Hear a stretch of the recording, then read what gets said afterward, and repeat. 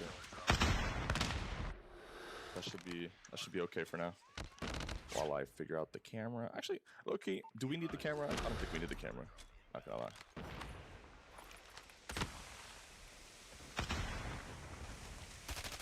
Are we up? Look here, we up?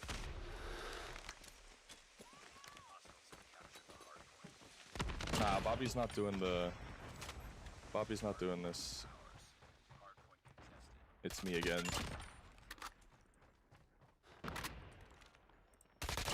Remove.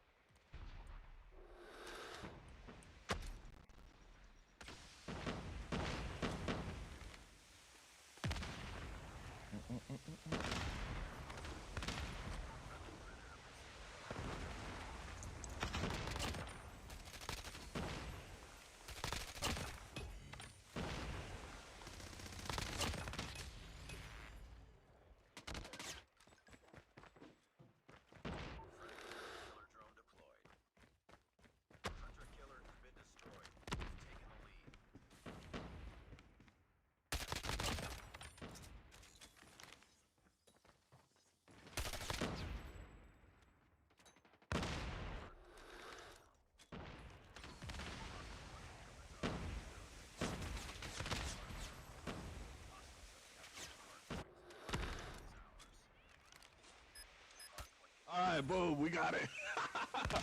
Alright. Welcome back, guys. I think we're good now. We're chilling. We should be in there. Is it live? Let me check the stream real quick.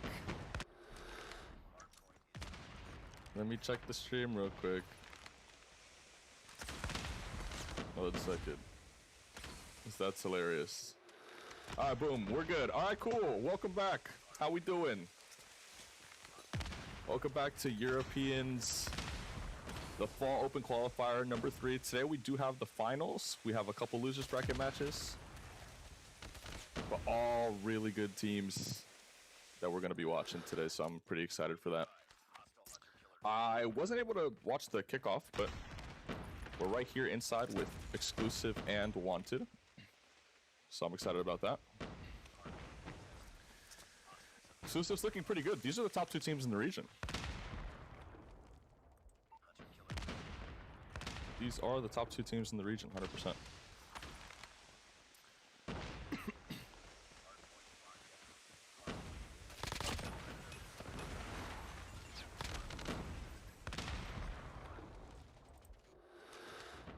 Let me just do this real quick. Boom, right there. All right, we're chilling. All right, great. We're chilling. It's stretched vertical. Yeah, it's a little stretched. I had to end up. So what's happening yesterday was that we were putting the. Yeah, we're locked. What happened yesterday is that we were doing the screen share or whatever through Discord. Whoa. So we had to do the stream through the other one. Oh, what happened here? Oops. What's going on with the game? Just close this out real quick. What happened here with the A power?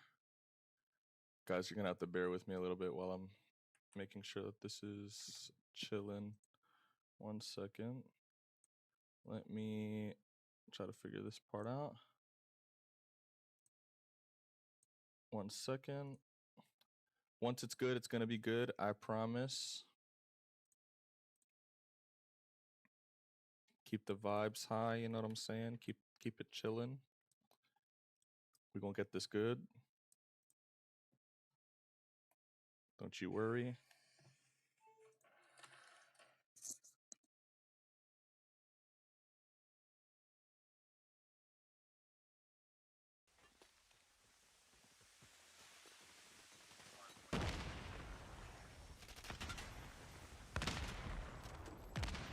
There we go. All right, we're back.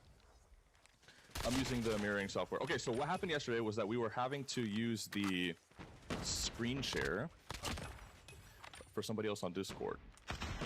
and you know there's always latency with that and stuff. So today I got it set up on my computer, and I know it's a little stretched, but at the very least the frames are going to be a little bit better.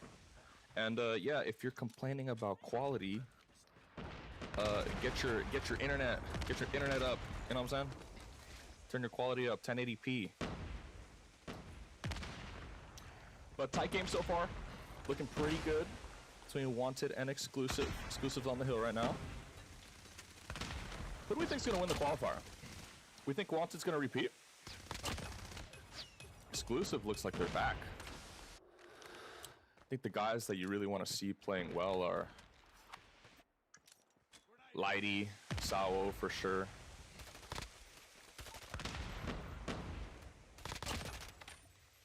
Mute, of course I want to see Mute doing well. These are important dudes.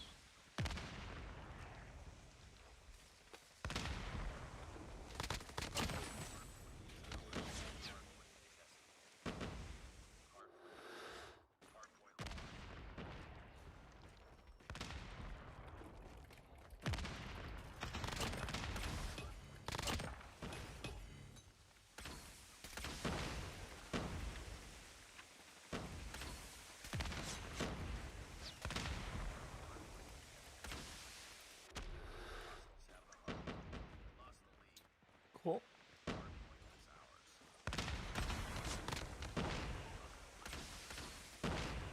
Axis is playing really well. Let me just pull up in the...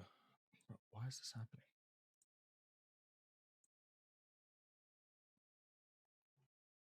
Give me a second.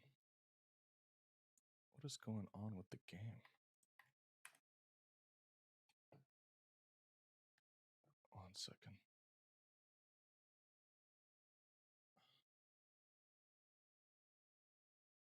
There we go. I'm about to stop messing with it. Leave it on the computer. Bro. Give me 1 second, y'all. I know it's a little scuffed. You know what I'm gonna do actually? I'm gonna connect it this way. Wirelessly. There we go. If I connect it wirelessly, it might be a little better. Low key. Give me a second while I figure this out. Sorry about that. I'm tracking the game. Guys aren't missing that much. Boom, that should be better. I think that'll be a little bit more reliable. Maybe we'll drop a couple frames, but I think from here on out should be smooth sailing.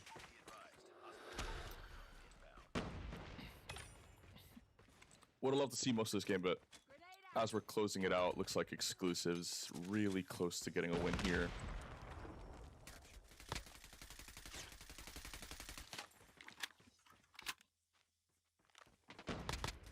Axis, nice. Exclusive gets on, and yeah, I think that's it. All right, cool. So boom, we got through the tough part. Tough part's done. Tough part's done. We're chilling now. I think we are good to go. I'm gonna drop the camera too, just so you guys can see the full screen, and yeah. All right, so 250, 206 Exclusive wins against Wanted. Some good performances from guys that you want to see doing really well. Exclusive, Lighty. He's playing well. Let me take a look at the scoreboard. Lighty, 53-48. We love to see that. Minute 30. Sawa as well. I think those are the two guys you really want to see them doing God's work on Exclusive. And then let your backline experience guys, Says, Veers, Neil, just kind of hold the game down, keep the comms up, stuff like that. So good performance from them. On the other side, Fahim, top fragging for his team. Axis, Sanic, Mute. I need a little bit more from Mute. Champy, honestly, against your former team, you probably want to come a little harder for the next couple games, but we'll take a look at what that has in store. Yeah, good shout. Let me get the weapons downloaded. Let me download important weapons over here. I appreciate Appreciate y'all for bearing with me while we get through all of that. The first game is going to be the roughest one, but I think we're chilling now. Everything should be okay. I think for the rest of the stream, we'll be balling. No problem. Appreciate y'all again for popping in. I know that you guys want to see Verdict. You guys want to see Bobby. Quite honestly, I want to see Verdict and Bobby too.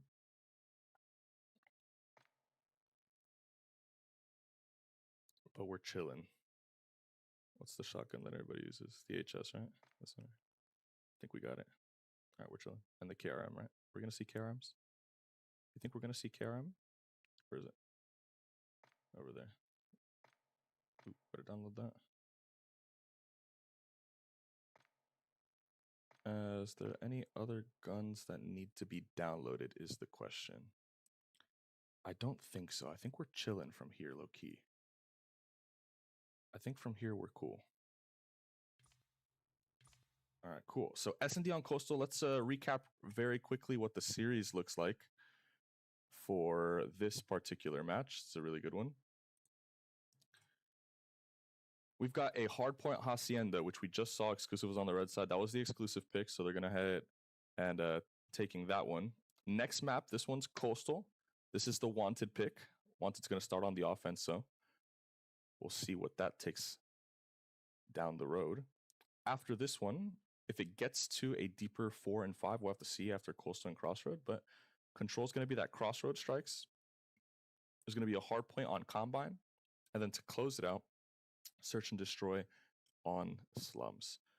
I'm actually really excited. I think that this series super encompasses a lot of Europe's strengths. When I think about Europe, I think a lot about Coastal. I was talking about that yesterday. I think about like fast-paced subs.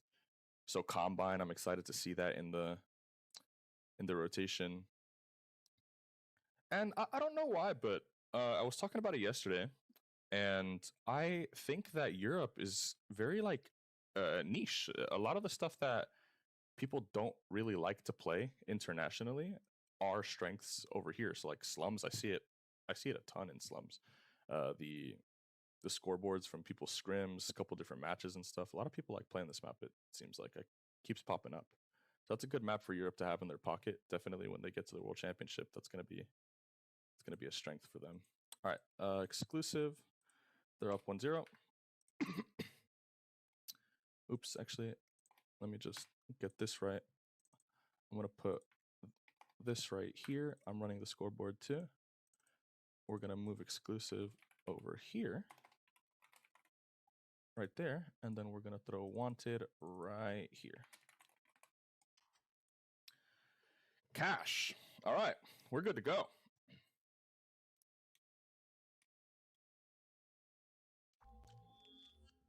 All right.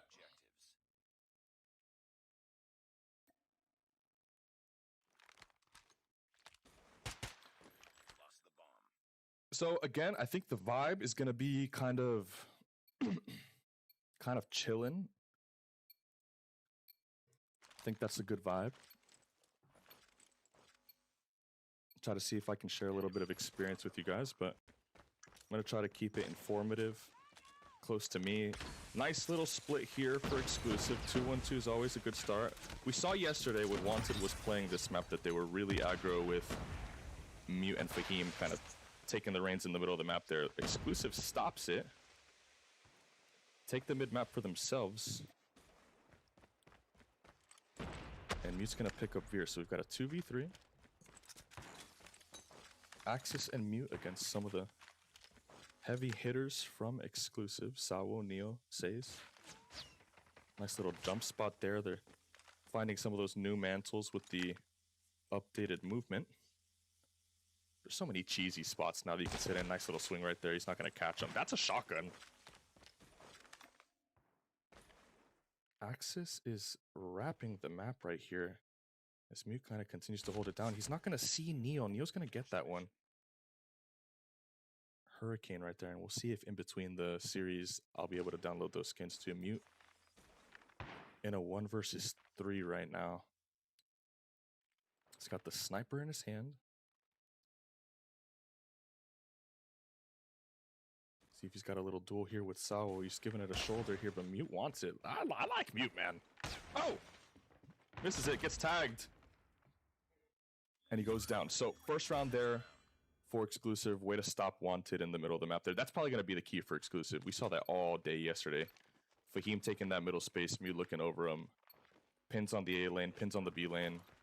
We're going to have to keep an eye on Axis with the shotgun. I think, yeah, he was taking a lot of that B space in the previous game too, so we'll see what the Exclusive game plan looks like. Lots of nades over by the sniper position. Axis just waiting for it, but the shotgun gets pushed out of the A cut. Back streak control there for Wanted, but Veer finds one. Full control of the site for now. They're gonna get another one right there, and Exclusive has a retake position right here. Lighty's gonna do it by himself, it looks like. Gets one, can he get out? Good trade there for Sawo, who's got the sniper and the shotgun in his pocket. He's gonna take it by himself right there, and he will drop them. So 2 rounds. You know, even though Wanted has lost both of these rounds, I like that they're going for things. Mid slam into B. They tried it. Exclusive stopped it. Right here, switching it up and trying to go onto the A cut right there. I like a strong game plan for them. But Exclusive doing really well at stopping the initial slammery. So we'll go into this picture right here. Yesterday, when we saw this look, it was actually very, very similar. You see Fahim, just like he's doing right now, getting up into the middle of the map and Mute looking over him. He's gonna find Lighty. Good security for Champion on this side of the map over here, and for Axis as well. Axis was taking some of these challenges on the left-hand side previously, but now I guess we're just gonna let Fahim and Mute work a little bit. Fahim's holding it down, Mute's looking for a scope. He's got an engagement here with Veer. I know he kind of feels Says on this side, but that's an SKS. He's got a nice little heady. Here's the walk-up that we saw so much of yesterday. See what Mute can find. Fahim knows that there's a guy off to the right, but Lighty's in a spot where he can maybe make something shake if just a little bit of space goes the wrong way. It's going to be Mute. He's taking a look right here. Doesn't see Lighty. Good security on the other side, and Axis takes that flip. This time it doesn't go his way as Sawo takes it. And they're still looking for it, but surely Fahim knows that there's a guy here. Can you check that corner? Says is going to get a look in the middle of the map. No, he's not. Lighty, there he takes it. Is it going to get traded there? This time it's Mute. He's looking for it, but it doesn't find anything. Lighty on the other end is going to pick that up, and Exclusive looks like they're very well prepared. They stopped the mid slam. They stopped the A slam. I guess they identify very well what the picks looks like. They knew that Fahim and Mute were going to start working on the middle of the map. They take that strange angle, and they're able to find it. Anyway, Mute sees the cross right here. Another A slam coming. This time it's going to be Neo. He's not ready for it. He's got to get out, get out, get out, get out, get out. It's back at the staircase. See if he just decides to take an engagement or leave, but he's going to get shot. A site control coming up for Wanted. A swing and a miss there on the bottom side. Wanted gets 2. A couple nades. Damn. Veer gets him with the nade. Mute just misses the timing on this flanking player right here. It's going to be Champ. He swings and he gets the kill. Now it's a 2 versus 2. Champion Mute against Sawo and Veer. They're working together. You're up 3 rounds, and you know that they were on the A side street. So the only way realistically for them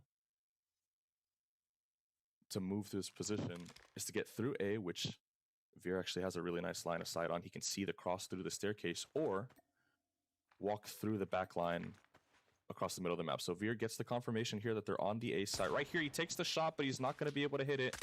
They're going to back him down off the A cut. Now you have a really clean bomb plant. We'll see if we get a little bit of coverage on that, and Mute doesn't know where they are exactly. A little bit of a coin flip there. Just hoping that they don't push from the A cut, but Champy's got a nice spot on the bomb. That bomb is tall. Can't really use it as a heady. Unlucky here, because Wanted thinks that they're potentially splitting, but finally they're going to make a choice right here. Champy's got 2 to deal with. Can he get another kill? And he does! And it's a huge 1v2 position there for Wanted. Low-key, that could have been tough. Because you really don't know what Exclusive is going to do after you see them in the A cut. They could split up. They could go through your back stairs. They could take the A long. The gamble there doesn't really pay off, but Champy makes a great play. Here's right back to that mid hit. It's going to be Says. This is going to get some tags through. Pre-stun in the middle of the map, but it's actually going to the A side, so we're going to see what's happening here. Mute's on the flank. Nice security on the backline. Kills Lighty. Champy's trying to find something. He's going to get some shots on the guys on the bottom stairs, but miss it. And Exclusive, there's no fly zone right now in the middle of the map. No fly zone. Exclusive is dealing with it really, really well. Usually we see teams hit mid and go B, but instead they decide to take it to the A site, and those A defenders are able to use those staircases. Nice kill on the cross there for Mute. We love that. Aggressive hit on the street here. Let's take some control here for Exclusive. No free entry points, so back in the middle of the map. Fahim continuing to fight on that space. We're going to have a shotgun engagement right here. This is a key one. Fahim's working on it. 2v1 right now between him and Sawo. Sawo's going to get found. He's really, really weak now. Back off. He's got to use this bomb, but a pinch could work for him. And Mute's going to find another one in the middle of the map. Here we have a clear lane to B, so let's see if the bomb moves. It does. Mute's just slamming. Another one here for Neil. Doesn't know where he is, but the scope's not going to hit. And Exclusive. He's going to drop that round too. Really good ISO work for Wanted. Low key. Low key ski. Nice. I like that. This time we're winning our ISOs. Isolating guys. Let's see what the breakoff looks like again. Mute. He's been having this information on the cross every single time. He's going to get caught there this time by Veer. That's a really big one. Can Fahim trade it? No, but Exclusive takes the street. No fly zone on the entry part. Are we going to push through this right here? Neil's going to look, but I don't think he knows there's two guys here. Definitely not a close guy. Here's the swing. It's going to be the close one on Sanic. Oh. Sanic gets a nice one. Hey, Loki, I gotta get my observer up. I'm so like locked into watching the game that I forget I gotta switch the perspectives too. We're gonna get better. All right, two guys working through the B side right here. It's gonna be Axis. He's gonna turn around. He hears it. Sawo's gonna pick it up. Real nice. Now it's a shotgun working on this side. Let's see if they'll double up here. It's gonna be Bellingham. That's Fahim. A swing and a hit right there. This time Sanic. He's got the FSS. And he's going to pick up the experienced Veer right now. They're clawing it back 4-3 to Exclusive. Wanted gets another one there. That's huge. If we can end the half, tie all, and then go into the next side, I really like the Wanted defense as well. But Exclusive's hanging on really nicely. See if the cross hits. Nobody sees one. Exclusive strategy has been pretty simple. Take control of the street, transpose it off. Really like that. You plant this player right here, make sure nothing can come off to the A side. Now we just strengthen the middle of the map. Strengthen the middle. Up. Bellingham is going to walk through the middle. This time it says pre-stun out. Fahim's going to go for it, and Fahim's feeling confident. Walk through on the other side. Lighty gets picked up.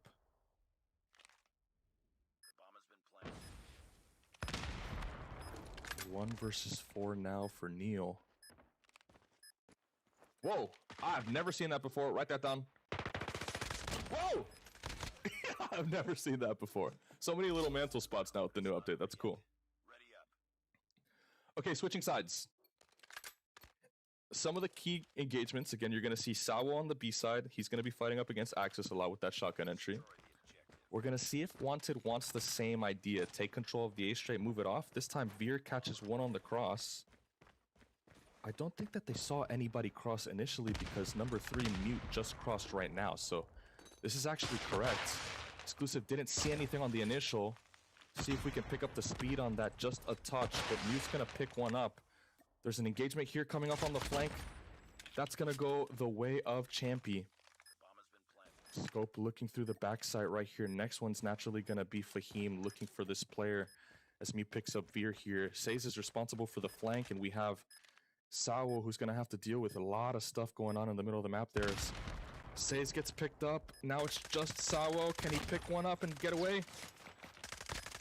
2 guys dealing with him. 3 guys there for Sawo. Can he get the 4? And he's not able to. But that would have been sick, low-key. Sanic picks that up. And Wanted, nice retake. Nice takes on the flank. Isolating dudes. This battle between Veer and Sawo, or I'm sorry, Veer and Mute on the cross is shaping up to be really, really cool. Mute takes one. Can he see Veer? He's seeing. We're throwing darts at each other. Nothing hits.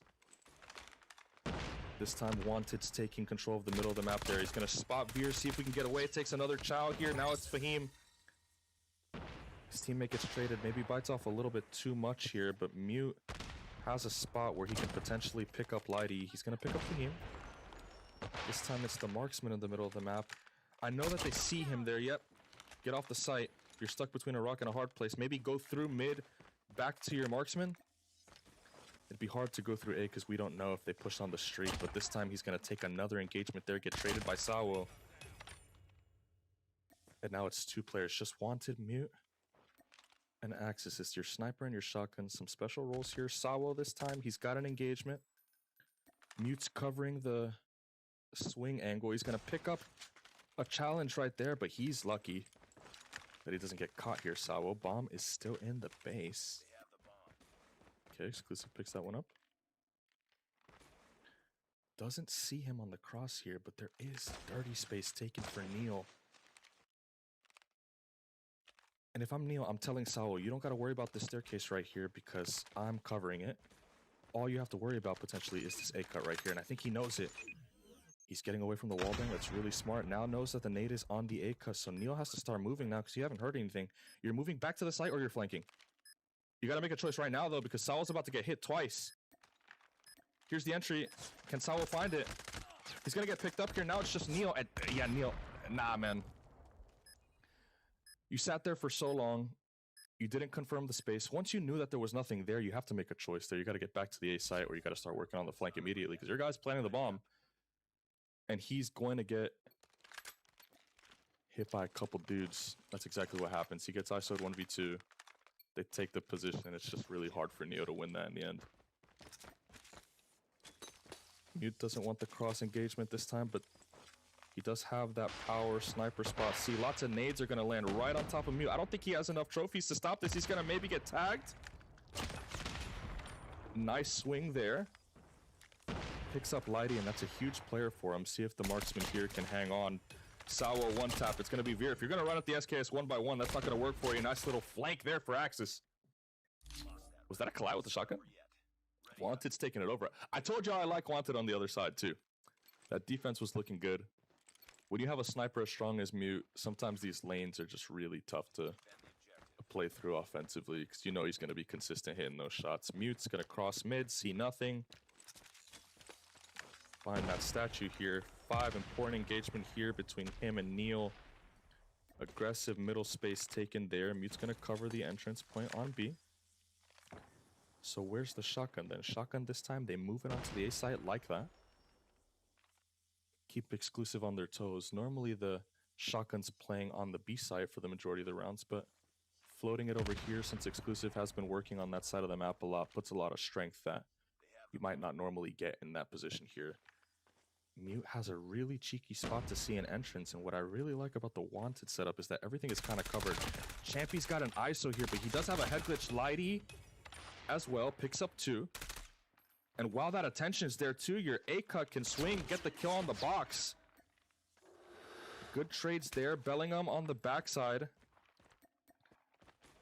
Now it's just all up to Neo. That was really good isolation work for Wanted. I mean, Champion wins a big one. Nice high-low, and dude, I like Wanted, man. Like, I really like how they're playing. I think if they can win some respawns, their search so far, from what I've seen in the region, has probably been, at least in the really small snapshot, like they're dropping high-lows, they're ISOing really well. Here's an exclusive hit right here. Doesn't check the corner, but he misses the initial slide. This time it's the shotgun on the backside. J3 takes some shots, but everybody's in the bar. We got to get out of this. tough crosses. Shotgun now. What's next? Lighty finds one. Can he get another one right here? No, he can't. It's a 3 versus 2 for exclusive, and Wanted finds a death right there. It's going to be Veer. And exclusive hangs in there. So I like the aggro, but we can't get stuck inside of that bar. Could have got a little dicey there if we took too long. Your A flankers happen, your A cut happens. Before you know it, you're stuck into that little room, and things might get wicked a little bit, but full on B slam. I need the speed of this to be really strong, because if you give this time for the sniper to post up just fast enough to miss the entry, really good. Champy, he's not going to be able to get a shot off. And the overwhelming hit on the sniper, it's just too much. Not enough space. Nice nades, nice tacks, and I really like this right here. Exclusive, go get him in the cut right here. Okay. We're chilling, 4v2. SKS, see if he gives a couple tags here, but this time Axis, he's got an engagement here with Neil. Picks up a big one. Nah, we gotta wait there. You gotta wait for your shotgun to make some shake right here. Shotgun doesn't get the shots in an exclusive. They're finding some success by hitting out lanes. And not just are they hitting out lanes, but they're hitting out lanes that are not like super long straights there for Mute to be able to dominate. Fast Bs, like mid-cut into B stuff. These are angles that Mute's not going to be able to set himself up very quickly. And I think this time Mute actually does have good timing, so you might get couple heads here, but it's gonna be an engagement. We're gonna slow down. We can't slow down. We can't slow down at all if you're exclusive. You just give too much time for these guys to set themselves up on the straights. They had the tempo there, but the lack of confidence to just get through that door actually. Oh, can Mute stop getting kills when I'm not watching? Hello, lock in. Observer, lock in. That's me. I'm locked. SKS this time saves. Can he get a swing? Nice little one tap right here onto Sanix. SKS versus SKS gets slammed. Sawo. Sawo, we need this one right here. Pulls out the sniper! Hell no. And Wanted wins that one. Hey, that was a good map from Wanted. I'm not gonna lie, that was solid. And you gotta be good at that. Because Coastal internationally, I'm telling you, things get a little wicked. You start playing Coastal against some of these teams, man. You start playing Coastal against Wolves and Q9, buddy. Oh my God. Hey, wait. Wolves and Q. Start playing Coastal against OUG. Things might get wicked. No, but that's that's a good one there for Wanted. I like that. We'll see what the next one is. I think we said it was Crossroads. Crossroads Strike. Feeling good about that.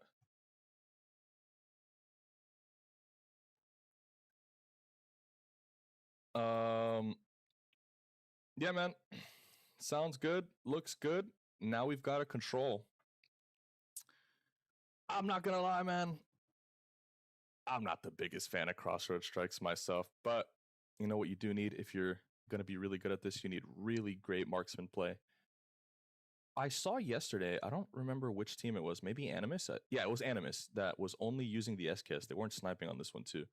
Low-key, I think that's a mistake. I think once you guys get out of Europe, you're gonna see that all of the regions, Korea, China especially, I'll keep an eye on LATAM. I'm not sure too much what NA is doing, but at least for what we've been seeing overseas, the marksmen often control, you know, the wider space on the map that gives your subs the opportunity to push. And it's a seesaw, right? It's push and pull. You want your subs to clear space so that your marksmen can get up, but if your marksmen aren't solid initially, your subs are going to have a really difficult time finding space. So they're kind of like how do you say it? Mutually feeding off of each other. Subs need marksmen to push space, and marksmen need SMGs to find their power positions. I want to see both of these teams, SKS and Snipe, but we'll take a look at what that ends up kind of being. Let me look at the comps real quick. I don't know if Wanted does it. I don't think did I see this map yesterday from them? So I'm just looking at it right now. No SKS? Surely this is surely that's not real, right? Bows and subs? Are we for real? Here's a break off. All right, Mute's got the sniper. Love that. Says with the marksman. Yeah, I mean, nice shots there for Wanted. Nice one, dude. I like Mute. Am I glazing? Low key.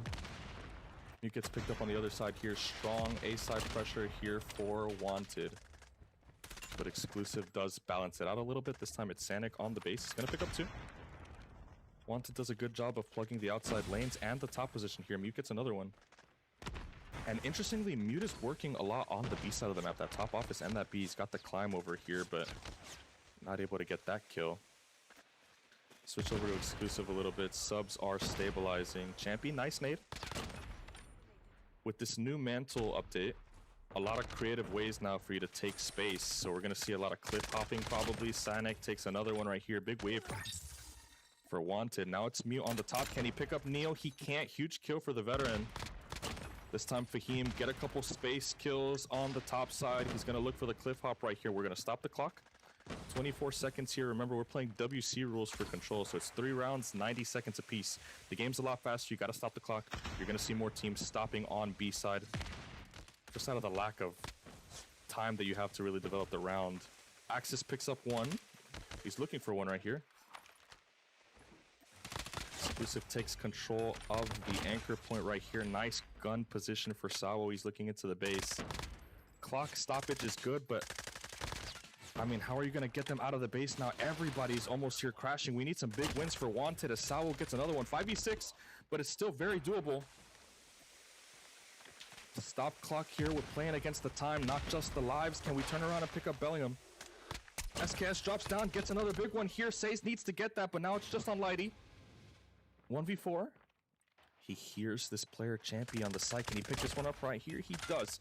Tempest, does he invest it? Spits on Axis! And he's got the space. Hey! Lighty, breathe through this, my brother. You got 6 kills and a Tempest. He's gonna go for it. He gets it! Another one from Mute. What does Mute have? He's got Sparrow. It's Operator versus Operator right now on the site. But he's got an explosive low key. The bullet speed on the Sparrow, sometimes some cheeks. Sparrow, I mean, don't be sliding around, my brother. You got... Yeah, Sparrow, that Sparrow runs out, but the Tempest is still in hand. I think that we're going to run out of the ops. It's just going to be straight guns. Bow versus FSS, and at this range, low-key, you got to go.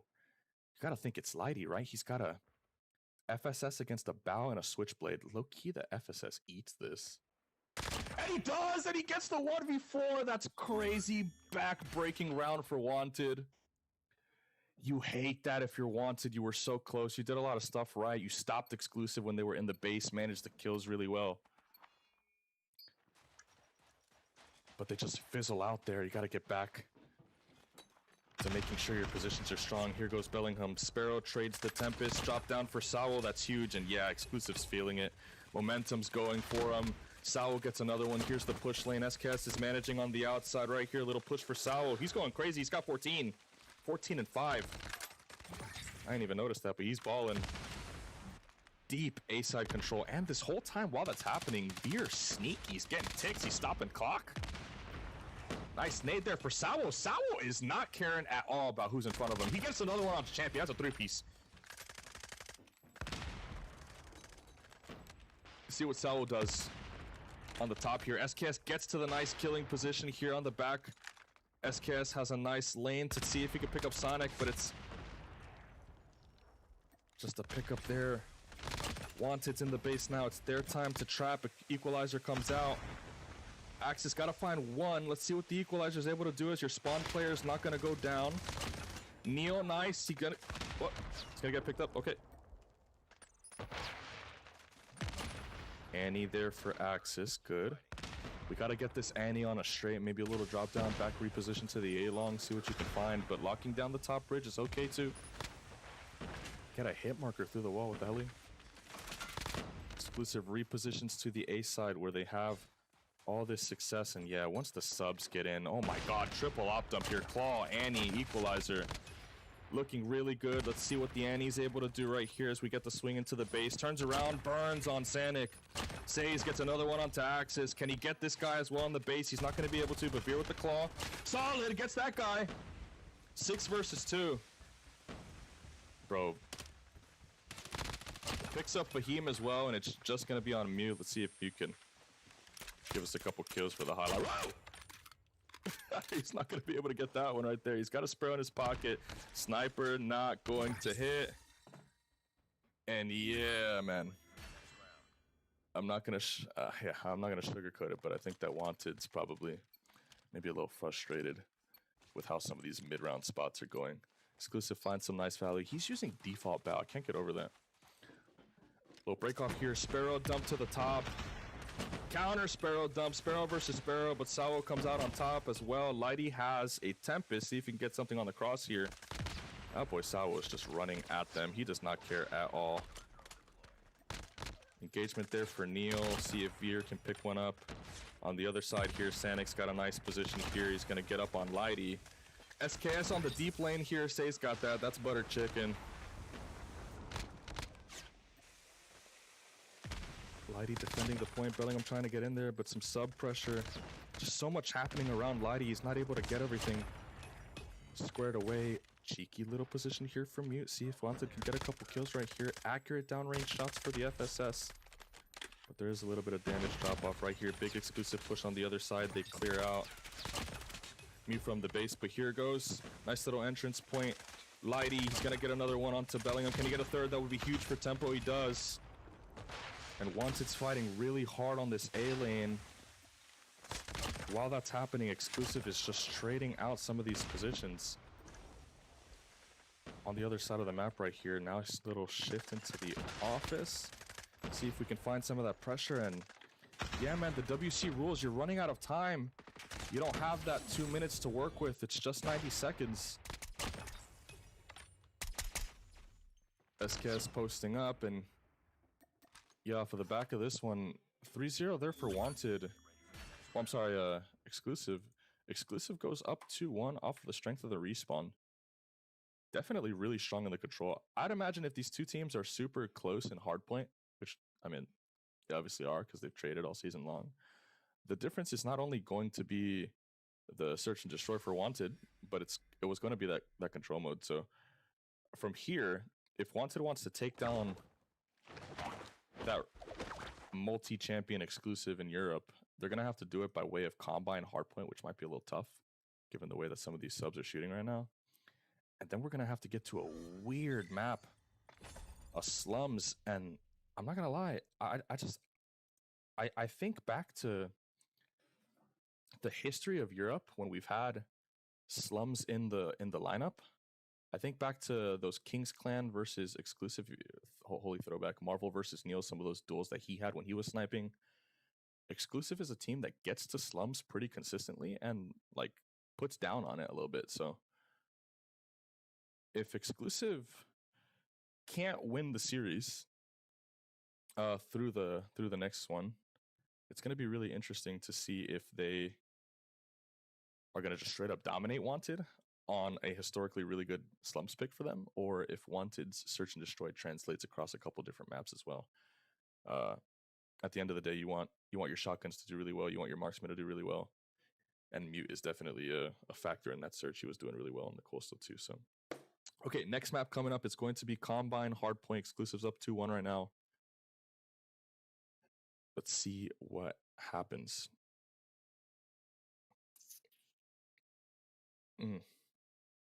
There's tons of thoughts running through my mind as well about just in general how they play that crossroad. They're not having two marksmen is so interesting.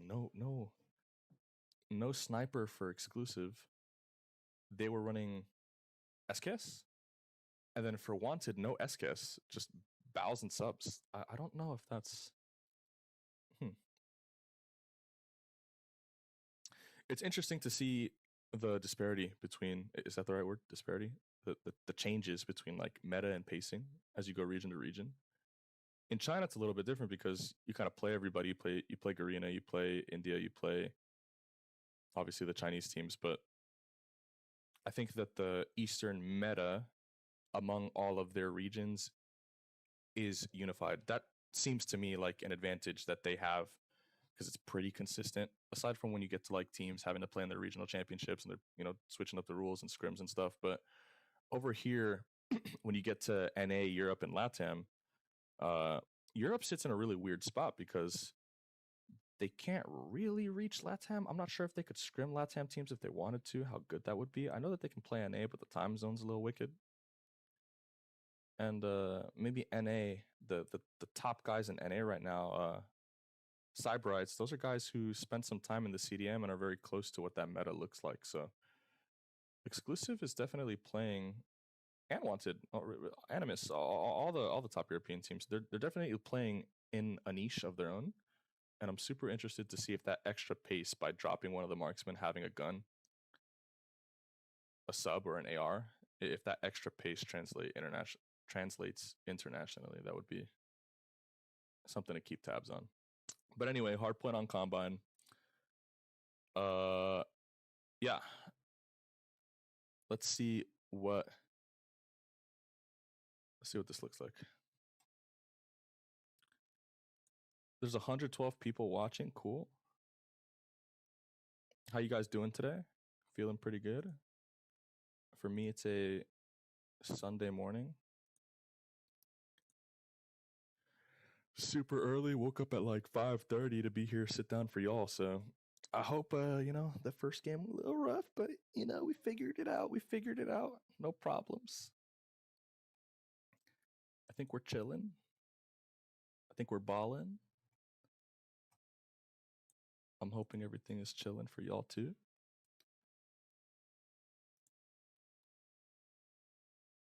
All right, let's see. Oh, gotta switch sides. Hold up. Wait. Gotta do this. Okay. 2 right here, boom. Then I gotta put this as a 1. Hold up. Over here, exclusive. Make sure you guys can see that. Exclusive. And then over here, Wanted. There we go. Cash. All right, we're him. I'm doing it all, baby. I'm the observer. I'm the scoreboard guy. I'm the caster. Nice break off. All right, so some keys to success for both of these teams. Obviously, we need our subs to shoot their gun. Okay, that's going to be really important. Both of these teams have had a really great sub play so far. I'm looking at Fahim on the side of Wanted. I'm looking at Sanic to really, you know, be guys that are stepping it up. Champy, I'm in a weird spot with Champy because I think that he can frag, but I also see him as a really great utility guy for this team too. Looking over from Mute and Sanic, Mute's probably your superstar guy. You got him, you got Fahim, so we obviously want we want big frags from those guys. On the other side here too, there's just a lot of star power there as well. Sawo, Lighty, just like really dynamic SMGs right now. Consistent, strong AR play out of Veer and Say's veteran AR play. So fragging's gonna be important. Transitions to P2 also going to be really important. So right now, Wanted has the early space. We'll see how that shakes out for them. Lots of contested engagements in the middle of the map. I really like that just for trimming out the waves here. Bellingham gets one onto Says, but drops. And Champy, low-key, I don't know if you come back there. I think that you stay in the middle of the map and keep controlling that space. You see that Champy drops it on the back there, and Veer actually ends up getting in, but luckily it doesn't shake out too bad for them. A couple lucky spawns here so far for Wanted, but in the end, the middle spawn is just a little bit too strong, and Exclusive gets the position. Yeah, I don't know if Champy drops that. I think that dropping that probably led to that flip. Nice steal here for Wanted, or I'm sorry, Exclusive. Early operator for Lighty. He's gonna see if he can get a couple chains out here too. Investing a Sparrow as well. I'm not sure if when you're stealing the P2 so well, you're dumping 2 ops as well. You probably need some of that just to break onto the next hill, but to each his own. We have a War Machine. That War Machine in the window or that top position is going to be really nice here. We'll see how Veer wants to use it. Maybe a War here. Equalizer, yep, just to clear that corner. That's really great. There goes the War Machine. He's got to get another one here. Claw's going to get in too. It's going to be Says on that. And Says, the operators for Exclusive are just tearing it up, and that's the strength. We didn't see that, low bro. It's okay. We ain't see that. That's the strength of having that P1 and P2 so dominant in your pocket. Because you get those kills, and those kills translate to operator progress, and then you get to a spot like this where just doorways, tight areas, explosives, shotgun equalizer, things like this are really just going to turn up. Neo gets one and gets away. That's really nice. Dies there, though. Sawo's just lighting them up. Nice engagements there for them. Stop the bleeding just a little bit here for Wanted, but we need to do a little bit more than this. We got to pick our pace up. We got to start leading the rotation. We're fighting a really stationary battle right now on a P3, but we have to keep moving through the middle of the map because right now Exclusive, you're fighting all these kills, but Exclusive's getting clean mid-map spawns and are transitioning straight to the next one. So Wanted hasn't had any tempo for the better part of this entire game after they lost the break on P2. Fahim needs to go big here. Tough shot right here, especially in the face of the trophy system, but the chain stun is going to happen right there onto Neil. And a little bit of a Fahim heat up. Can he pick up another one? The EMP would be so huge, but the claw on the backline, he doesn't get the EMP. Now we're pushing Exclusive out just a little bit, and a little bit of a like flood style there for Elevate, or like Exclusive, kind of reminiscent of Elevate. Just keep coming, keep coming, keep coming.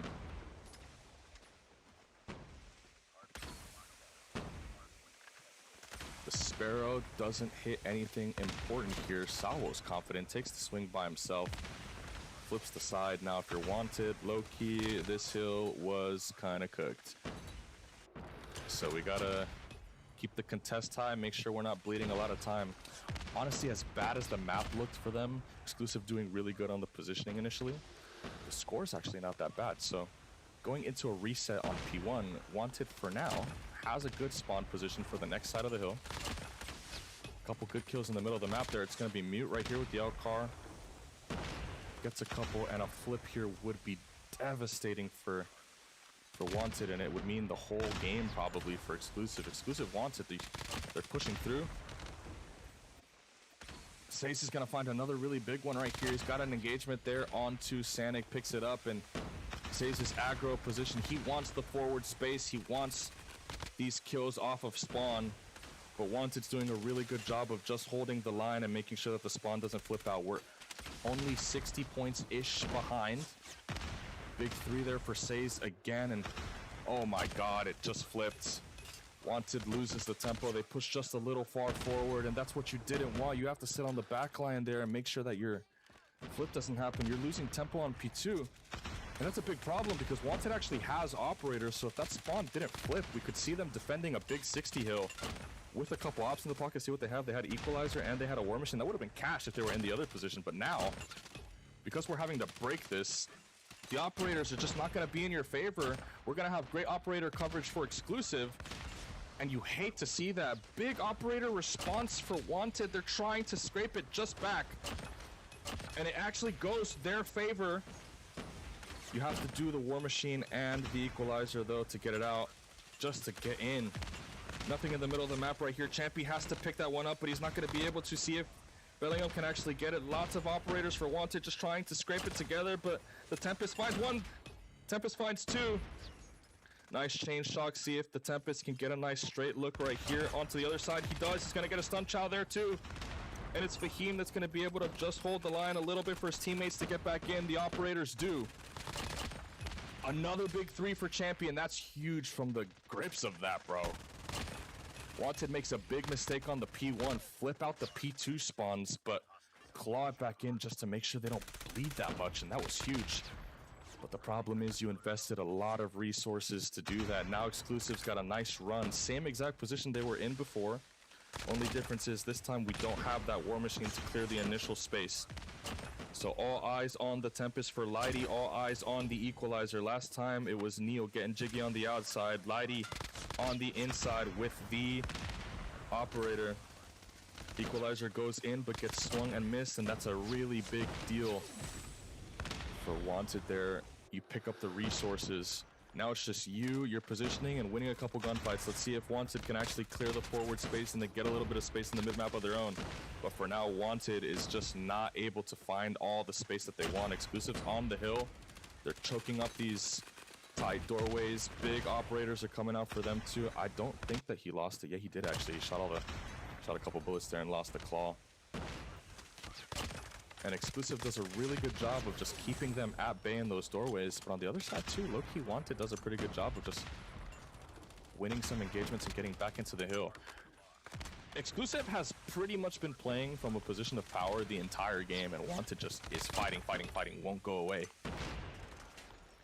Contesting, making sure that they're not... Oh, War Machine right here, making sure that they're not going away. War Machine goes down, that's an important one here, but operators covering on the P2 side. There, you gotta spam it, get 2 right there on the doorway, that's really important. Just for spacing, as Lighty finds another one in the middle of the map. He's gonna run this flank route on his own. Let's see if this gets picked up. This is gonna be huge. He's got a 3-piece, potentially! Big disruption for the wave. War Machine out for Wanted.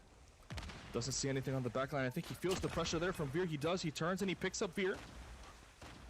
Slow picking up right there on the middle of the map is going to be good value for the War Machine, as Wanted is starting to kind of feel like they're in the driver's seat a little bit. Only a couple points separating them and Exclusive. Nice flank right here for Fahim. Let's see how much he can pick up right here. Gets 2 and a position where he can run through and try to flip the spawns. We're shifting our focus onto the bridge. That's going to be an important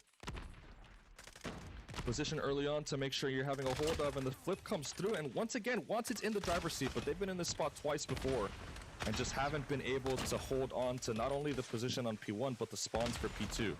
On the other end, Exclusive has been on the bad side of P1 initially, but fought good time and managed to get their flips as well here too. So if Wanted wants to win this game, we have to slay, we have to keep them off of the P1, but we also have to make sure we just get back. Good kills right here. You're doing half the job. You're finding some of these kills, but don't bleed so much time on P1. That's going to be a problem for you. We need to contest just a little bit. We have to make sure that Exclusive isn't getting this free time. And it happens again, a third time, that Wanted just isn't able to make sure that they stay on side. Exclusive, not only do they hang on and stop the Wanted contest on P1, but they soak all of the time, and that's absolutely brutal for Wanted. They soak the time and they get the flip. Reflip happens out again for Wanted, but an Exclusive push is just keeping them at bay. Big spawn kills there for Exclusive. Claws coming out to Claw versus Claw, but Saze comes out on top. Now his team just has to give him the security on the flank. Let's see if the operators go through. Fahim's got nice mid-map coverage right here. He's looking for it. He's telling my team, all you gotta do is worry about the single door. And they're trying their best, but they're just not getting in. The War Machine Verveer chokes up a lot of that time. There's 30 seconds now for Exclusive just to see if they can win the map. Wanted has to mix it up. It's gonna be Sanic. Really important coverage for the flank, but he's not going to be able to pick that up. And a huge flank pickup there, not just on a kill, but it's an equalizer. And Exclusive, they're hanging on. Here comes the Tempest to call game. It's everybody now. If you're Wanted, you gotta run through the doorway, but the stun is gonna chain. It's gonna stop all that space. 5 seconds left for Exclusive. 61 for Sawo so far. They're pushing it out, and Exclusive knocks out Wanted. And they're gonna send them down to, I think, the losers bracket. Let me check that out, Loki. Let me check that out. That's huge. Hold on, let me update the scoreboard so that if you can't see the game, or I don't know if you're radio broadcasting, like when was baseball big in the United States? You remember people used to listen to sports on the radio? I could not do that. If you didn't watch the game and you were just listening to me talk, Exclusive 3-1, 250, 146. Take a look at the scoreboard real quick. Sawo 61. I mean, wow, crazy. Really, really good. We don't see those kind of numbers too often on this map. 28-47 for Champy. You'll get it back, Champ. Don't worry. 33-46 for Fahim. I need a little bit more from you. For sure, your sub play is stellar, so you're going to get it back. Hopefully they bounce back in their next matchup. I gotta check that again. Mute did pretty good. Sanic did pretty good. On the other side there, your superstar subs, I mean, Lighty and Sawo, line it up. Veer was really solid. Your ARs were consistent. They contributed on the objective. That's a great key, and that's what I love so much about Exclusive. Everybody gets their time. Everybody gets their kills. They're very balanced. Let me take a look at the Oops. Sorry. Give me a second. Yeah, so that was the winners final. So it's exclusive and wanted. Exclusive packs them up. Defending champ. Still got a long way to go, but exclusive gets their revenge. Wanted goes down to the losers bracket. And now we're going to see Animus and Empire. Okay, so update for y'all, because I wanted to watch these games, but I wasn't able to. I guess they were happening at the same time. While this matchup was happening in the losers bracket, Animus played against Valor team. That's Saucy in them. And Animus actually gets their get back. They bounce back after just straight up getting slapped. I'm not going to lie. Yesterday, they got slapped up. Went to the losers bracket, saw Saucy. I wanted to see Saucy play again. I thought they were looking pretty good. That was Dino and those guys. But unfortunately, Valor gets packed up. Animus gives them a hot 3-0. I don't have the scores for those games, but yeah, Animus wins 3-0. They move on to the next round. And then we saw Troglodyte Tribe play up against Empire. Let me see what those rosters are looking like, low-key. Troglodyte Tribe? What the hell? What is that? Empire is Majora, Truso, Secret? Holy dyslexia. Digod? Is it Diegod? Digod? Cuban? Cuban with a Q? I'm Cuban. Cuban with a Q, okay. That's for Empire. So we're gonna see Empire moving on, those guys. Troglodyte Tribe is Bioshock, Suro, Mr. Milan. I know Mr. Milan a little bit. I've seen his name floating around. He's been playing in Europe for a long time. Jimmy and Fade. So yeah, Troglodyte Tribe gets 3-0'd by Empire. Animus moves on. Animus is going to see Empire now, and Wanted is going to be waiting in what I think is the losers final. Yeah, so the next matchup I'm pretty sure is going to be Empire against Animus. And I have the series for that too. Okay, let me 1 second. Let me go over here. 0, know what I'm saying? Little zero on the scoreboard. Reset this. 0 right there. Wanted. Boom. Exclusive. I don't know who's gonna be on what side, so low-key, I'm gonna just roll the dice a little bit. Empire right there. Wanted. Let's put Animus right here on the left side. That feels right. Okay, there we go. Animus versus Empire. Okay, series is going to be Hardpoint on Summit. That was the Animus pick. Slums, S&D. That's an Empire pick. You see, I'm telling y'all, Europe likes the slums. And that's going to be a superpower for you guys when you get to the World Championship. Mark my words, 100%. We're going to see somebody from Europe play against somebody in a search that it's going to be tough to win, but it's going to be a slums, and they're going to win, and it's going to be crazy.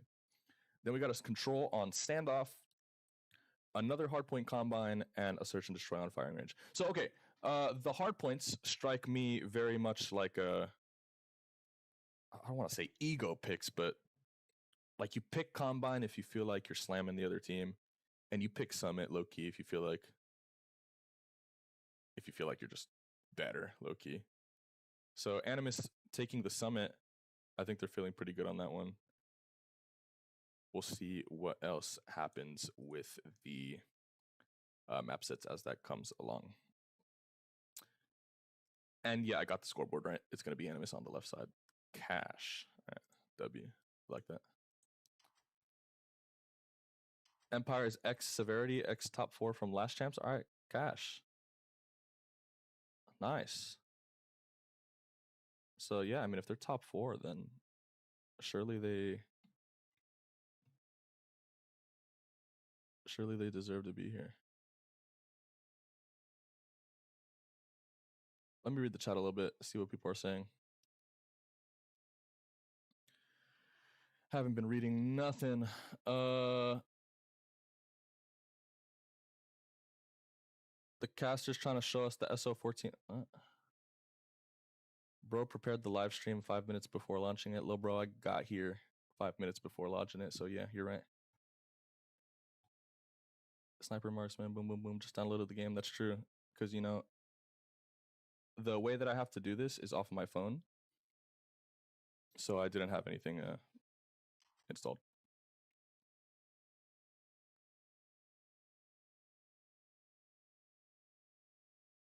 Let me see what else. Akimbo's banned. Yep. These dudes play search like respawns. Zim, can you try to reduce the size of the scoreboard? It overlooks some players. Yeah, I understand that. That's just the way that it has to be. I wish it was a little bit different, but that's kind of what we have to work with. Sorry about that. I try to keep up with it as much as I can so that you can not have to worry about it. Let me see. What else? Zim, show us some of Veer's POV. Yeah, low-key, I gotta get my observer skills up because Veer was frying.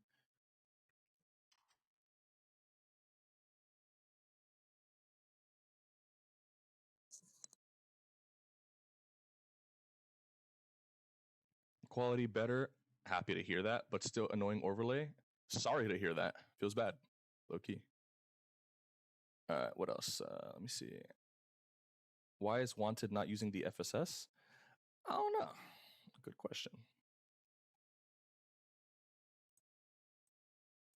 Good question, bro. You should ask them. The caster's not hyped enough, bro. It's morning, brother. Calm down. I woke up at 6 a.m., little bro. It's 8 o'clock right now. You know, I'm in the United States. It's a Sunday morning. Empire top 4. Love to see it. So we'll be excited to see these guys. Oh, what's up, Larissa? How you doing? I see you.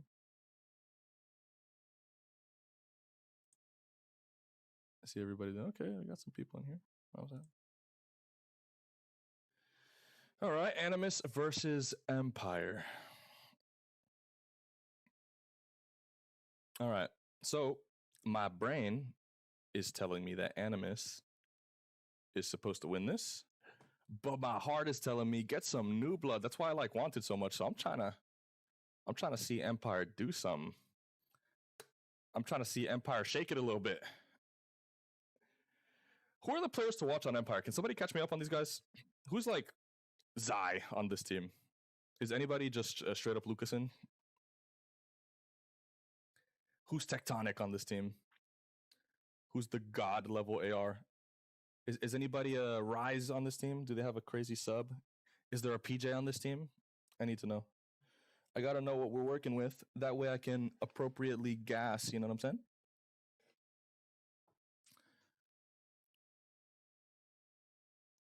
I don't think Animus needs introductions. These guys have been around forever. I'll introduce them anyway. Shark, 1v1, Extraordinaire, Wonder Kid, Narcs, depending on who you ask, the greatest European of all time.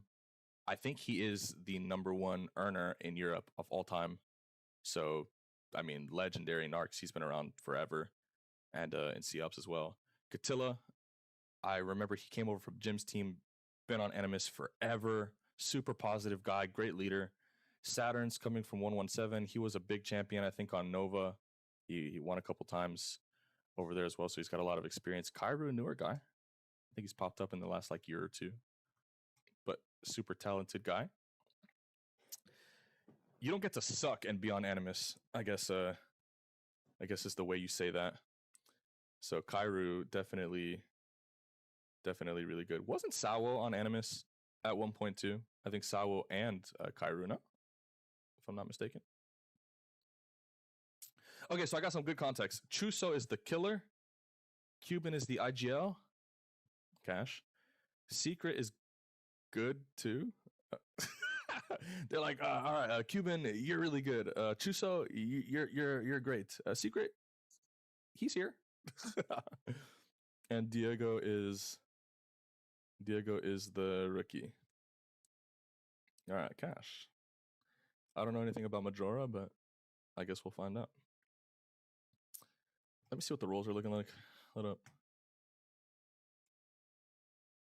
All right, Chuso AR sniper. So yeah, I mean, if he's the IGL, he's probably the main AR too. Oh, wait, he's not the IGL. Cuban's the IGL. Cuban is AR SMG. Yeah, I like your IGLs being ARs, low-key. SMG LMG for Diego. Shotgun for Secret. Majora is the marksman. Okay, so we're gonna keep an eye on Majora for Shursky.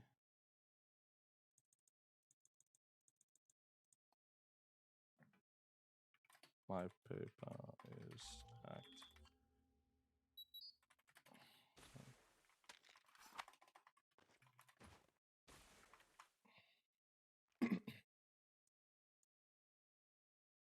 Chuso have the record. What? Chuso have the record killer on Activision tournaments of all time in Stage 4 versus Ultima. Alright, bro.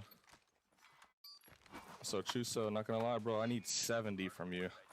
I need a record against Animus in the most important qualifier of your life. Let's see.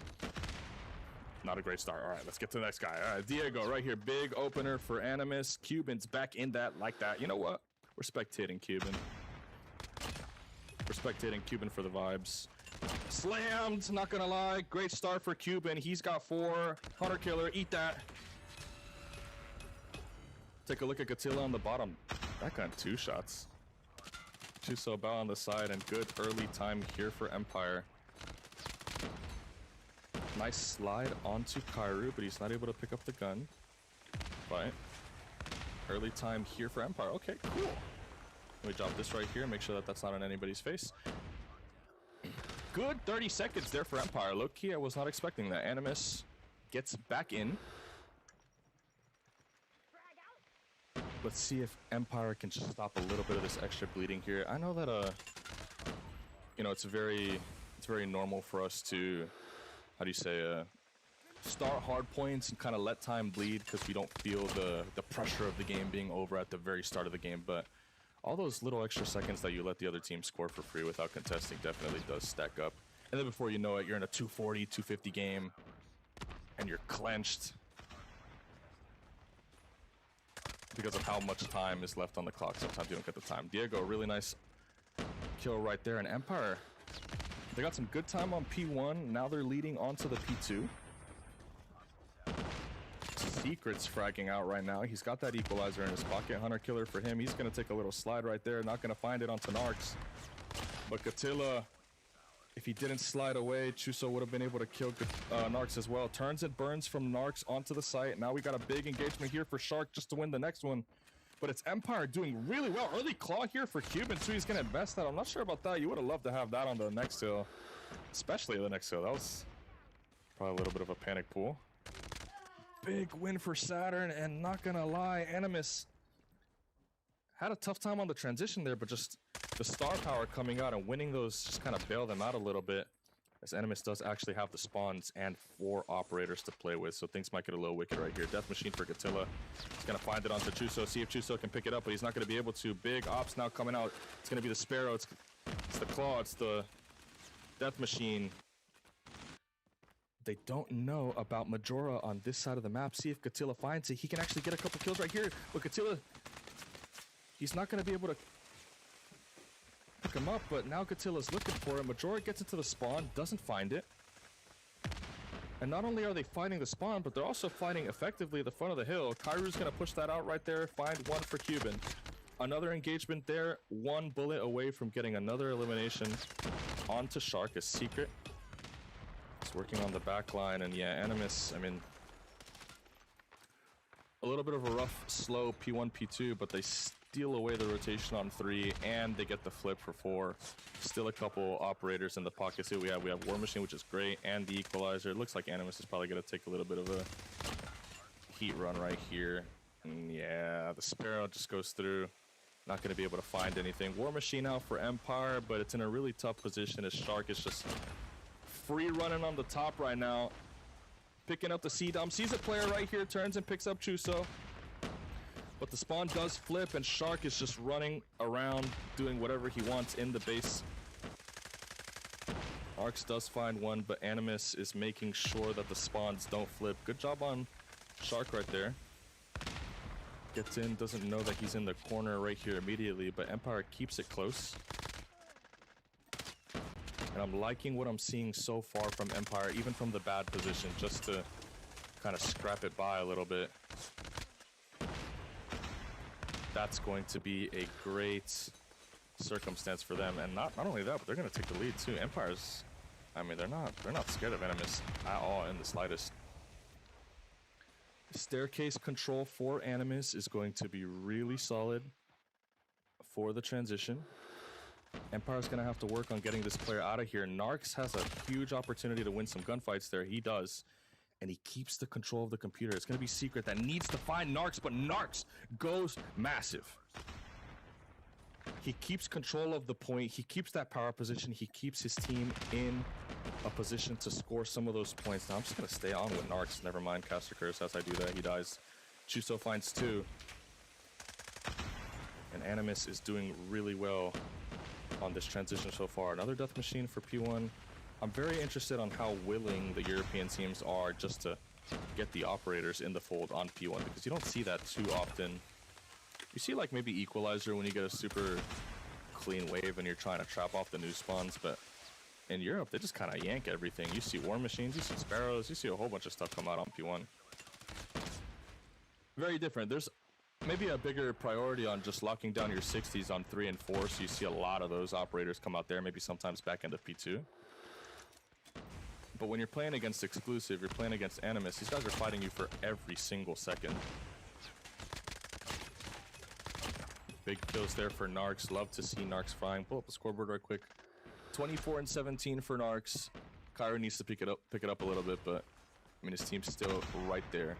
Nobody on Empire is not playing particularly well. I mean Majora in that Kairu boat a little bit, but I mean the shooters are shooting. These teams are dead even. We're gonna see Majora see if he can find another one right there. He does pick up one, so a trade at this stage of the game is pretty good for him. Kairu War Machine, he's gonna get a couple shots off onto the side, picks up 1 kill, but it's Chuso right here that finds Gatilla. And Empire actually breaks the hill. They have the tempo not only just to break the hill, but to get the rotation off too. And we didn't track the kill on Kairu, so he's still in the back here. I think that Empire got the green spawn and thought that it was clean, but we have to track the kill on Kairu. Now it's gonna be Diego. And they don't know about Kairu. Kairu finds it, and that's huge. Kill onto the gondola. Kairu makes a massive play, and it's him who was not playing super well, but makes a massive play to steal the spawns, and now he's working on a couple score streaks himself too. Kairu gets back into the game with something vicious.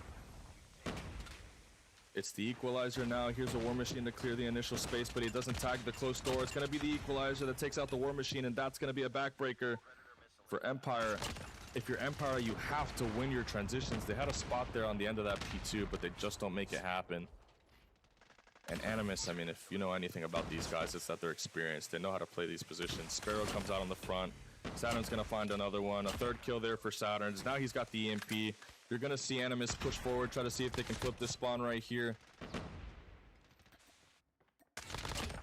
Keep pushing it forward. And I mean, if you're Empire, now it's going to get really tough to balance contesting this time and also rotating, because you don't want to get flipped out as well. And if you didn't think it could get worse for Empire, the flip happens. They have a rotation, but they don't have any operators. So in the pocket right now, it's Narcs with a claw that we're going to try to pay attention to, but it's also an EMP and a cruise missile. Cruise missile kills the debanker, no trophy system. Animus breaks through perfect time, and they're just going to steal the spawns again. This time it's Empire now spawning on the outside, but a couple operators may be coming back up. You're going to have to trade the Sparrow for some kind of value. It's Claw, it's War Machine. Or I'm sorry, the Death Machine. Diego has to go big here. He's not going to be able to find that. Now it's Cuban with the Claw. He's got to slay. He's got to get inside, but the War Machine's defending the entry space. Cuban gets in, finds a way to snag some of that time, drops the smoke just to make it a little bit more difficult, but the Sparrow doesn't swing on anything. 3 operators for the side of Empire on the back end aren't able to get in, and your resources are gone now. The experience for Animus, the slaying for Animus is in control of the point. Saturn still has that EMP, and 30 seconds left. I mean, we're ticking closer and closer to Empire just getting knocked out. Now Saturn's is finding guys not even looking at him.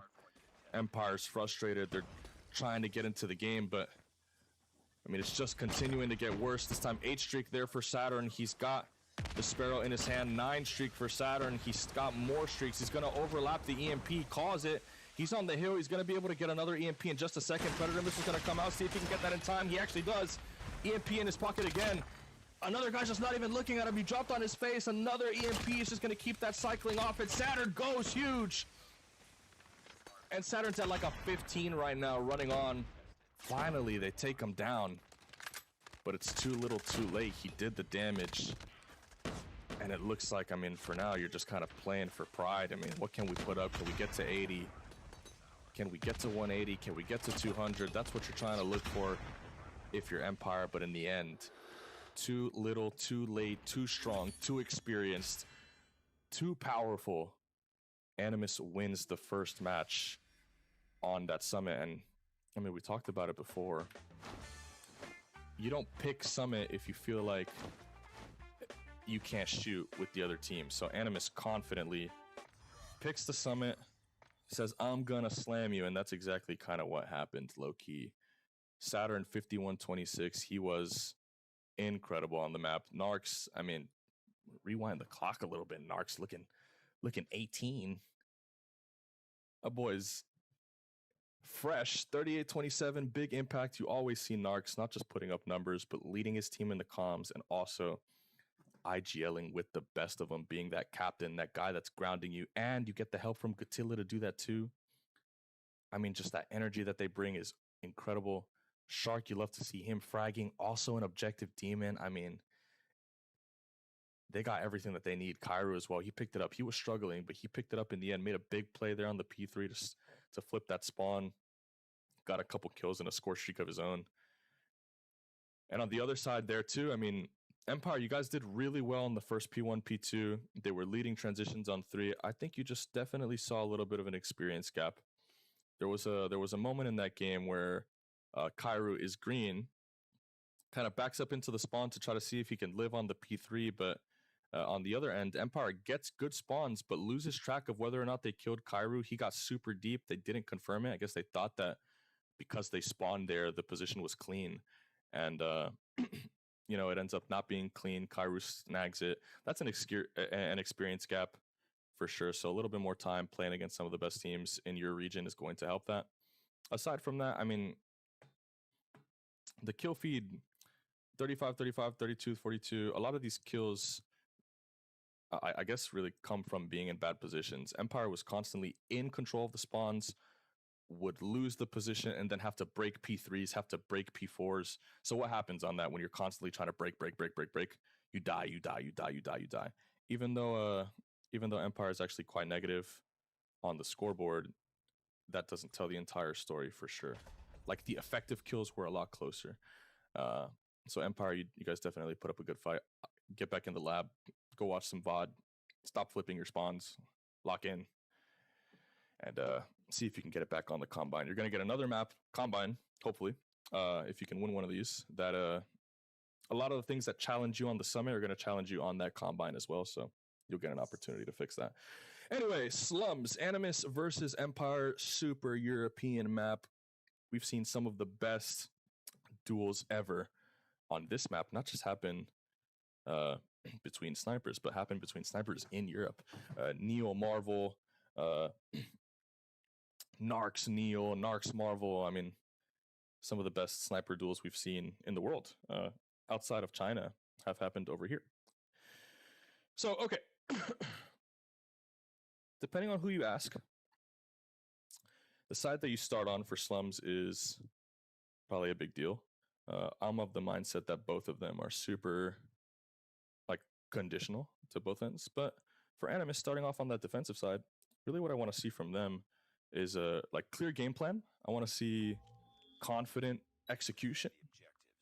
I just want to, I guess I just want it to make sense. Teams that struggle on Slums are teams that kind of lose their mind because things aren't going their way. So you're either playing in the middle of the map or you're sitting on your backline and focus on retake executions. On the other end here, Empire, this map tends to be a slower map.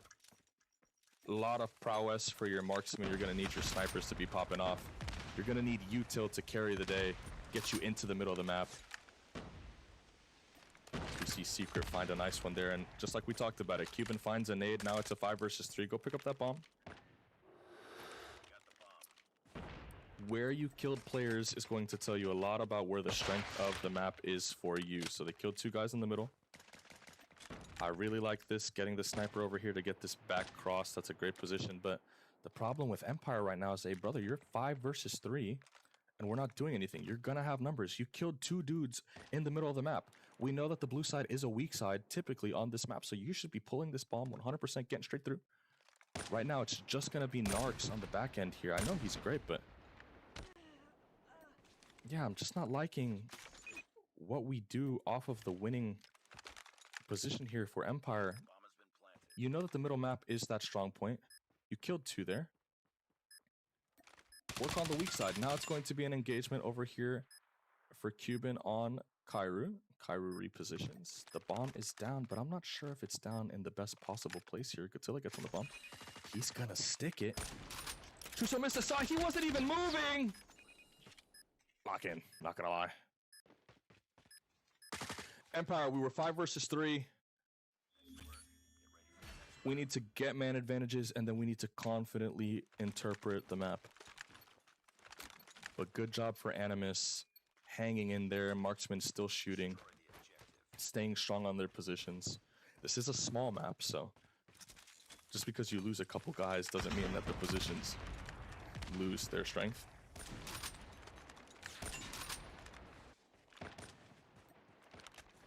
Little bit of duels in the middle of the map right there. That's got to be super scary, low-key, if you're Chuso, but he takes it on the chin.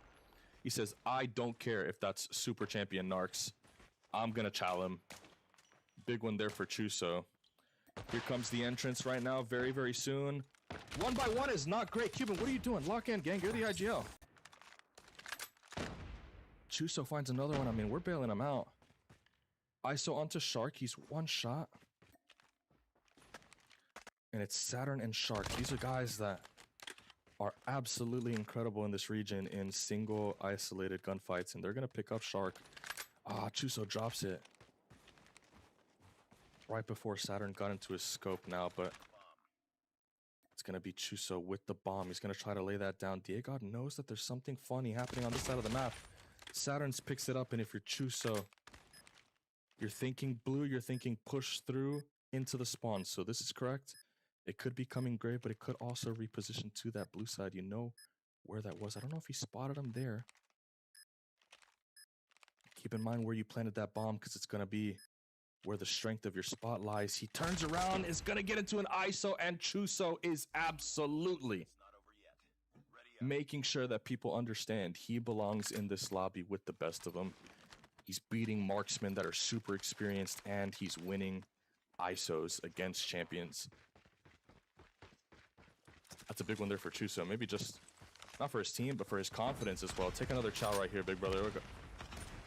There we go. Wall bangs. He's feeling good. He's looking fluid on the map. Throw a couple nades. Let's see what that is able to do. That's going to land. Finds one. It's going to be Shark. That's a huge one. What are we going to do now? You got him walking into blue. A nice big 2-piece there on the other side there. It's going to be Godzilla and Saturn's more experienced players, and Chuso finds another one. And so far, so good. This offensive side is coming into its own for Empire. Definitely at this point, if you're Animus, just taking dead space in the middle of the map is probably not going to be enough. Your blue's been pretty weak. They've been exposing that. They've been getting that blue corner angle to shoot through the middle of the map there too. So very soon, I'm going to want to see something a little bit different here for Animus. They're going to find one on 2. Ooh, Narcs picks up Chuso there. What the hell? What is that, Pecan? Now it's just Secret and Cuban. ISO right here, important one, but oh my lord, he gets spit on by Saturn. Now it's just Cuban. If I'm not mistaken, this is the IGL. Cuban finds one onto Godzilla. ISO, but if he didn't throw that stun, maybe he picks that one up. And it's 2-2. I'm really interested to see if Animus switches this up, because the truth is that Empire understands, I think, that they have to use this blue space to try to find eliminations. So they're doing that very well. Another bang out in the middle of the map right here for Animus. They're going to get straight on in. PKM banging through the other side. This time it's Diego. He's going to find one right here, but you have a player proning right beneath you. See what you can do with it. This time it's Gatilla. He's got the PCAM. He's slow. He's lumbering. I'm not sure if he's going to be able to fluidly move around the map with this thing. He's going to need a clean straight just to get some shots down range there. Best case scenario for him too, he maybe finds another gun. Luckily for him, there are a couple people dead in front of him. And Empire's going to let him walk up on the map, so he's going to switch to that secondary, try to see if he can find something else. Pick up a gun. He's not going to do it, but cheeky position here for Cuban. Diego's picking up his flank. It's going to be on Cuban to find Gatilla. Can Gatilla do it? He's going to try to stick it. But Cuban is on top of the bomb, and he's going to find that. I like that. Cheeky, creative. Feels good. Who's this caster? Sounds like he's balding. Jez, I'm not gonna lie. You're balding. I was just in a house with you. You hardly have hair. Big blue slam here for Empire. Gets right through it. Yeah, I think that this is appropriate. This is definitely what you have to start doing. Bomb's gonna go down, but can we stop him from getting killed? The bomb is down. Now we gotta get out, but luckily you have a decent plant and you have Chuso still alive. I need one from Majora, but he's not gonna find it. And unfortunately there for Empire, good idea just to get through, but maybe a little bit too much extension through the blue side. Once you probably have that space, you're just covering your teammate until you can get that bomb down and then getting out. They're kind of stuck in between on whether or not they wanted to push the spawn or stay on site. Again, just an experience gap, I think. Last round right here. Let's see if they can... Actually, not the last round. 2 more rounds left in the half. Let's see if Chuso can find something. Shark right here. He's going to find an engagement onto Secret, but get taken down. Now it's Saturn. PKM is doing PKM things right here. Narcs is looking for value with the scope, but doesn't find anything. And it's Chuso that's actually getting effective angles. Chuso escapes with his life there through the double tap.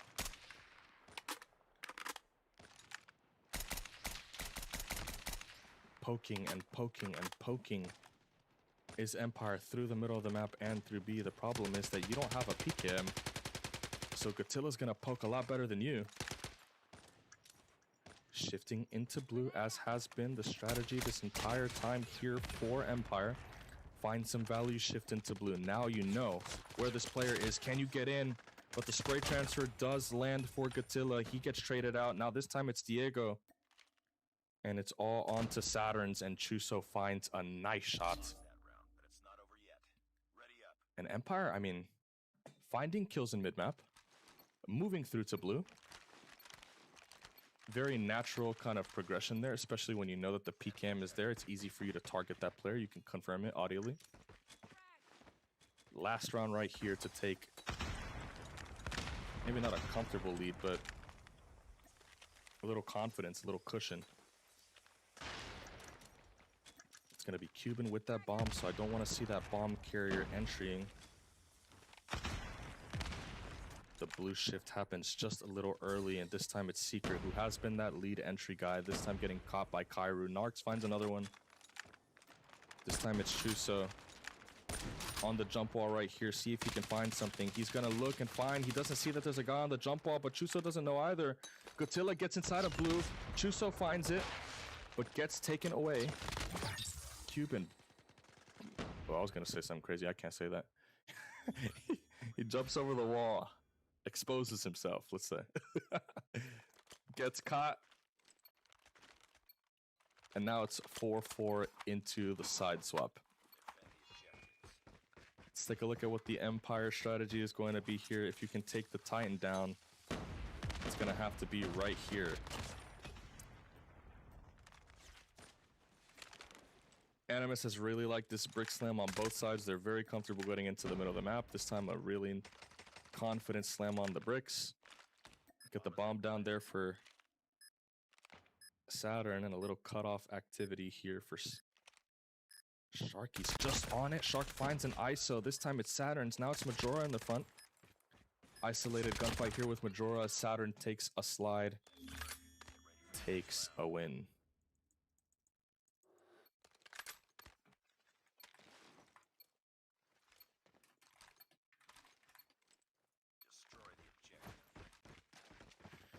And honestly, if it ain't broke, don't fix it. Part of the strategy here for Animus too is that you know that the teams that you're gonna have to play against later on in the tournament are also watching you. So I can understand if these guys don't want to show too much of the bag. Ooh, Cuban's on it again, just cheeky. Oh my god, gets that. 100% Animus is not gonna let that happen again. That's the second time that they've done it, but nice find right here, and oh, he sees Godzilla, can he pick him up? And no, he's not gonna be able to center. Godzilla finds it. Nice route from Godzilla.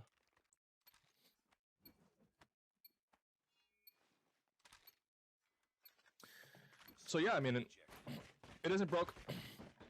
Don't fix it. Confident.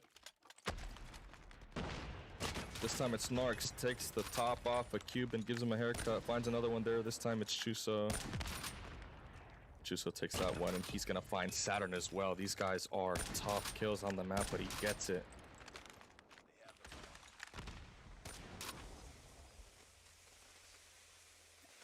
Now it's Shark with the smoke. Pesky Shark. In that curve.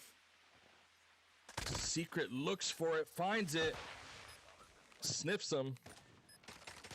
SKS gets up on it this time, slide onto the bomb side, but the flank is too strong for Empire. And they're going to be able to find that round. Yeah, I mean, if there are people that need to play well on this map, it's definitely your marksman. And if you're Empire, Chuso, he's keeping pace, he's doing well. But the problem is for Animus that both of their marksmen are playing well. They've got 17 kills between Narcs and Kairu. And Majora is really just kind of getting carried by Chuso on that marksman battle. He needs to give a little bit more value. His matchup right now is dominating. Cuban on the curve. Cheeky position here for him, a little bit of entry spot. Chuso finds another one onto Narcs. Man, Chuso's been absolutely destructive on the map. This time it's Majora. Secret finds a kill right here, another important ISO, but it doesn't go his way. Now Chuso has to deal with a bomb carrier in Saturn that's over by the brick side. You have an idea about that. Bomb's gonna go down. And this pesky player right here, Godzilla, who hasn't exactly been accounted for yet, but Godzilla kind of has a good idea of where he needs to be going. Quick scope lands onto Godzilla. That's going to give Saturn all the information in the world to isolate the position. Keep it in front of you. In the curvature, can he pick it up? He gets a gun in his pocket right now, and honestly, Saturn can be anywhere. He could push through Cafe, he could be in the curve, see if he picks it up, and Saturn just gets caught looking the other way. And if you're Saturn, sometimes you need just a wider view of where you know the general area is for the other player. Kind of putting yourself along the wall where you have to look at a doorway and then full 180 to turn and look at the other one. I mean, it's a coin flip, and it's one that's not in your favor when you have the bomb down. Chuso finds a tough 1v2. And he's, I mean, he's incredible right now on the map. He's 16-8. Winning by far this battle between him and Narcs. This time Cuban does the job for him. And the map is going to open up really nicely for Majora as well. He's going to find that kill onto the marksman here. Majora, the marksman, have absolutely free reign over the map. Now the SKS and the sniper are pretty much green for go. They can take any of the engagements. They're only fighting against players who are not native sniper or marksman. Secret gets a nice swing onto Saturns, kills the SKS for good this time. Shark does have the sniper in his pocket. Godzilla stuck with that PCAM, but a tag right here for Diego. I think now they know. Absolutely, they do. They're going to kill him. It's Shark now. We've seen crazy stuff from this guy, but Chuso, he says, this is my role, not yours. Picks up Shark off of that slide. Wins the engagement, and they're going to storm back and take a lead now. This is the mode that you have to be Animus on. You have no choice. You're gonna have to win these S&Ds. You're gonna have to find a respawn somewhere. Big backline play right here. Chuso hits a tough one. Diego gets another one, but it gets traded out right here. It's this time Shark in the curvature. Cuban is playing for the information on the bomb plant, but he's not going to get the sound to actually give him the tag info. Trade right here onto Saturn is going to be super important as we see Chuso. Oh my god! Spits on Shark right there. Cuban another engagement, and oh my lord. Between Chuso winning his engagements with total confidence and Cuban just consistently kind of getting onto the bomb side and being just so weird. He's finding a lot of these kind of cheesy little engagements and he's got it. If you're Animus, I mean, this experience has to start shining through at some point. It's going to be right here where we really need it to come into fruition. Shark gets into the corner inside of blue. He's got to find Secret right here. It's Diego. This time it's Secret.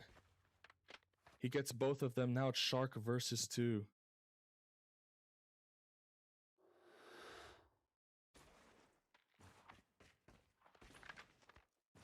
And Shark has a bunch of these in his career. 1v1s against some of the best players in the world. 1v2s. Finds Cuban for free. Now it's Shark and ISO. But he's up against Chuso, who has been that star. But can you close out Animus? Not just close out Animus for the round win, but can you close it out for the map win? Can you walk off Animus? And you're not just playing against anybody, you're playing against Shark. Shark doesn't see him. The timing right there, but he sees it. He sees it right here. He sees it right here, but Shark gets off of it. And Shark is going to find it. Two incredible different perspectives there. One for Chuso, upcoming guy that's been around for a little bit, but you had a spot there to put away one of the champs in your region for a 20 bomb walk-off. And then on the other side here, Shark. We kept talking about the experience and needing it to really come to fruition, and Shark does that with the 1v3. Here's a brick slam here for Animus. Shark just continuing to keep the pace of the map going into his favor. He's doing what he wants on the map, whenever he wants on the map. Nice little crossfire right here between Shark and Narcs. I like that setup. Shark is watching the entry point right here. He repositions a little bit further back this time, but Secret actually finds him. And now there's 4 players for Empire to handle some of the most experienced players that Europe has ever produced with the bomb down. We're gonna need Secret to find something. Here goes Chuso looking over. Can he find Kairu? Really tough shots right here, but he has the opportunity and misses it. This time it's the SKS. He's gonna jump over the wall and not find anything, and unfortunately,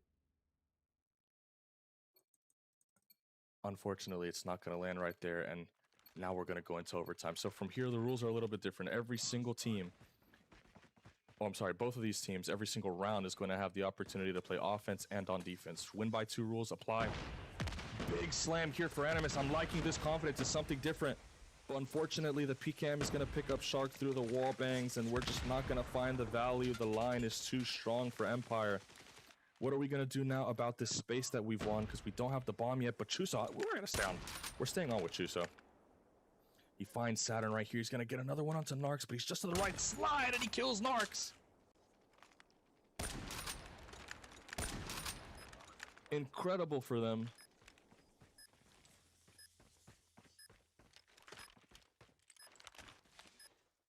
Really great spot for Chuso.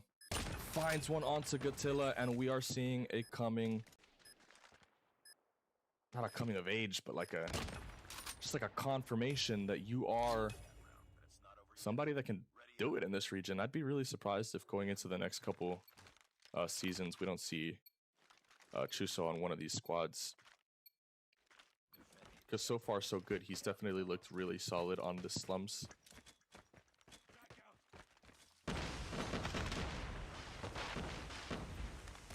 Chuso again with another opportunity to just knock him down. Sees the cross right here, but Shark's not paying attention to it. Goes for it, but maybe a little bit too much, too quickly. takes a slide, but misses the gunfight onto Gatilla. This time it's the PKM. This looks like an RPD. What is this? Oh, I gotta download that. But he knows that Narcs is there. Can he win it? It's a tough low ground heady. Now you're exposed. And we go back into another round of overtime. Not gonna lie, guys. Somebody win this map, bro. I'm running out of breath. Stay on board with Chuso. He's at 24. Holy moly. Majora lock in, brother. You're 6 and 12. It's okay. We didn't see that. Chuso slide. Find. Misses. Wallbang. Almost gets it. Through the smoke. Curvature right now for Narcs. Looks like they're posturing for a grave entry. Here it happens right here. A little bait and switch action. But the bomb is still in the base. So Chuso needs a little bit of help. Because if somebody just runs into the grave right now, they're gonna find them. Both of our marksmen are in grave. I'm not gonna lie, this is some butt. We gotta get the marksman somewhere else. All it's gonna take is one player here to just take a little entrance, and if Chuso doesn't hit a scope, things might get a little wicked right here. PCam just taking away that grave angle. As we are gonna see Shark maybe take this engagement. He does. He tries to get up on it, but Saturn's is going to find one. Your entry guy secret is dead, so marksmen need to find something. And Chuso, of course it's Chuso. Find Shark. I don't have a reason to get off of this guy. He's got 25. This guy's playing hardpoint search. Chuso. Wait, did Narcs pick up this gun, or did he spawn in with a sub? That'd be crazy if he dropped the sniper. Loki's that aura. The other sniper drops the sniper because he can't snipe with you. I'm not saying that. I'm not saying that's what happened. Cuban finds Katilla. Finds Karaka. Oh, he's filling up. Nah, what the hell are you doing, bro? I was gassing you. That was dumb. Nah, you can't find a kill like that and then pull out your pistol and sprint mid-map when you have a teammate with you. Come on, lock in. I'm like, who was that? Yeah, secret. Not gonna lie, you need to hit the entry for, or was it Diego? He needs to hit the entry for his teammate right there. He's a sniper, little bro. Whoa, Cuban. Saturn's gonna find it. Whoa, can you throw that? Can you throw that? Is that in the rules? Can you throw that? Avoids the DQ.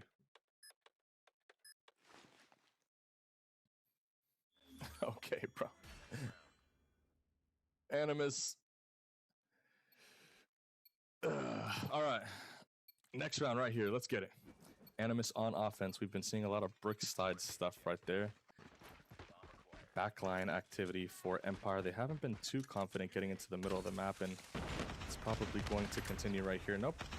Secret runs straight forward. This time it's going to be Narcs. They take the blue position. Narcs, of course, takes a two-piece there for Animus, and he wants it. Diego equalizes it onto Narcs and Shark, two of the longest standing members of Animus, and Chuso's got a nice position right here just to take a look over. Cuban with a deep flank, and Chuso hits a slider.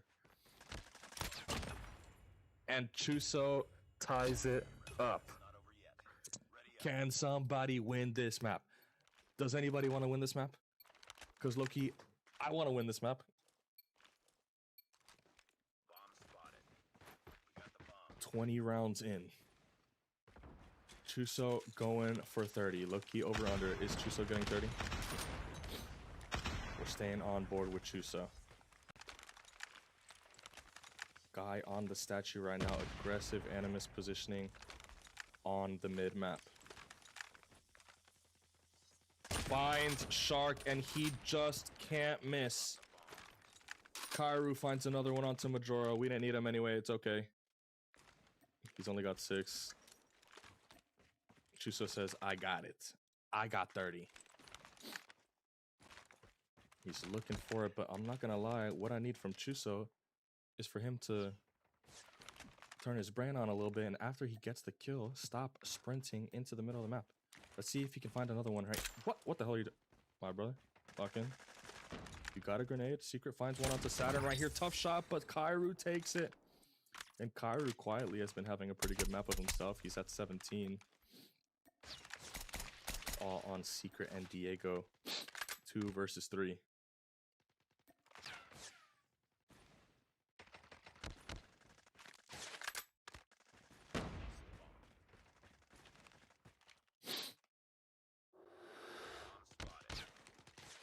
Engagement right here happens. Secret this time onto Gatilla. And he finds two. Is he gonna 1v3 walk off Animus? Oh, actually, I'm tripping. 1v3 to get him into the next round of overtime to walk off.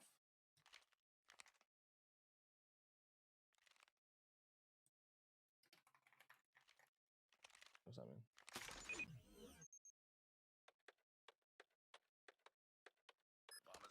Clean position here for Secret. They're gonna meet right here, but Kairu, he takes it, and he gets the 1 versus 3, and oh my lord, we are seeing greatness. We are seeing greatness. I'm not gonna lie, Empire, are you interested in winning this map? Like, lock in. Would you like to take a map and tie up the series? Switch out to Chuso. Of course, Chuso finds Saturn, of course. Shark trades it up onto Cube, and Chuso's looking for it right now. PKM's banging, but they do got some good tags. Into the curvature they go.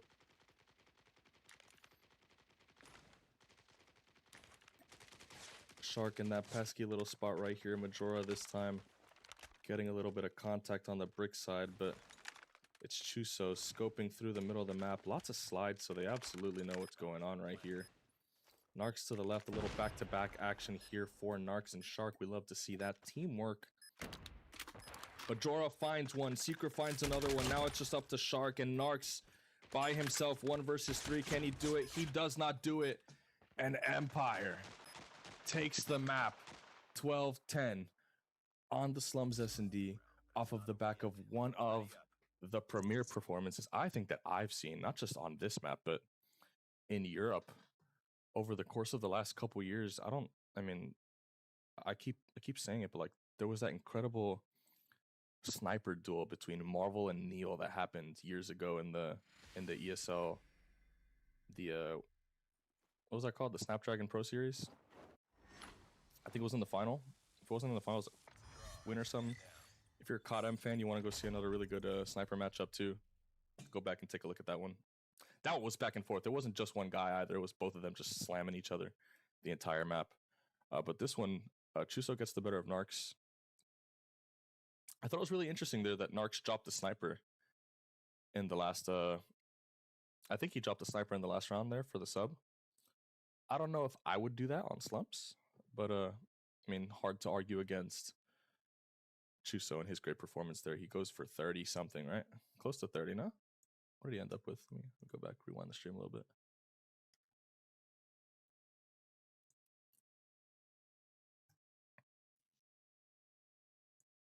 And Chuso's in. Nah, bro, I wasn't trash talking Majora. Majora's great player, bro. He's him, bro. Nah, he was just having a tough map, but it's okay. Chuso got him there. That's all right. Chuso's in. Oh, God. So, yeah, okay. Empire finally takes another map. Let's update this. Boom, boom, boom, boom, boom. Right there. And let me just look really quickly if...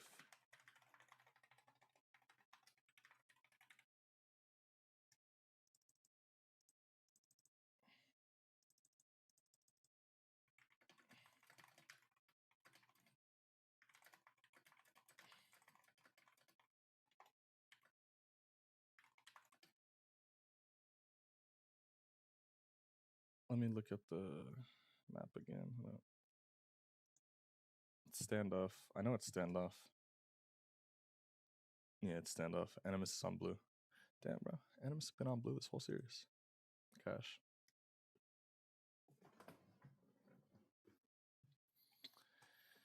All right. Well, standoff control. Animus on that defense.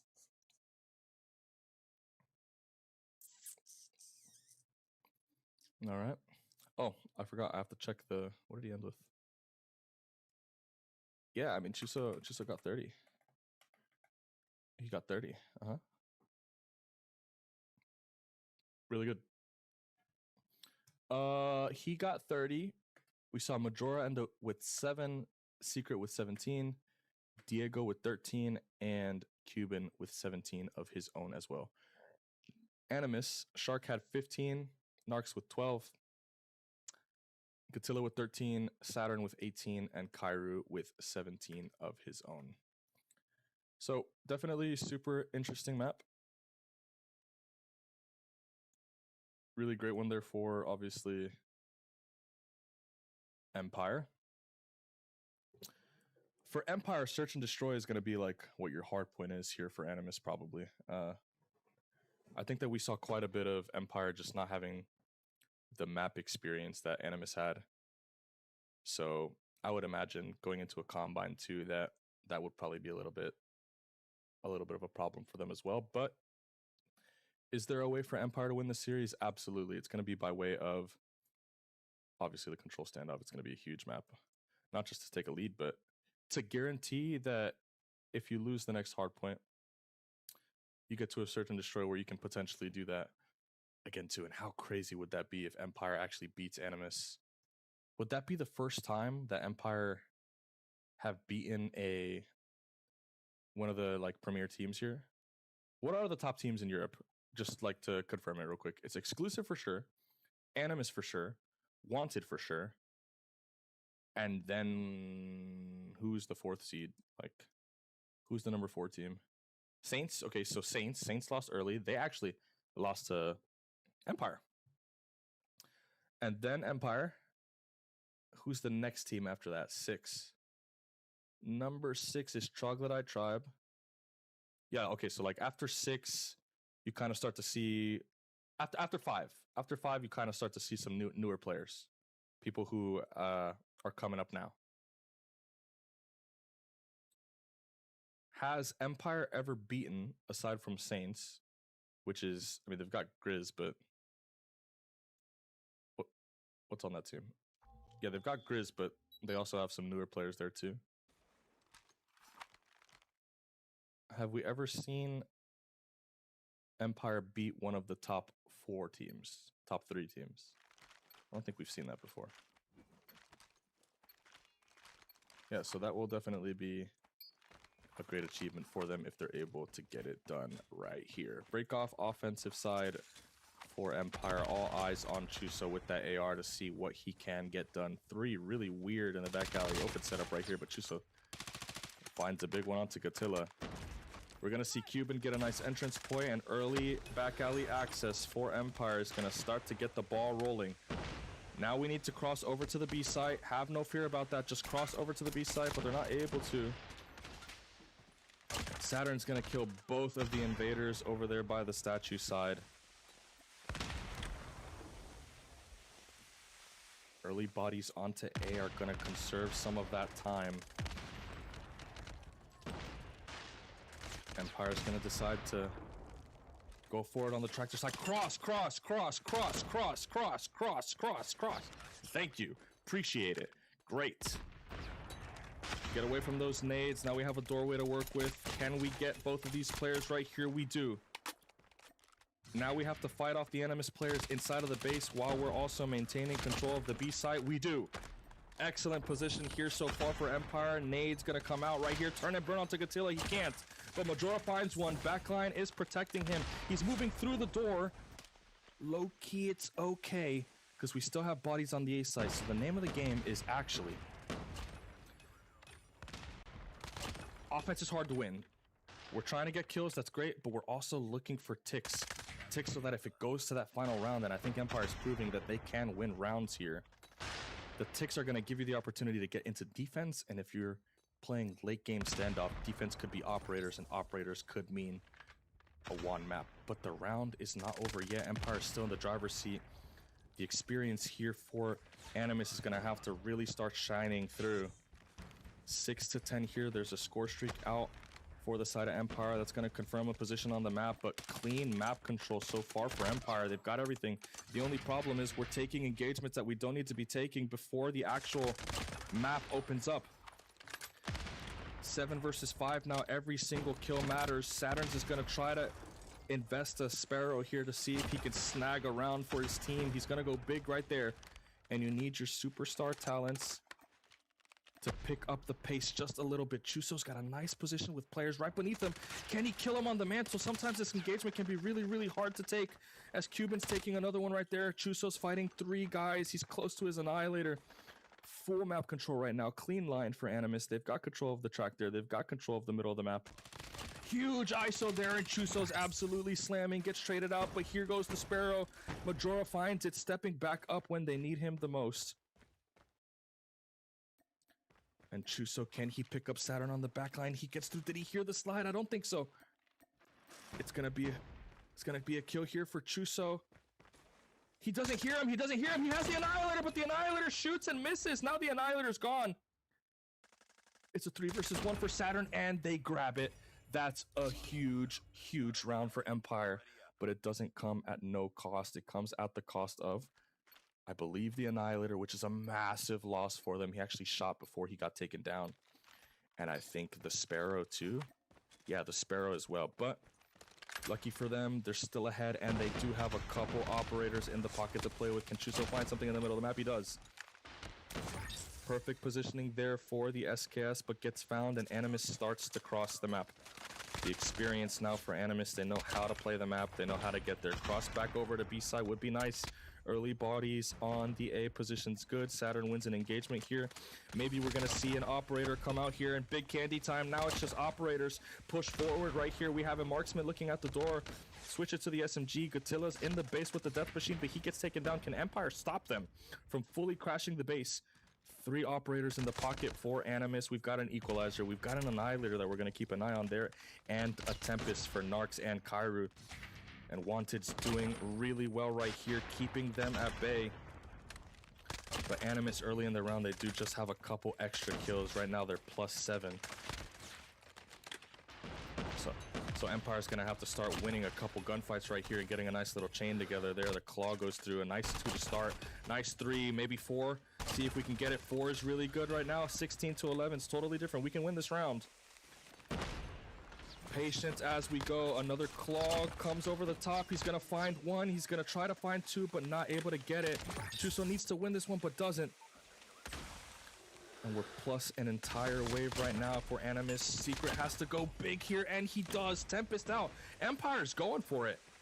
They're feeling good. They're feeling confident. Surely you see him. He's standing still.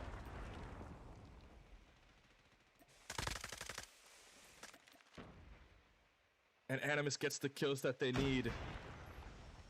Empire misses an opportunity right there to break the map open, but it's only 2 guys alive left for Empire, and Animus not just hangs on, but wins a convincing round of their own, and they still have all of the resources. That's the big difference between Empire and Animus.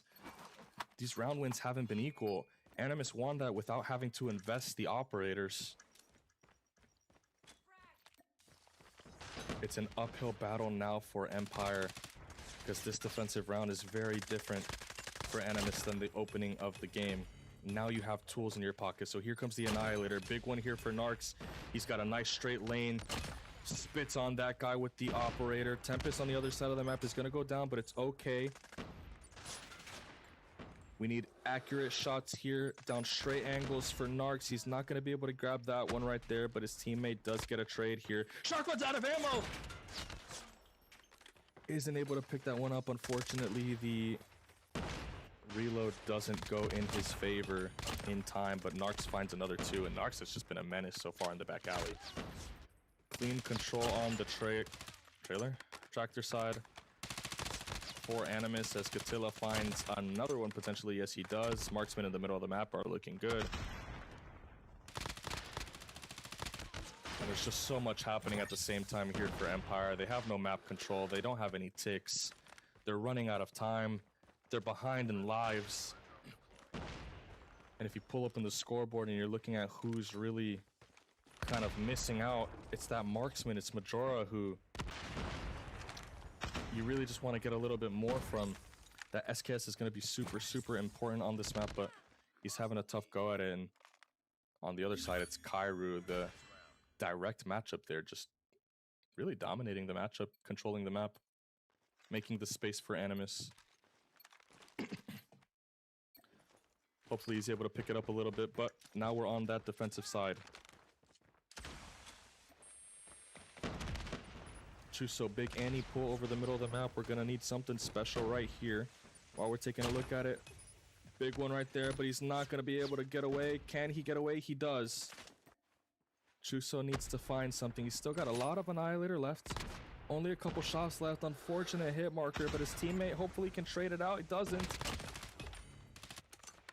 He's not gonna get the world out of the Annihilator, but he does stay alive and keep his map positioning in the game. Gets another really nice one. You gotta swing onto Saturns. You gotta kill Saturns. It's Kairu dominating that matchup. Now this time, Chuso versus 2 on the trailer. Damn, bro, tractor, lock in. Gets taken down right here. Big trophy stops 4 from dying. It's gonna be the equalizer. That's gonna get 2 right there for sure. Shark zips it up. And this is just looking really difficult right now for the side of Empire. I don't know if they can get back into this through the operators. The marksman has Tempest right now. Shark's running wild. He's got a whole bunch of different score streaks right now. There's a guy in your base with a Tempest.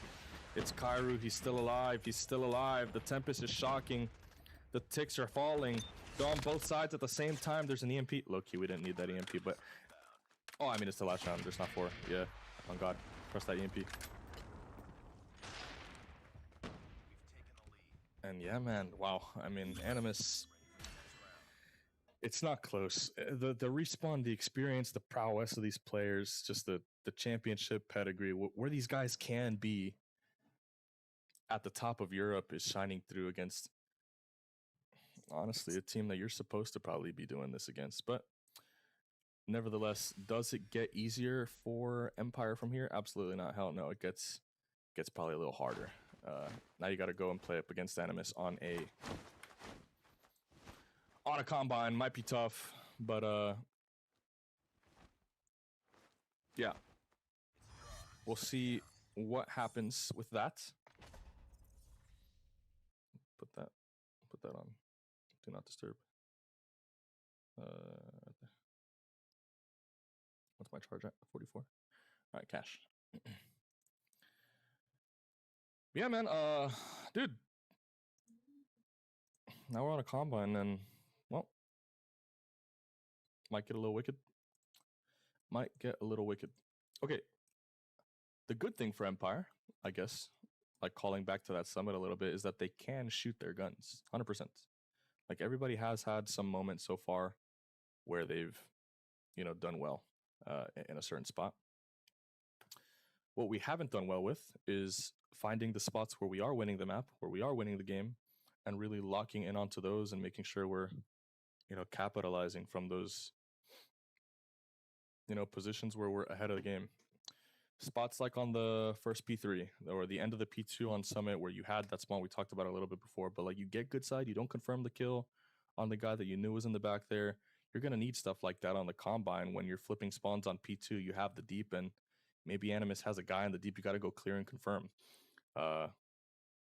If we're not confirming spawns and leading rotations, this one's going to get ugly. It's going to get ugly quick. And I wouldn't be surprised if Animus just straight slams. So yeah, hate to say shoot your gun because it's a lot deeper than that, but that's the baseline. That's the foundation you're playing from if you're Empire. And you've proven already, I think, that you can do it. You did it already in the first round. It looked pretty good. You did it on the hard point through that half of the game. You guys did it on the slums. You guys did it. So, I don't know, bro. Let's see what the combine looks like. Either way, I think for me personally, Empire definitely has exceeded my expectations of them. It's very, very difficult to play up against one of the best teams in your region. I'm sure that these are guys that I don't want to say grew up watching. That's weird, but like through their career, I guess, grown as players watching guys like Narcs, guys like Shark. If that applies for me, I've grown up, I guess, in my COD career on teams with these guys and watching them as well. interacting with them all the time in World Championship, that has to be something that's kind of on their mind as well too if you're Empire. So let's take a look at the next stage and see if Empire can give them a good showing. I think you know, give yourself a target time, something that you're going to be happy with, but definitely want to see lots of effort. And that's it, bro. If this is the end of the line, make it a good one. If we can extend it, then let's do it.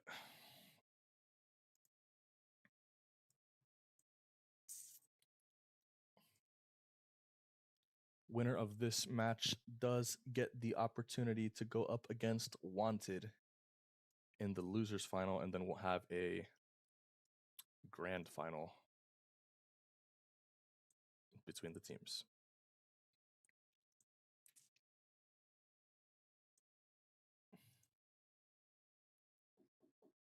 Okay, I'm gonna be right back, and then as soon as stuff starts, actually, no, I can't. Never mind. We're locked.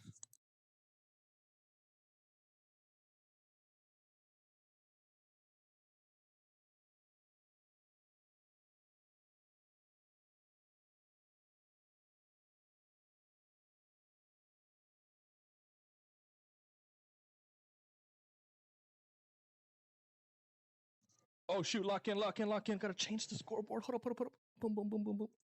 This over here, right here, 2, lock in. 1, lock in. Am I locked? Am I locked? Am I locked? Animus. And over here. What's this team name? Empire. There we go. We're locked. Hello? Oh, wait. There you go. Audio. Cache.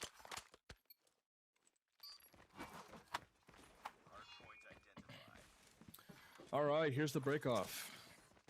Good side here for Animus. This is the Empire pick. So one would assume this is Empire's best hardpoint map if you were willing to pick it at this stage of the game.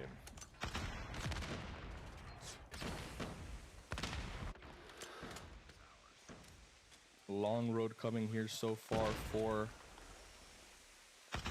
Empire. Shown a lot of hard being a lot of teams, and they are so far not able to break through the middle of the map right there. Empire is on the point for the time being, but just no extra space. Animus is doing a really good job of staying on ball, making sure that they're slaying.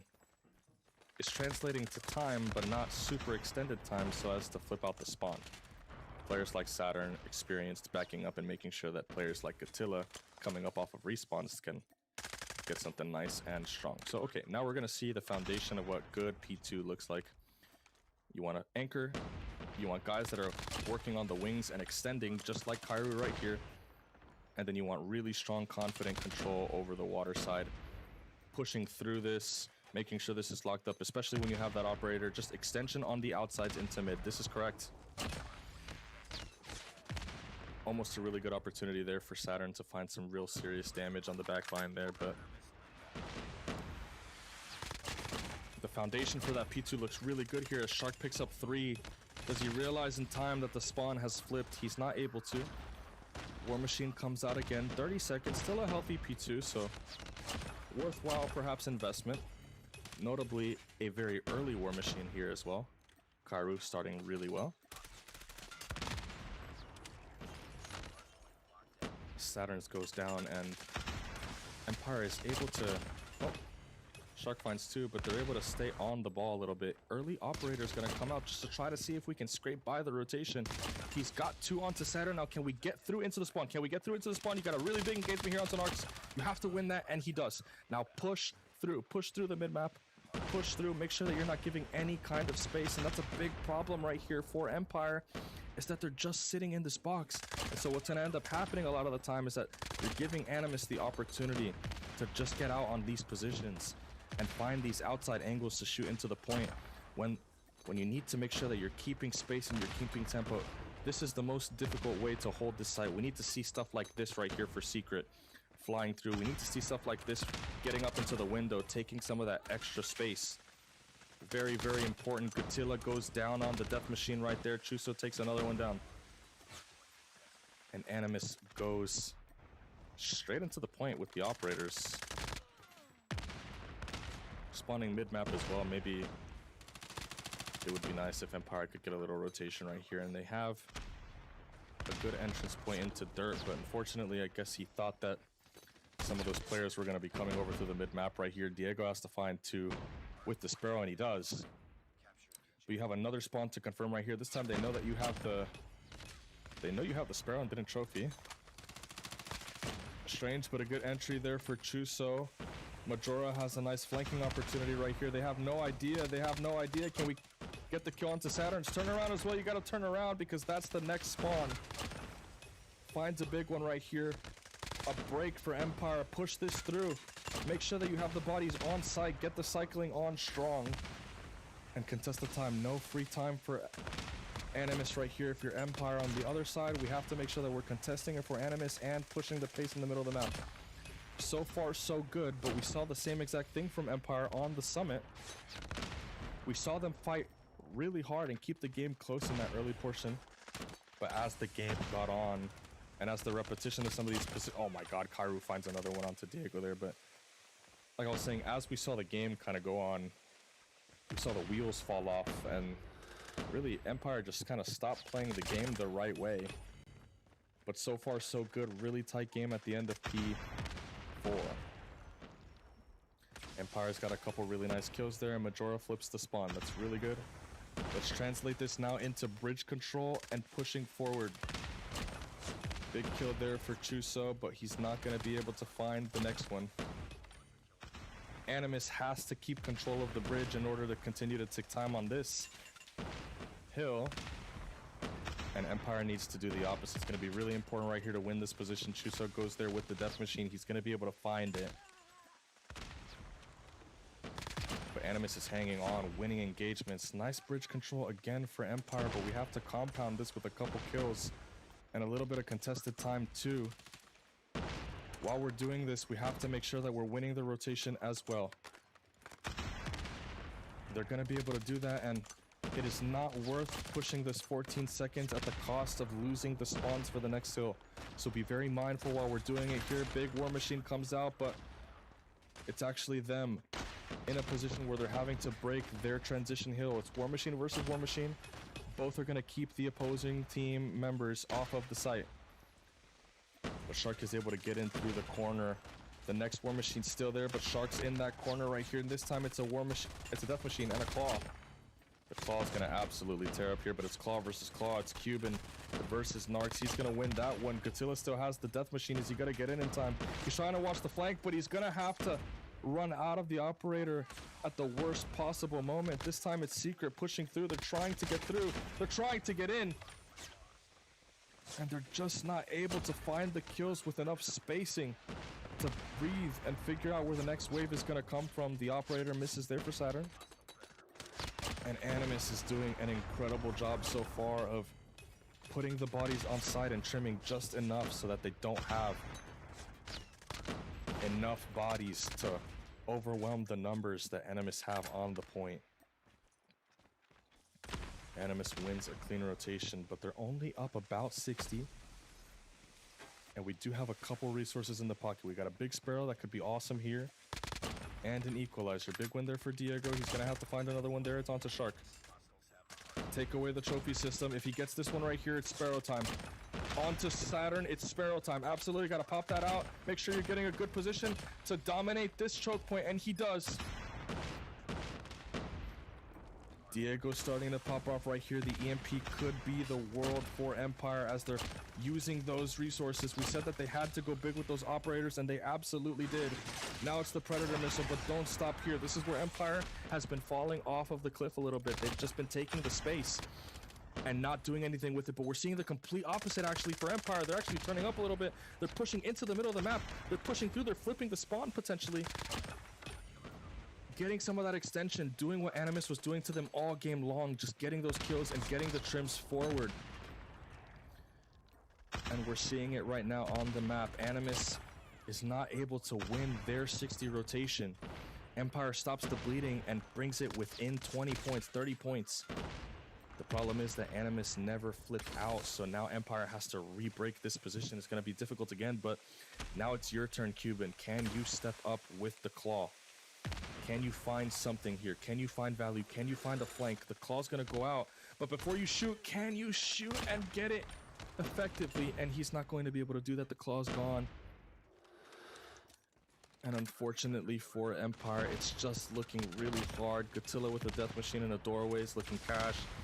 Saturn with the Tempest, he's going to swing and he's going to miss, but Gatilla on the other side, he's still got plenty of bullets, plenty of time available with the death machine in his pocket. He's working on score streaks. It just doesn't end. He has more. Hunter Killer goes out, but bad timing. Here goes the claw, and Narcs is just going to zip it up. This time 3 right there onto Chuso.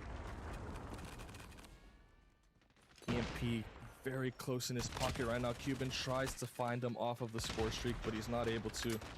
And Narcs, when it matters the most, you pull open the scoreboard, 34-25 with a ton of objective, lots of leadership in game, score streaks that just aren't stopping. The operator was hot. His gun is even hotter. He's about to overlap his score streaks. He's got this pred. He's right around the corner on another one, so if he can get another kill or two, he's going to have it again. See if he pops the EMP right here. He's coming up on it very, very close. EMP goes out right there as well. One more kill is going to get him a Hunter Killer. A second kill will get him a second Predator missile. Not able to overlap the streaks there, but Empire is trying their best to just hang on. Chuso has to go huge with the death machine, but he misses. So much pressure on the map right now. Diego has a Sparrow in his pocket, but we have to try to see if we can keep it until the next kill. That would be super useful there. Maybe even here to try to get Shark outside of the P2 area here. Sparrow could be a nice equalizer in itself, but the Sparrow doesn't come out. The equalizer does for Shark, and he's just continuing to destroy the side of Empire. And at this point right here, only 20 points left for Empire before they lose. Here comes the Sparrow. Has to be big here. We have to be perfect if we're Empire. Another big one right there. Couple clean kills, but they're trying to flip out the spawn as well. Equalizer has to go straight into the hill. Predator missile as well has to come out, but it's through a trophy system. Can they get it down? The trophy's gonna block it, but the equalizer has to come out. We can't be scared. The equalizer has to come out. It doesn't, but you might not get another opportunity to pull that. And in the end, it's just a clean position here. They're gatekeeping on the other side. Narcs is doing a great job of making sure the trims are coming out. 2 more seconds left for Animus, and they're going to win the map. They're going to eliminate Empire. Wow, I mean, Animus played really great down the stretch right there. They're going to take the series 3-1. And yeah, man, I mean, Empire showed some flashes of, I don't want to say competence because they're obviously very competent, but they showed some flashes of being able to play control pretty well. Hardpoint as well, they showed some flashes. The search and destroy, I mean, it's just a great performance out of your sniper, which every single team needs. You need excellent marksman play. So yeah, there's definitely some flashes. I'd be very interested to see how much progress this team makes if they make it to the point major, which I think they can. I'm not too familiar with how many teams get to the point major, but I'm assuming it's at least 6. So yeah, we're definitely going to see this team again, but for the time being, Animus gets through a team that definitely kept them honest, I'd say, for sure. Animus had to handle business there, and they're able to. So they're going to beat them 3-1. Now, Animus has a date with Wanted, who, if I'm not mistaken, yesterday we saw that matchup. Animus got slapped 3-0. And I know that they want that one back, for sure against Wanted. So some of the circumstances may be a little bit different. Sometimes having a match in your pocket against a team that's really shooting back with you gives you the juice that you need to go into a round against a team that's equal with you or better, and get that confidence flowing, get that juice moving. And yeah, hopefully we see a better performance out of them this time against Wanted, because they're definitely going to need it. So yeah, I'm gonna wait around a little bit for the next series to get in. I think we have 2 more. We're gonna have this Animus Wanted one, and then the winner of that, I would imagine, is in the grand final. So see you guys in a little bit. Let me go be right back. Boom.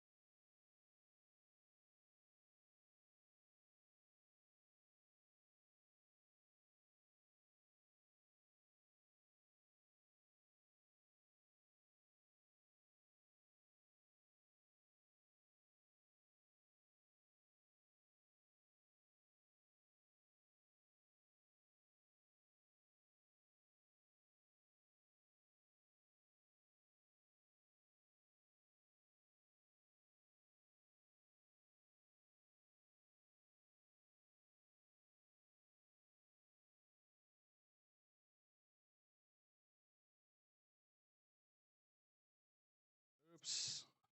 Have to reconnect that. Boom, boom. Cash. We're back. All right. Alrighty. We got Animus and we have Wanted.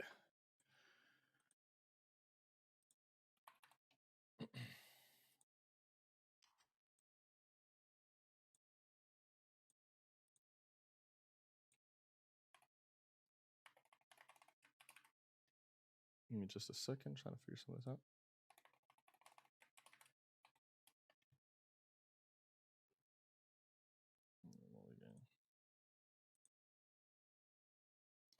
All right, guys, so I'm just going to read off this series real quick for y'all. See if y'all can hear me. Should be able to hear me. Everything's cool. Everything's chilling. We're back. We're good. For this one, we got a Hardpoint Summit. We have a Coastal again. Crossroads, Combine, and then a Firing Range. So very similar, I think. Is this the same one? Let me go back and look at that other one. Exclusive Wanted. Let's see.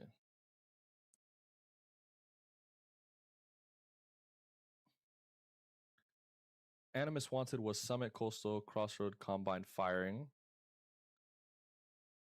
Summit, Coastal, Crossroad, Combine. Yeah, I mean, it's the same exact series. So I guess both of these teams are feeling really confident in these maps. Obviously, you know, Animus is feeling pretty good. Let me just change the scoreboard again. Animus is feeling good coming off of this win. Hopefully. And Wanted feeling good with the maps from yesterday when they played the same exact ones and 3-0'd Animus. So should be a pretty good series. Just hold on. That a little bit bigger. There we go. All right. We are ready to go. Who do y'all think is going to win this? This could go any which way, low-key.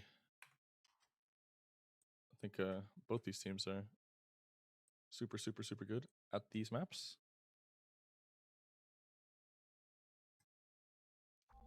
Ooh, just kind of peeking over at Garena as well. Alula's up 2-1 in the final against Elevate. Elevate's playing from behind right now on the Summit hardpoint, but Alula is at about 210 right now. So maybe Alula takes a 3-1 lead over Elevate. I'll give you a little red zone. Oop. A little red zone action.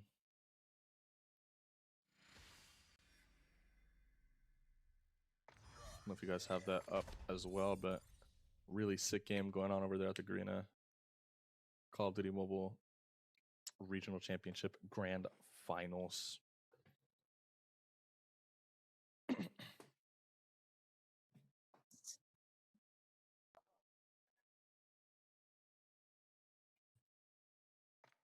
Turn that off.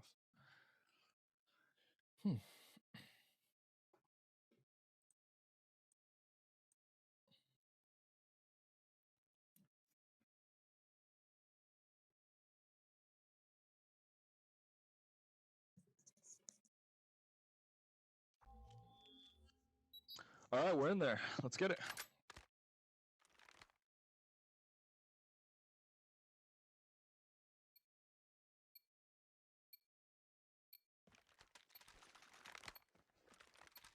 Here we go. Summit hardpoint between Wanted and Animus. We are in the losers final.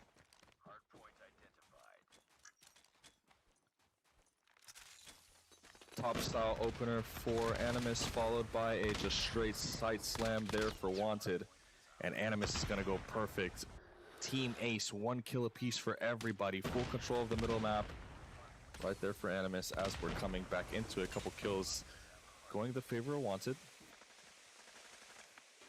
We do have some early control right now after the initial wave, which was a little tough just to get back in from it, but they managed to do so, and they managed to do so confidently.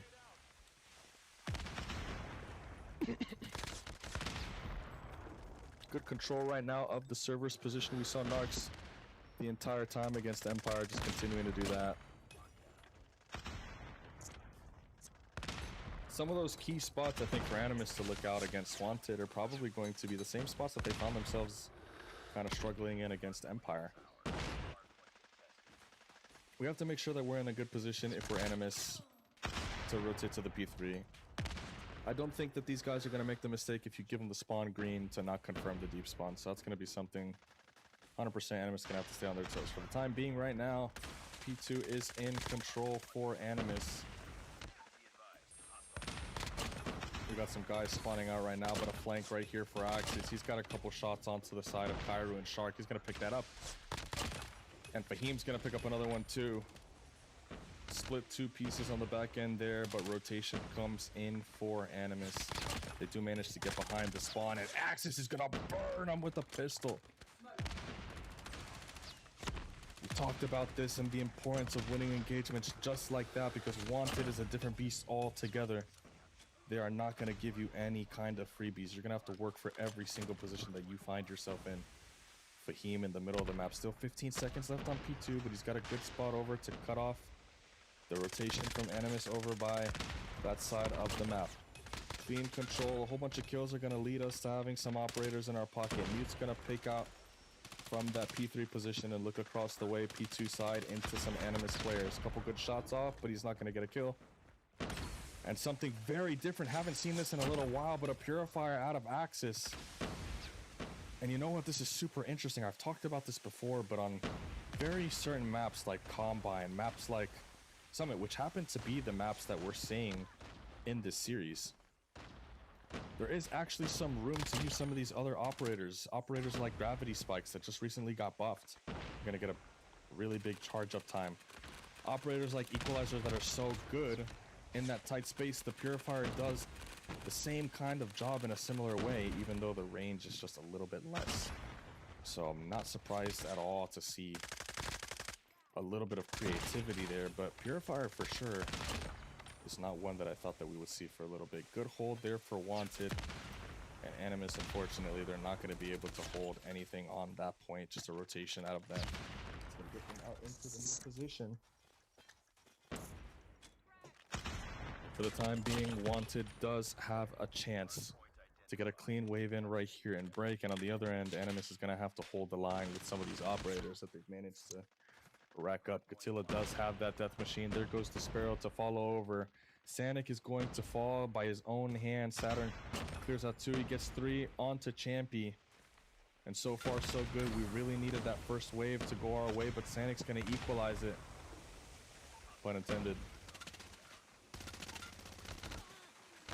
Runs out of the operator just at the final moment, but still manages to get the kill. Claw to come out, try to see if we can equalize it on the other end. Animus regains control, and it's okay. A bad P3 leads into a good rotation onto P4. Some operators get us right back into the game, and if Animus can soak up all this time, before we know it, we'll be blinking, and the game will be right there in striking distance, almost tie game. 15 more seconds to try to see if we can soak it up. Mute's gonna go down.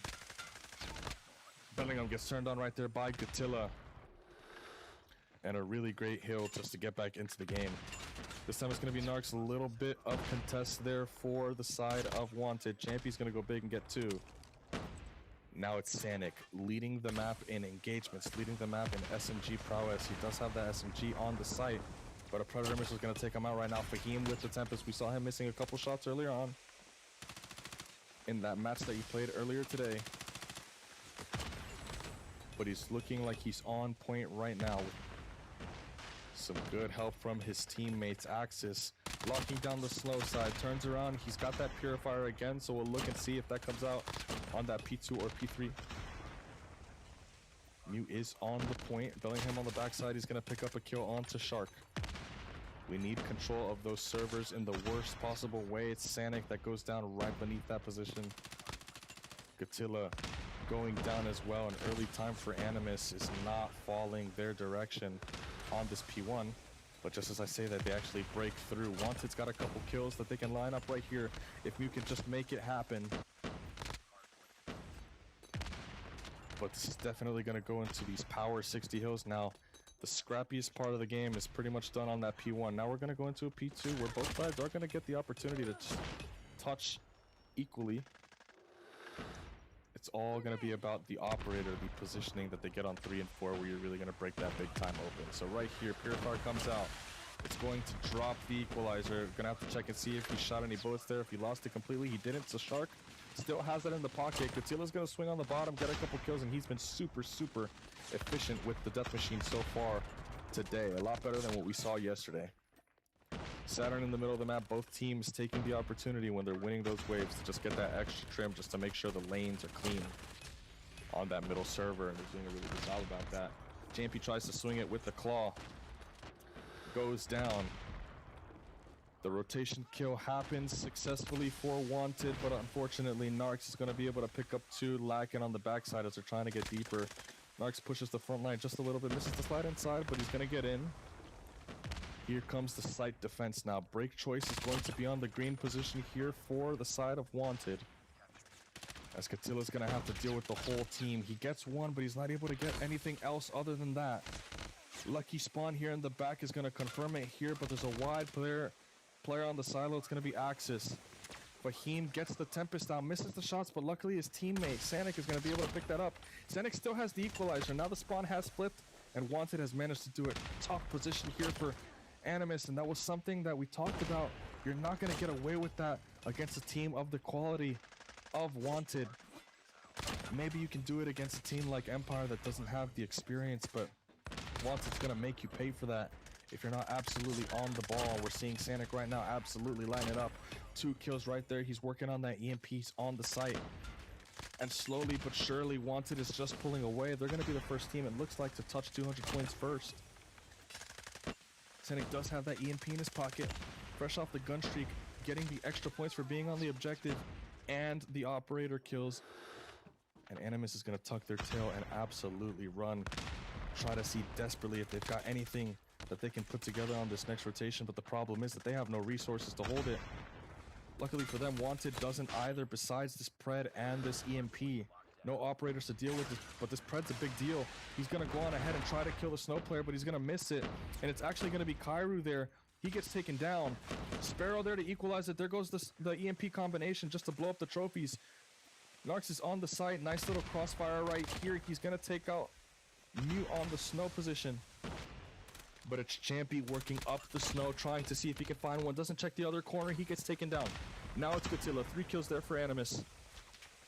Godzilla with the death machine. He's working down the long straight, and that's what this death machine wants. Very clear uniform lanes to just put bullets downrange. Godzilla locking it down, and Animus absolutely has a chance to claw it right back in. They had to get the 60 on this hill, and they do just that. Get a ton of time, and now they're in striking distance. They're going to be within just under 20 points, like 10-ish, a little bit above that. The Shark has a big route that he's going to have to win right here, but unlike him, he's not going to win that in ISO. Saturn's looking to trim the new lives off spawn, but on the other end, Fahim, did he get taken down off of that Tempest? He does. That's a huge kill, getting the Tempest out of the play, but Sanic on the backside, he's gonna have to try to get in and try to put some shots onto Godzilla. Godzilla gets taken down. Now new spawns here for Animus coming from the top. Sanic with the operator here. The Purifier comes out. Now the Purifier and the Equalizer are out. The brawling operators, 2 followed by the Sparrow. All 3 of those operators go down, and Animus didn't have to waste any operators of their own in order to do it. They're gonna get 4 kills on the site. 5th kill there. Lots of trims here for Shark. They're looking for him, but they're not able to find him until that moment right there. Both teams have their claws available, but Champy swings and misses it. Now it's all on to Animus. They've got a very close position right here with 3 operators in their pocket. Lots of kills right here. We've got Sparrow, we've got Equalizer. Sparrow, Equalizer, Claw, and the War Machine. If we can just get through this site and chain the next 2 hills, this is potentially a massive spot here with resources that Wanted just doesn't have. We have to see the operators going absolutely massive. We're looking for stuff like Sparrow. We're looking for stuff like Equalizer. War Machine. Maybe not that Claw on this one. You'd love to have it on the P3. But if you have to drop it, you have to drop it. Something has to come out right here. It's going to be the Sparrow. There it goes, starting for Saturn. He's going to get 2. Now the Death Machine comes out for Gatilla. The War Machine to follow. We have to get them off of the point. No free time, no freebies. But Kairu has to land some accurate shots with the War Machine. He's not able to get anything. It's 10 seconds now. Can Animus get in? And they do. 3 kills there, but you have to be absolutely perfect. You have to stop them from getting on the point. You have to win the transition. And you have to have operators in your pocket to do it for the next hill too. Kills are going in favor of Animus right now. For the time being, they're on the site. Shark's going to invest the equalizer. Massive moment in the game. He's going to drop down, but he's over a player. Another one right there doesn't go his way. Mute's going to sit in the corner and try to get some scrap time. And now the rotation's coming through. 10 points separating Wanted and a win. You have to kill Axis right here. It's him versus the world. He's going to pick up 1. Big team spawns in the back there, but Animus has to go big here. They have to go huge. They have to win the gunfights. Narcs has this operator, but he's too far, and in the end, it looks like that wave is going to get solidified with the operator from Mute. And Wanted is going to steal that one. And yo, low-key, am I tripping? Did I? Yeah, my bad, bro. I think I had the... Yeah, I'm tripping. I had the squad. I looked up and I was like, what the hell? It was right here. I'm tripping, my bad. That right there. So Wanted, I mean, huge, bro. Wanted went big there in the end. But Animus definitely fought back and... Hey, you know what? Let me check this real quick. Let me make sure I'm not tripping and have to do it again. Yeah, I'm not. Here. 1. Cool. There we go. Huge game there for Wanted. They win that one, and it just took a little bit too long for Animus to get into the swing of things. They heated up in the end there, but yeah, just some of those breaks were just not fast enough, not strong enough. Unfortunate for them, but sometimes that is how the cookie crumbles. Is that you, Zim casting? That is, I got the scoreboard wrong. Yeah, I figured that out. Losers bracket, this is the losers final.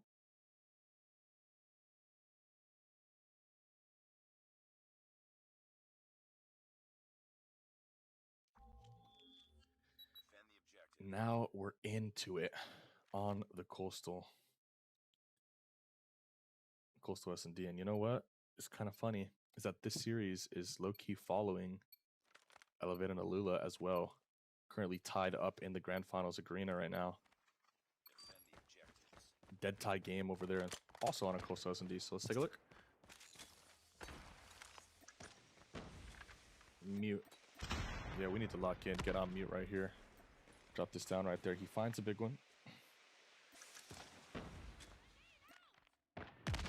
Finds another one onto Shark. So now we are at the stage of the game where we must start to make a decision on where we're going to go. Fahim's going to take it upon himself to try to swing this marksman lane right here.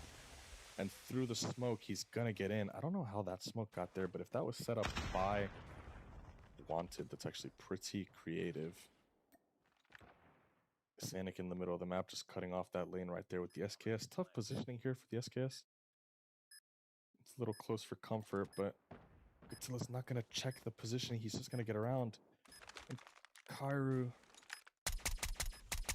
just look down, doesn't see Fahim right there. Bellingham, he gets swung. Saturn finds 1. Can he find 2? He does. Can he find 3? He's not able to.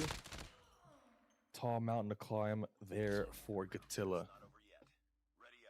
And he's not able to. Wanted. Really nice action in the middle of the map between Fahim and Mute, finding those entrance kills and then pulling their teammates into the site, getting a bomb down, getting a nice crossfire.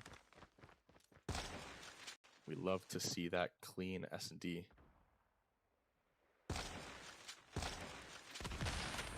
Fahim getting caught with the tactical util again.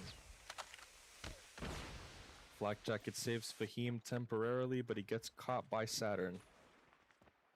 Now you don't have a guy to poke and prod in the middle of the map, but you still have Axis, who can work ISO on this B site. Problem is that Saturn's not giving him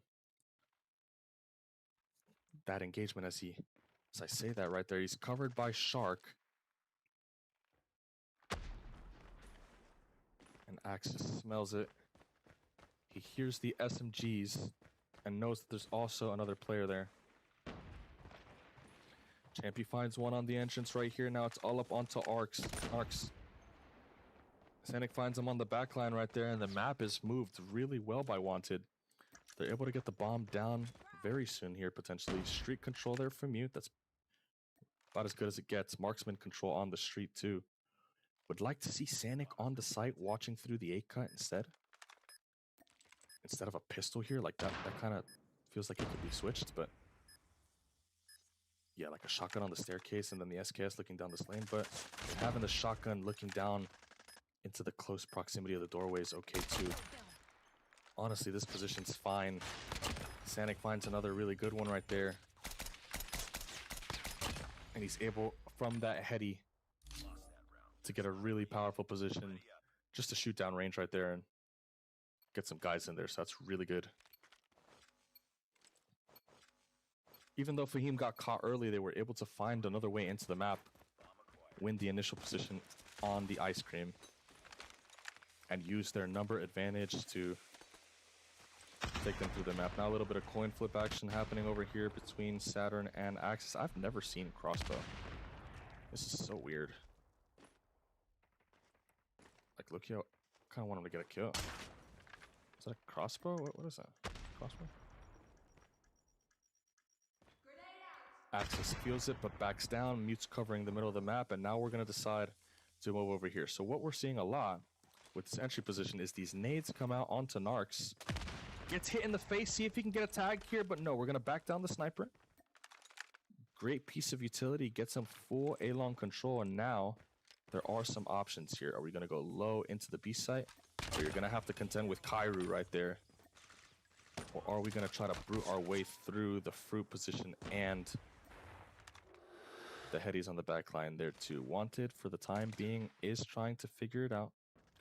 The shotgun battle with Saturns is still going strong.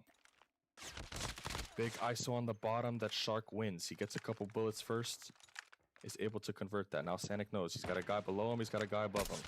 Sanic, tough engagement right there. Now it's all on to Axis. Got a guy on site, you gotta win that right there, and he does.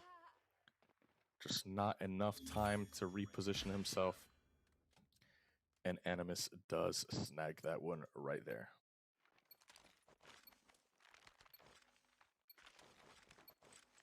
Destroy the objective.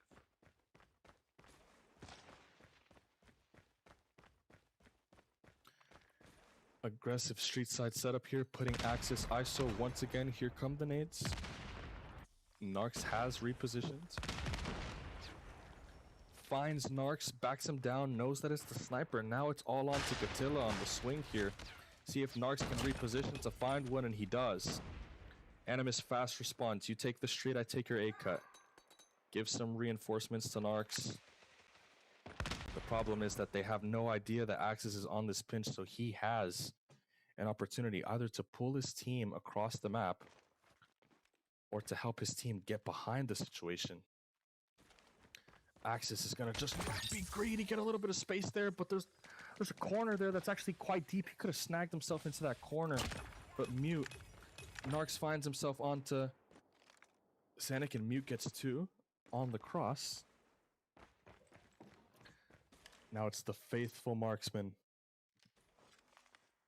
from Animus versus an upcoming rising star in Europe, Mute. And an experienced champion, a guy that's won a championship before, I think. If I'm not mistaken. Dirty work guy gets the bomb down. Clean scope angle, and looks like they're gonna try to do something. And I love this. I love how they're playing. They're not gonna let Animus. Oh my goodness! Yeah, I like that. That's cash.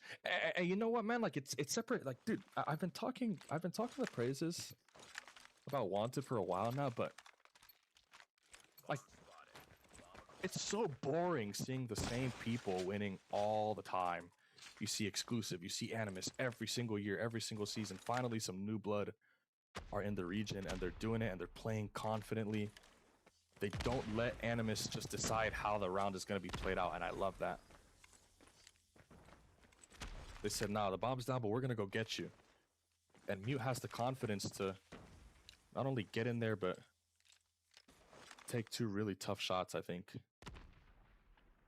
Gets it really good here, too. On top of that, as well, the offensive game plan, it very clearly looks like these guys have an identity. They want to work through the middle of the map. After that, they want to work on the A side. Like maybe right here, you pick up those trophies low-key. But besides that, I mean, all of this looks like it's in really good motion. Well thought out, well planned out. Good response there from Animus as well, just covering the mid. I see Shark, who started on that B side, kind of come over to cover the mid while Kairu shifts onto protecting the low position.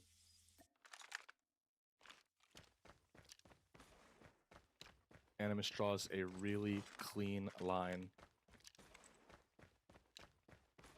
Saturn, you're responsible for the B side entry. He's got Shark a couple footsteps away. Let's see if he can make something happen right there. The shotgun gets in, but I'm not sure if we go and push through for this one right here. But I do have an appreciation for trying to get that tempo correct. Bomb's gonna go down again. Mute finds another one. And there is a silver lining here. You do have a shotgun available to you. Repo. Now it's on the shotgun. Absolutely. This can be won. Turn around right here. You're going to have another one. He sees him.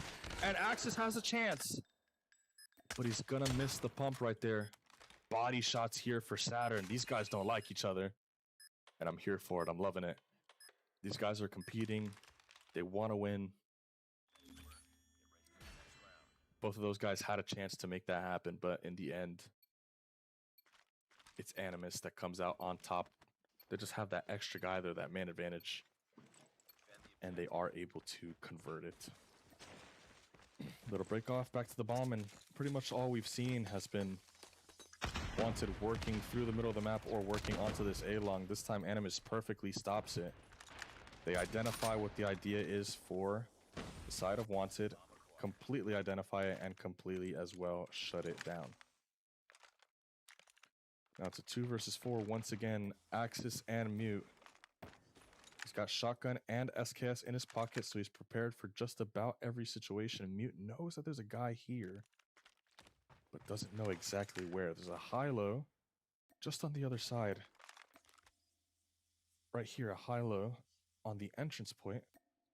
Mute's going to guide his teammate into the site and understands that the site is clean for now. We'll see if Mute decides to take a little bit of a look over through the A-long himself. But otherwise, if we don't take a little bit of space here, you're going to give Animus the opportunity with a number advantage to overwhelm you. So we need to make somebody an engagement taker. This time, he's still committed to the flank. He's worried about it. But I don't know. Axis is just not... He's not strong enough. He's not having enough people with him to hold off 4 people by himself on the entrance point. And on top of that, he gets hit with a piece of utility. And right there, honestly, the difficulty is that in the 2v4 position, as we put the bomb down, we're putting the bomb down in a site that can get flanked from multiple angles. And you only have 2 people, so you're always ISO. You never know if it's 3v1, 4v1 in a lane, or if it's splitting 2 and 2. So before you put that bomb down, if you have a little bit of time to try to find something, you probably take that little bit of time and you use it to see if you can equalize a kill, take it down to a 2-piece. Animus right here, some hard fighting on the street, but it's a tough one. Tough win, rather, for Wanted. They're going to go equal, take away the Marksman and Gatilla. Not sure if Gatilla or Narcs is the IGL for this team, but regardless, you take away a very important player and a strong voice. Fahim gets in on the middle of the map. Problem for Wanted is your sniper's gone, but it's okay because Axis does have it in the pocket. Both of your marksmen are still alive. Bellingham doesn't see this player. They kind of just walk right by each other as Narcs gets Sanic on the cross. He sees there's a player here. He's going to pick that up. Surely he was confused because I think he saw that Fahim walked through it, so he was confident that there wasn't a player there. But Fahim now in that B cut, bomb down, 1 versus 2. You're playing against Shark and Saturn, 2 guys that are very good in ISO. Great crossfire here, tough position here, but can he get Saturn and get away? He can't. And Shark is going to find a kill onto that player. Animus takes a lead, 4-3 now. Destroy the objective. Last round before the half switches, I think. See if these guys can equalize it right here. Fahim again in the middle of the map, self-smoke just to give him a little bit more room to wiggle around. Animus has been taking control aggressively of that A street. I think that Wanted's worried about that, but fortunately for them, unbeknownst to them as well, that it's not quite there. Fahim is really confident taking these chows on the sniper with this SMG, especially without Mute looking above him. He's going to get in there. He's working completely ISO. Finds that. Mute finds a kill onto Narcs. Now you're 5v3 again. Do something strong. Let's make it happen. Provide that security on the flank. Let's see who it... Yep. I mean, guys, they're playing great search. Provides the security on the back line right here. Subs are pushing up, trying to take control of space. Good security. Get the bomb down. Make sure we're gathered up. Even taking control further. Using that number advantage just to push out the marksman lane before they get that spot to gather up is... It's really great. I mean, they've got really good process so far on this coastal, and I'm very surprised that we've continuously seen Wanted playing this map, looking really good on this map, and seeing it go through the drafts. Low key, that might be something that gets taken away for the grand finals if Wanted meets it. But on the back line right here, it's Mute.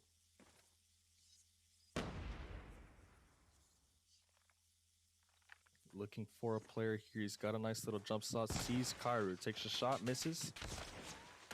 Takes another one, and by his lucky stars, he's able to get away from that. Fahim just being a pest on the flank there. Gets traded by Shark. He's going to back them off of the street. And what you see here is a commitment to understanding how the map is shaking out here. They back them off the street, know that Animus is going to be working onto the B side. And they're up in that cut right there while Kairu provides the good security. Now the only thing that's going to be a problem here is that if you take too long, you give Mute the position and allow him to get right back into it. So whoa, misdirection again. We're actually going to have a window here for Animus to just pull the marksman around the map and see if they can get him moving. I think they hear him right there, wall banging on the A side, so that's going to tell them that he's not back B. It's all on the axis to try to see if he can hold the line. He's going to find 2, and that's going to be huge for him. Sanic's going to kill Narcs, and now it's all on to Kairu. And there was a really cool opportunity for them to just take that engagement and cut right through the middle of the map while they were hearing the wall banging happening on the B side, and the A side, and just go right A cut into A. Since you knew that they were on the B position with that shotgun. Kairu's going to get a big one onto Sanic here, 1v1. He knows that he's back here somewhere, but he's really aggressively trying to take this backline engagement. And unfortunately, I think if Kairu just took his time a little bit more, he heard that slide out. If he took his time a little bit more just to get some HP back into his pool, he might have been able to take that engagement onto Kairu, or I'm sorry, Mute and win that, but Mute's going to win that. Aggressive positioning here now on the defense.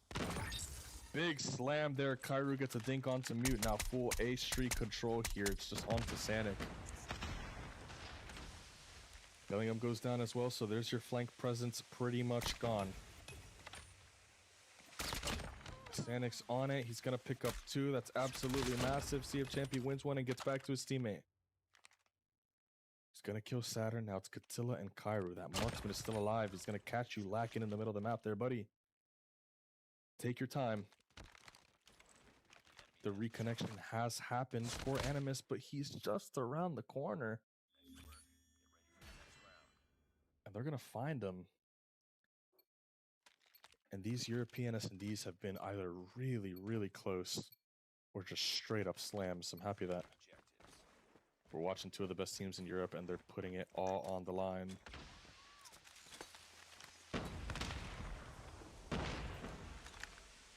ISO there for Shark to work through. Shark is very comparable, I think, to how Fahim is playing for the opponent. These are two guys that they completely trust in ISO. Kairu finds one to equalize it. 2v2 onto Champy. Sanic finds another one right here, but doesn't know that Kairu's on the other end of this wall. The bomb is down, so Kairu, tough spot right here. You're playing up against Marksman and a shotgun. Checks the corner, doesn't find anything. And they are doing a good job of getting back to each other 100%. I think this is a great play. I mean, Wanted, this is really good. This is really good from them. Knowing it's a 2v1, the bomb's down, he's got to pick up the bomb, he's got to make a play, and he's a marksman. So, I mean, really, in the end, Kairu really doesn't have a choice but to go to a bomb site that's going to give him the space to use his weapon. Dropping the high-low in the back B pretty much guarantees that if the SKS comes onto the B site, you with a shotgun and an SKS of yourself, you're going to be able to, just off the positioning alone, have a good time winning that. Kairu doesn't know it, but they are high-low in the back. Enough time has passed that I think Sanic and Axis are feeling like they've rotated off. And while that was true a couple moments ago, it's actually Kairu thinking potentially about this as well. And flipping the site. He's going to clear the back line. That trophy's going to be a giveaway. Bomb's going to go down and he just doesn't know. Here comes the slide there. The shotgun's going to tag up and get the kill onto this position. So a little bit of mind games there, but I think that Kairu gives himself away by throwing down that trophy system. Didn't hear that back whine slide, but they surely heard that piece of Uto and then the slide onto the bomb site. So maybe a missed opportunity right there.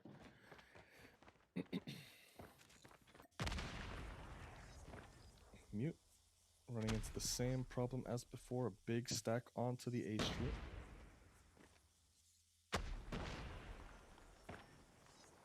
Looking for the nades, doesn't find it. He's got flak and a trophy. Gets a big kill onto Kairu. You're gonna love having that one. That's the marksman down. Marksman picked up there for Gatilla, I think. And Animus is not feeling great about this. They're going to move off the side. Problem is that if enough time goes by, as you're bouncing them off of A onto B side, this can happen. The shotgun can take that space into the B aggressively, and if Mute wants to too, we can exchange who's covering the A side position, maybe even getting in the building. And you have that chance to move the sniper just to get that straight look over the middle of the map, or even where number one is right now, taking this angle so you can reposition the SMG instead of having a sub here, where this range might not be great for the sub. You put a sniper there and it could look really good for you. Either way, Wanted juggling the map really well right here. Gatilla on the box, he gets a tap on that. Really nice shot onto Gatilla. Sees another one right there. We'll see if he goes for it. Very intelligent positioning here out of Fahim's. Gonna see that they're not banging him out. Back up to his teammate. Now Champy's with him. Mute's covering, and all they're doing is absolutely dominating the lanes, forcing Animus to work onto the parts of the map that they want to cover. And Wanted does an excellent job of just controlling the map, winning the opening engagements out of Mute right there. Knowing where it is that they're going to go when they're bouncing. I think if you're an upcoming team or even a really good team, I know that it's not the CDM, but there's a lot of really great fundamentals here that Wanted are displaying. And these are things that would carry over into really, really, really high-level competition right here. Mute tries to get a slide chow off, doesn't find it. Sanic tries to find one onto more players other than Gatilla. Not able to get it.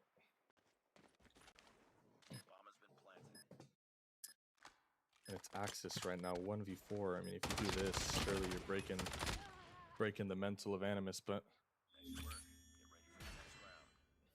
little 6-7 action right now. Somewhere Cali is aggressively dropping the 6-7, bro. Defend the objective. Little 2-1-2 action here for Wanted. Fahim right back in the middle of the map there. Takes the jump onto this one right here. It gives a swing.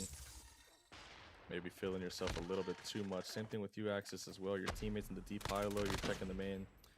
And I don't like that because you have this teammate right here looking down this hall, but you're standing in this doorway, taking this shoulder, effectively making this guy completely useless. So they definitely got to tighten that up because that's not something you're going to get away with too many times. Mew finds one onto Kairu. Marksman deep looking through the Shark position. And all Shark really has to do is wait for his team to take contact and defend his own swing. Here comes the contact.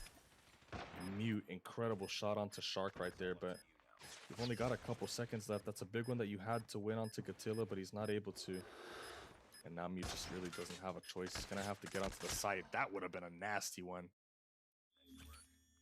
Animus claws their way back in. That experience is coming out and showing, and little glimpses of lack of experience there for Wanted with how they played that interaction there between Axis and Champy. Just not on the same page. But those are mistakes that Animus are just not going to make at this level. Big A-side take right there. Kairu lines him up right there. Gets 2 for the SKS. Wants a third one, but he's not going to swing it. Let his teammates get up on that. Marksman covering the A-long. And now we've got a gather up from Wanted on the staircase. Little back-to-back action happening inside of the building. Mew finds Kairu. And now they know at this point, because they've collapsed, that it's all in the building. So take a look right here. Axis with the shotgun. Can he get 2? He doesn't get 2. But he does get the kill that he needs to win the round. And unfortunately for them, they are going to lose that and go on to match point.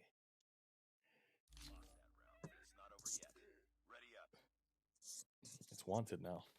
In control completely of which direction this game takes. And if you're Wanted, I don't think you want to go into an OT.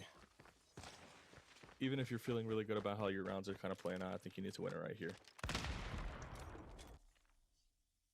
Street take for Bellingham. Slow game so far between both sides. Gatilla just sprinting, giving his information away. Not great. But a repo right there. Narx is looking for it, and I think that what we're going to end up seeing is some kind of work through the middle of the map right here for Narx or back onto the A side. I'd be very surprised if we just pivoted here without finding some value into the B position, because you still don't know yet where Axis is, but you know where Fahim is, and Fahim, normally that B player. You saw him on that A side. And surely we've heard now that the shotgun's on B. Mute finds a very important kill there onto Kairu, just huge for Mute. Little push through action happening in mid, and they've been killing him so far on this space take here. It's just a lot of space happening right now, but Sanik's there. Can he get one and get away? That's going to be the question. Bellingham finds another one. Now it's Axis, him versus Saturns. Both of them are going to hit marker each other. Couple back sprays there, but it's all up to Narx and Saturns. Narx, super European champion. One of the most experienced players in all of Call of Duty Mobile. The highest European earner of all time. With Saturn, a very decorated European player in his own, formerly of that Nova team. Bunch of other teams too. 117. Narx finds a huge one. Saturn's the experience. They take those ISOs. Now it's all onto the new blood Axis. With that shotgun. Tall task, but here's it right here. Can he get in? Find one. He does. Reposition right there. Gets a tag. And he does enough, but the COD gods don't want to give it to him. And we're in overtime.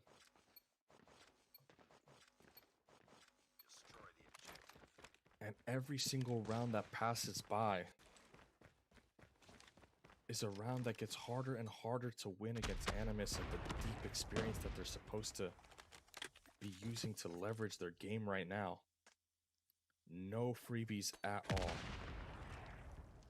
Same look out of Wanted the entire game so far. Fahim working on the middle of the map, some pins on the A side. This time shotgun's in, but they don't know that Fahim got through. And he kills Saturn. Secondary problem here for Animus is that you've taken control of the A Street, but we've kept that second player there just too long. You got a guy there who can actually move the map, and Narcs gets taken down. That's actually brutal for them. As Mute and Sanic find two. Now it's on to Kairu to try to save the day and give them some kind of hope going into the next round, but once again back against the wall. And Wanted, you're in overtime, but you just took the lead. Now your match point, you have to get out of this game right here. Don't let this get any further. You're looking really good on the map. Here comes the slam. Shotgun gamble pays off. It's on the A side. This time not B. Pre-stun doesn't land, but Animus is straight through. Some good positioning, but missed engagements. Bellingham on the bottom. Walking up. Security in the mid-map there for Animus. Maybe even a flank route coming here for Saturns. Doesn't happen. Nice crossfire in the building. You've got a marksman on the back line. And I like what I'm seeing from Wanted right here. Even though you have three, they did the due diligence. They know it's all on site and in the A cut. But can we find the engagements? It's on Mute right here to go big. He's got to find something. And they don't manage to get it done. Confident hit there for Animus. Pays off. 9-9 overtime. At least 2 more rounds coming forward. Mute spots the cross. Narcs takes a shot, misses. Bellingham in the middle of the map there. That's going to be Fahim. And it's the same exact setup. Pins over by the A site. Shotgun pin over by the B site. Maybe a little coin flip action. Mute and Fahim. Tried and tested. All reliable. Mute covers the overhead. Fahim tries to get an entry. Narcs very considerate on the backline here. Finds Fahim. Massive positioning there. Excellent positioning there. Actually finds a critical player. Now it's Mute. Trying his best to find Narcs, but he's just off to the corner. Sees it. Sees his elbow. Sees his elbow. Gets the kill. Now which direction do we move in? You saw Narcs. High-low in the back, but the shotgun doesn't have the range.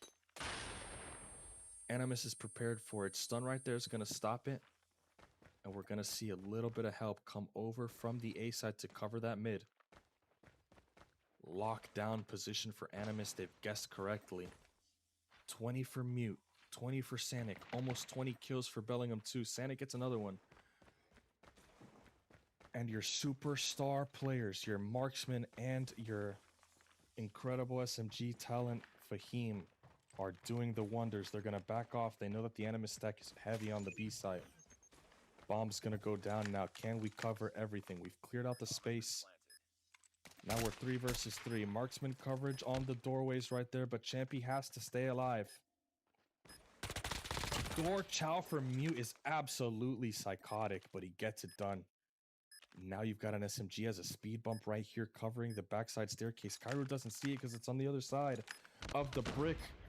Champy gets one and Mute gets another one, and another incredible mid-round right there. Not just from Narcs, I mean, back and forth, the experience shining through. Narcs positions to catch Fahim. Mute positions long enough just to find Narcs. Movement onto B site, feel the stack there, get it off confidently to the other side. Bomb down, post-plant successful. Here's that aggro hit. That coin flip, win an OT round strategy from Bellingham. He's going to go through the middle of the map right there. Aggro through. Can we pick up Saturns? We have to find him. We can't let him get away. He's one shot. Can't let him get away. And the tap is going to find it. Problem is that they don't know about Gatilla. But you know that that's the bomb carrier. So that's really good in itself. ISO on the other side. It's SKS. Watching this lane right here. The SKS is just gonna get this player. Couple body taps right there just to remind him who he's dealing with.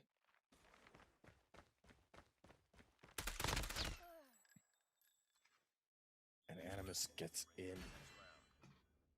into another round right here. We're 10-10, continuing overtime on the Coastal. Destroy the objective.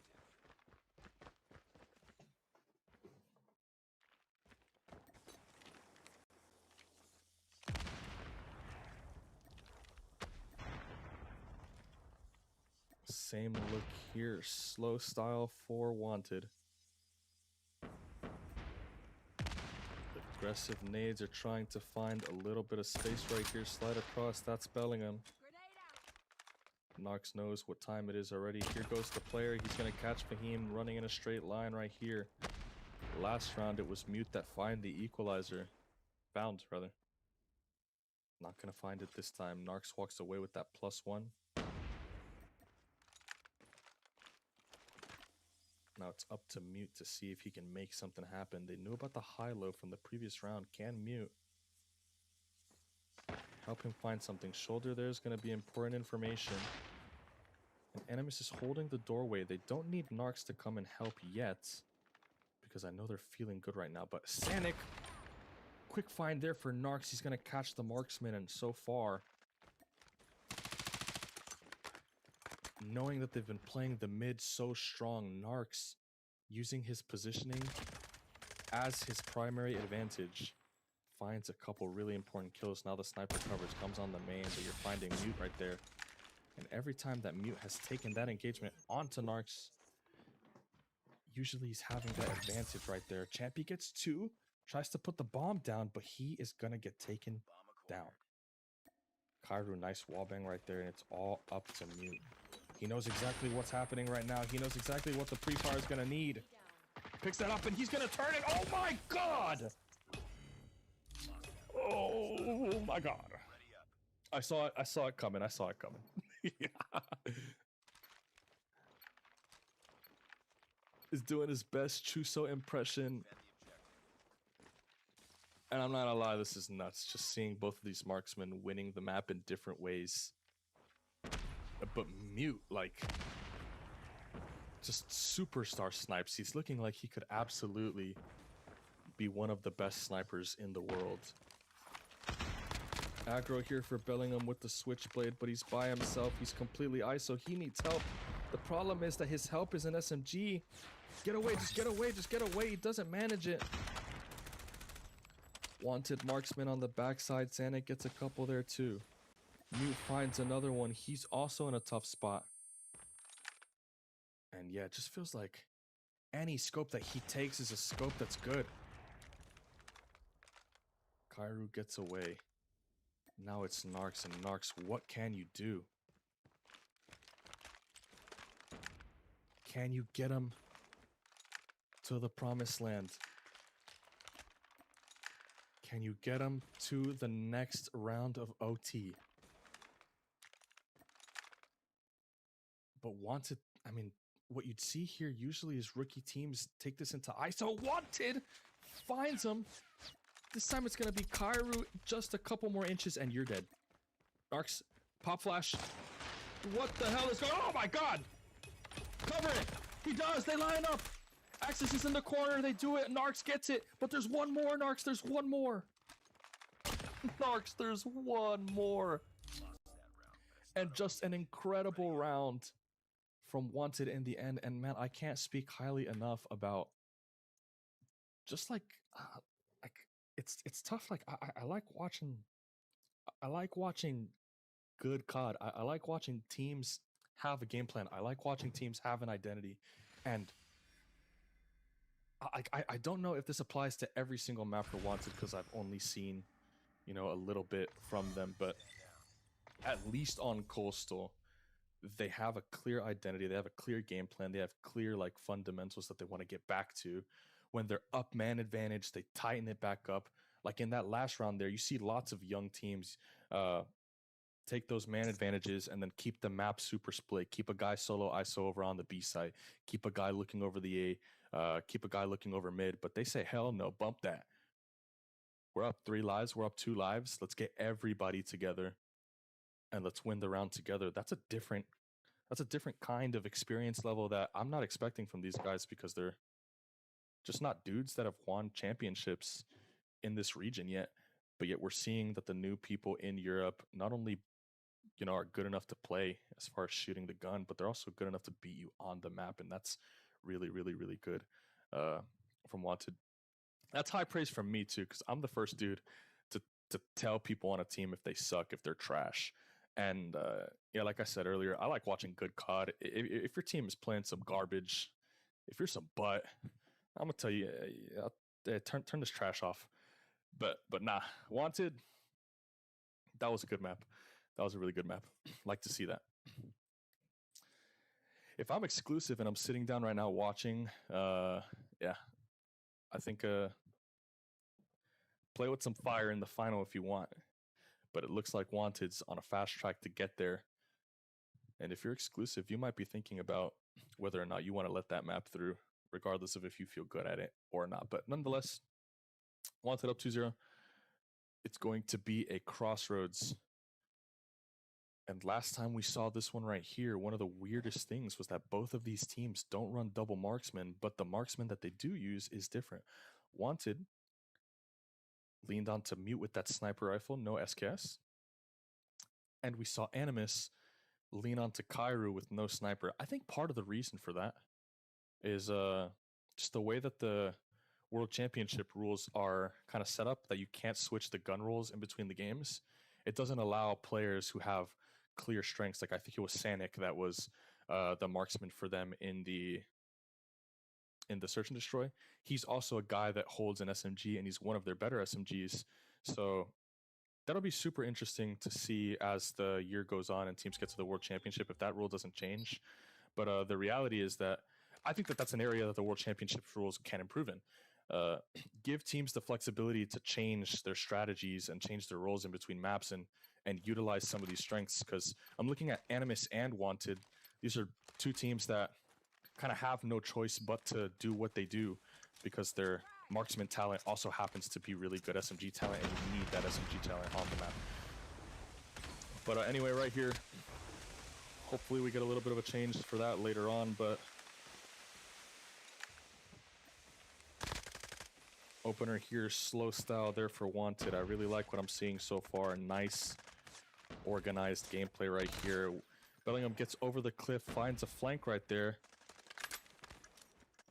But Animus is keeping pace.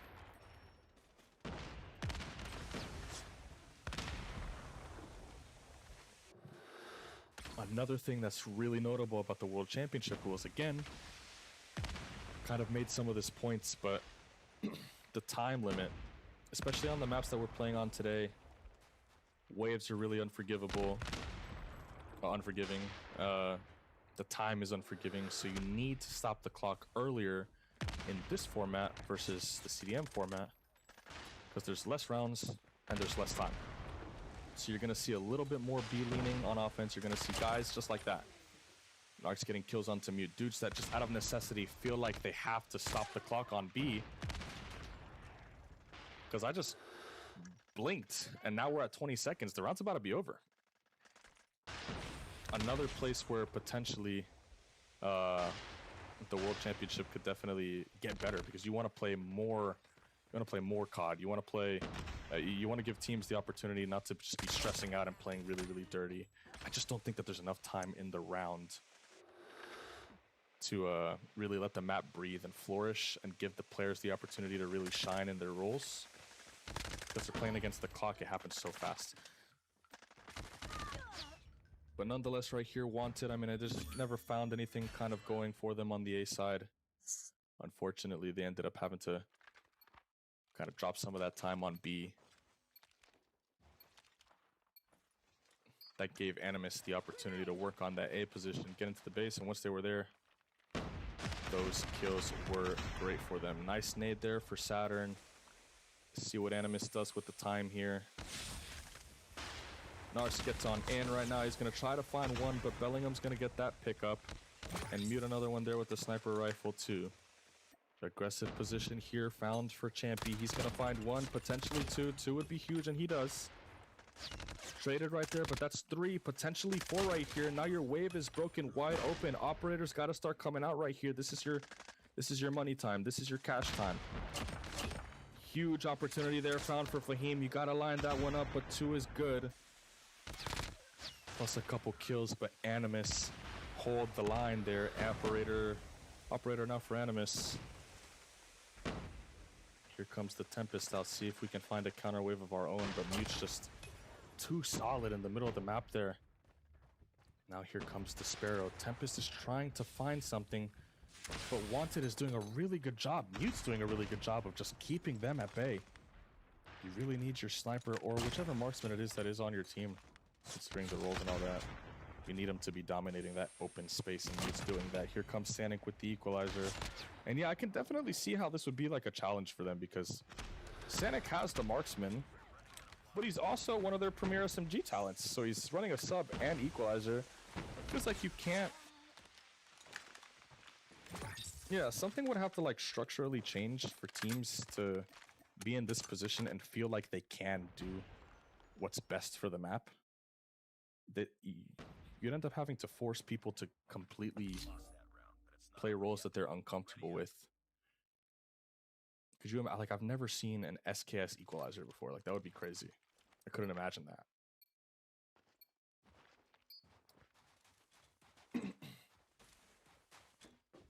Break off right here, 1-1, Wanted.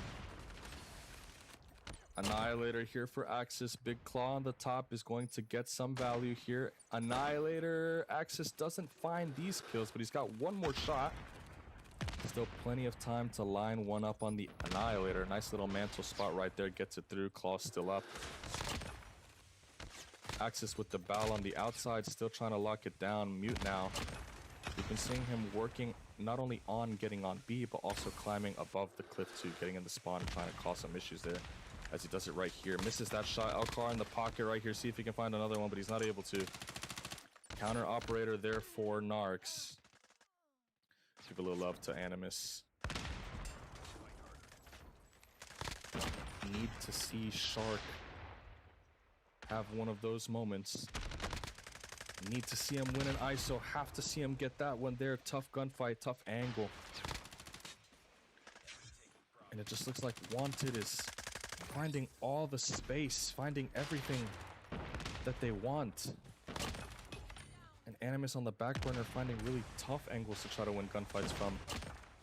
Whereas Wanted is getting clean power position angles. They find themselves in a little bit of a lead with the kills there. As there goes another Tempest right here for Bellingham gets that one onto Gatilla. Huge one onto Kairu. But two players get over the cliff. Now it's 15-6, and I just don't see Animus being able to find their way out of this one. We're certainly saving operators right here. We'll see if Wanted decide to do the same exact thing here.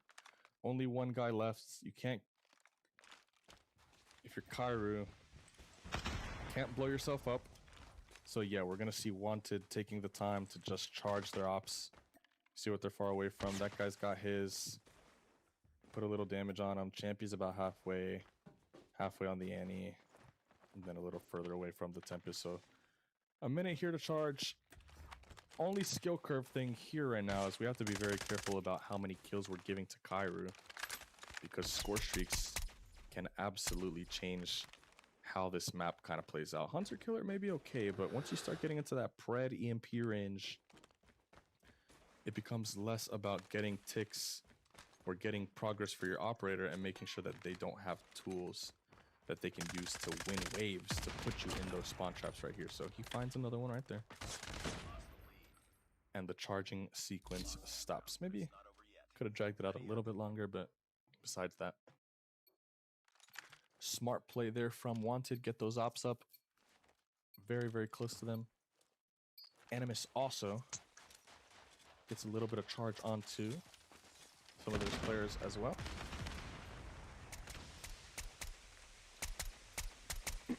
And I'm interested in what anybody would think about that, but like, in the World Championship rules, because you can't swap the roles and stuff, would you rather...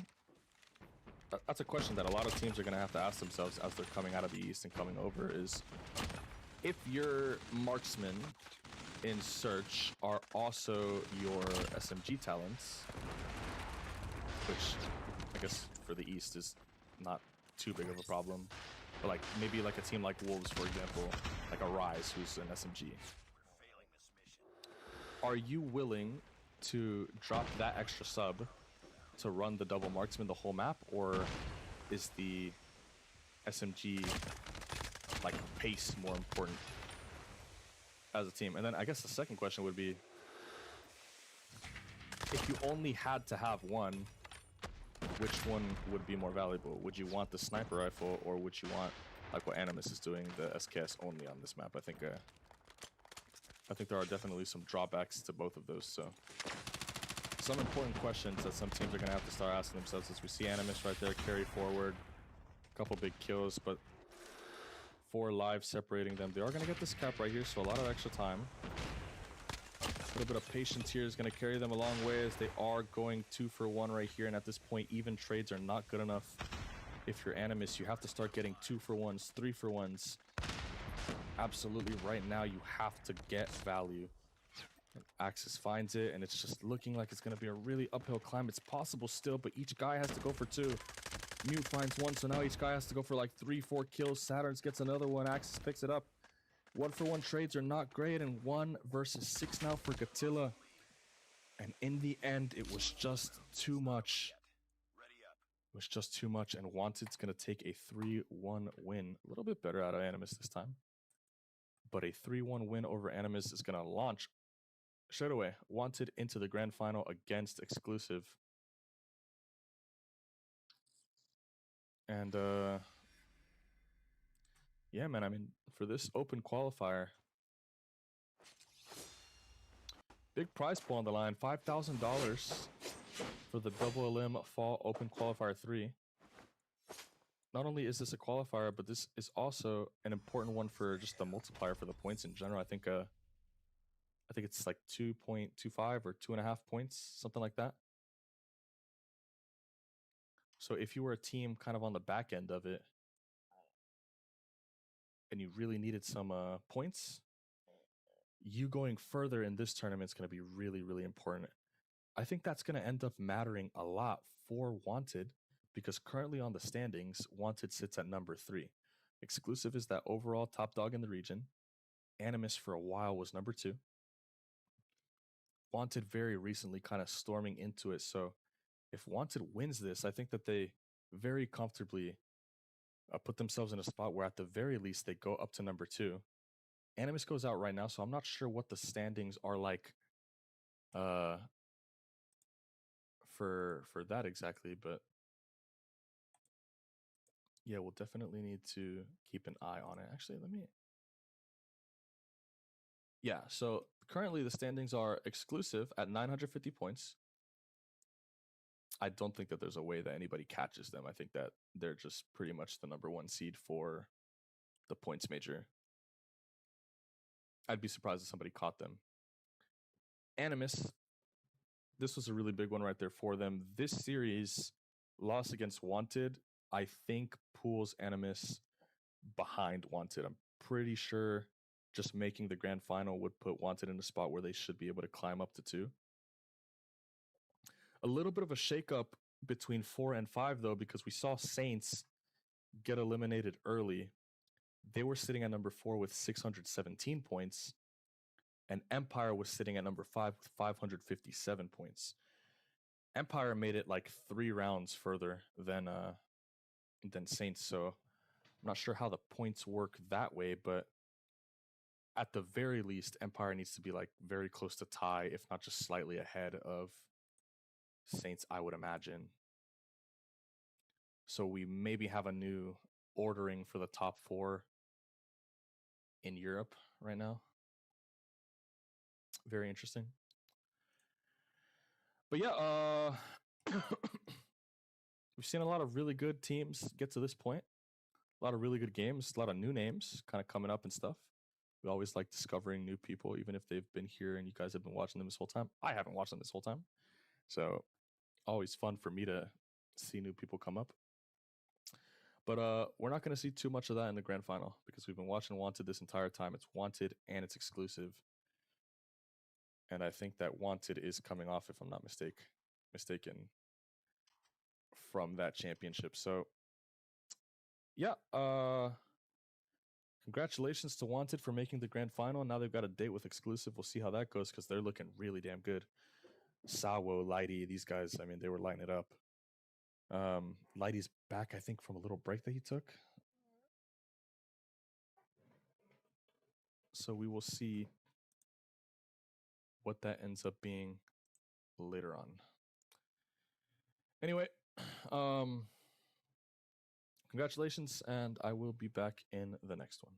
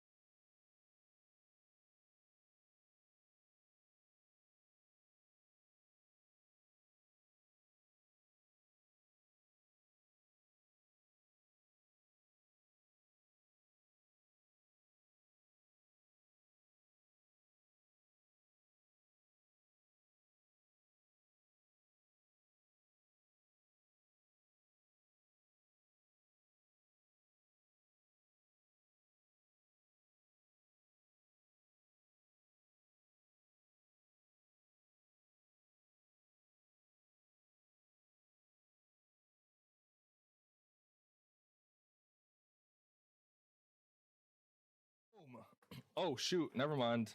No boom. Give me a second. Let me boom. Let me boom this back on the screen. Real talk. Boom. All right, we are back. What up?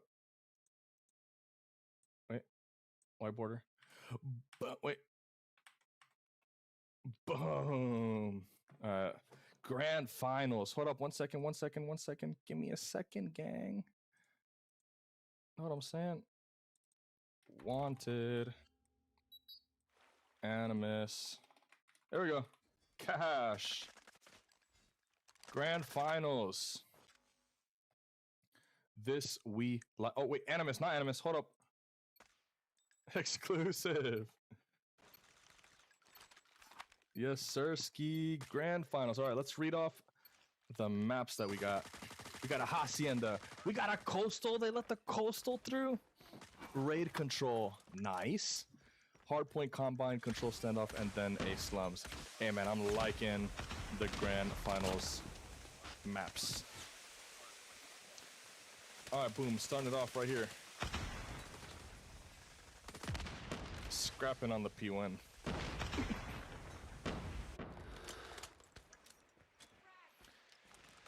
Looking pretty solid so far. We've already talked a ton about these teams, so no need to reintroduce all of these guys.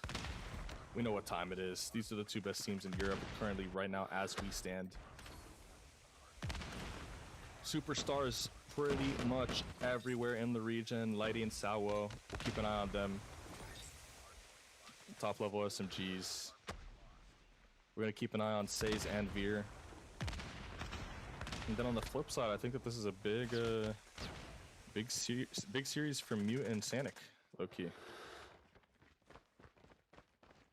Fahim, I think last time he played against these guys, let me check this out. Yeah, last time they played up against Exclusive, Fahim wasn't too great, so I definitely need Fahim to bounce back a little bit. See if he can get himself back into the flow of contributing. They're definitely going to need him for sure. Good rotation right now for Exclusive onto the P2.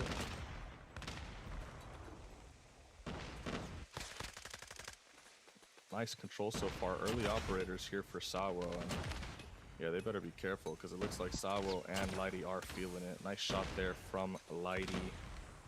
And you know, Exclusive really just kind of has everything that they need, I think, to be really good internationally. I think that they've got two super talented subs between Sawo and Lighty. They've got a guy that's just really experienced, and Neil that knows how to fill all the roles. Has played AR, has played sub, played sniper, played marksman before. He's touched all of the roles. Big objective contributor for them right now. Also, fragging very, very well. He's sitting at that 9, keeping strong pace up there with the rest of his team. And then you got Veer. Every team needs a great war machine. Veer is definitely the premier war machine right now in Europe. He's got that EMP as well, so he's a shooter. And between him and Saze, they're just balling right now, controlling the lanes for the map so that those subs can get up and do the dirty.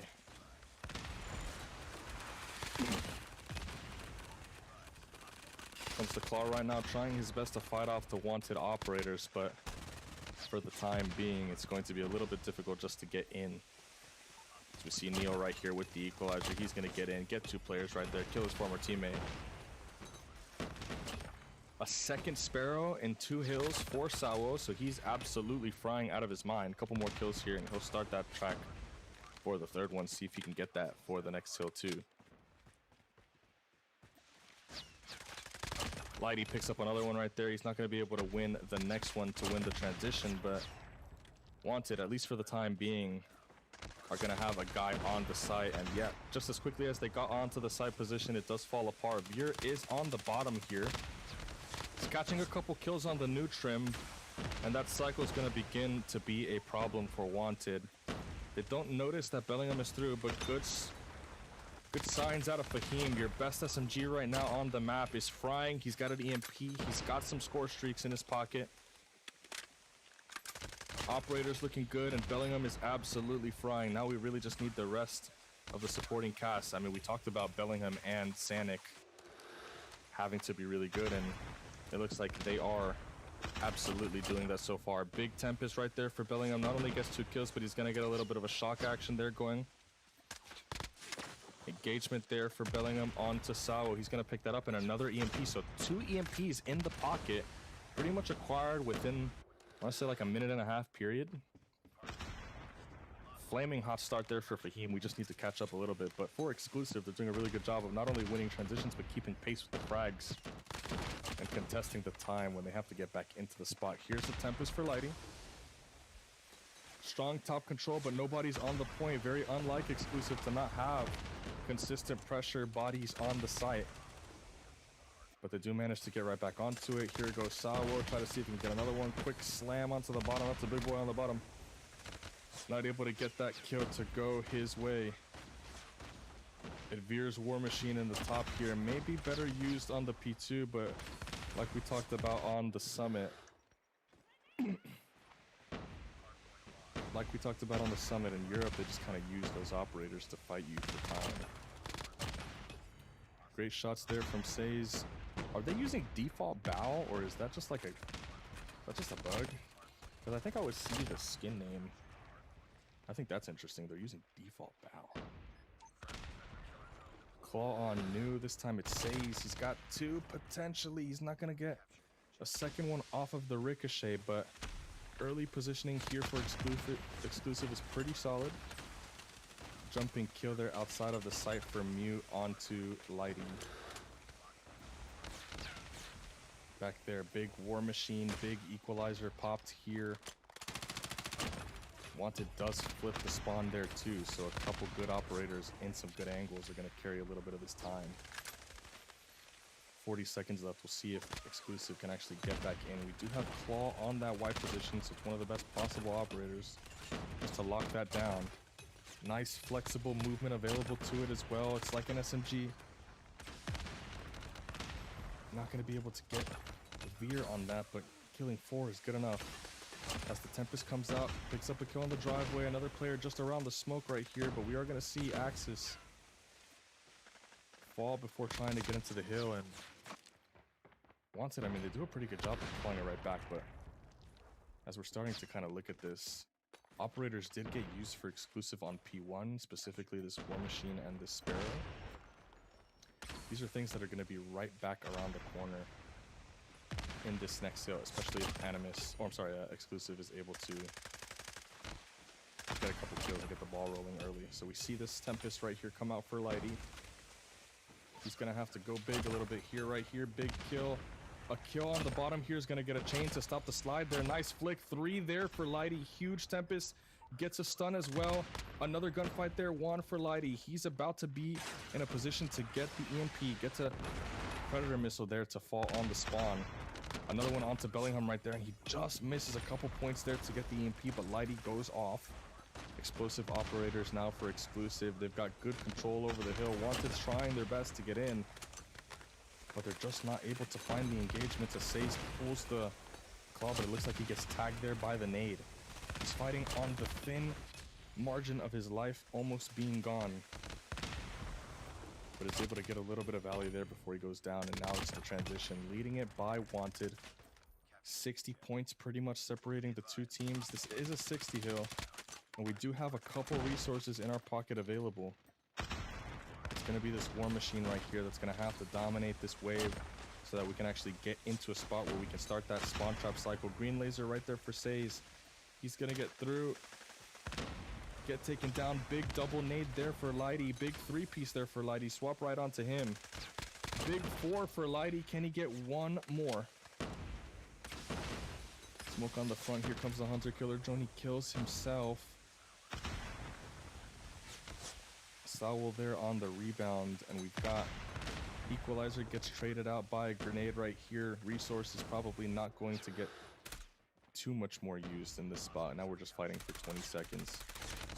But the problem here is that Wanted, I mean, you had a really great place, really good spot, really good spawn control there for that rock kill, but you weren't able to convert your War Machine or any of your other kills.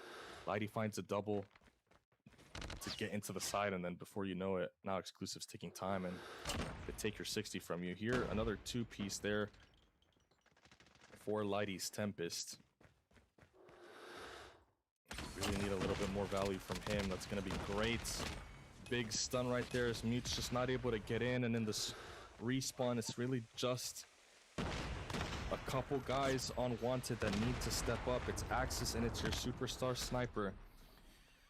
Mute on that AR that has to be a little bit more consistent. For the time being, it's the ARs for Wanted that are just not clearing the space that those SMGs really need to dominate on the front line. But in spite of that, the SMGs are still performing very, very well. It's just that the SMGs for Exclusive are performing just a little bit better. Here's another EMP for Lighty. That'll be the third one of him for his game. Claw goes down, lots of bodies down on P1, and Exclusive sneakily, I think that they just want to kind of get out of this, get any time that they can here, so that if a break happens on the next hill, they'd only be within a couple points of scoring enough to win the game.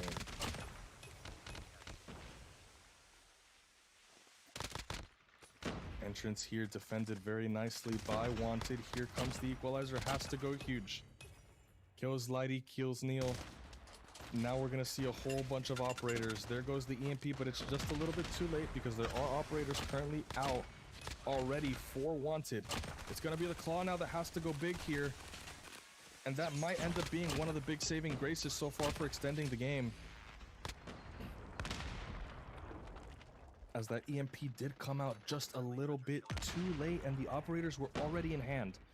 So Wanted only 20 points left, 19 points left before this one is done and wraps. A big War Machine there is going to get enough damage for the teammates to win that wave. Champion on an entry here, it's going to be Lighty. He's going to try to get in, but he's not able to find any value. Big kills now, and we're on a cycle where you're looking at this. It's 7 uncontested kills there for Wanted.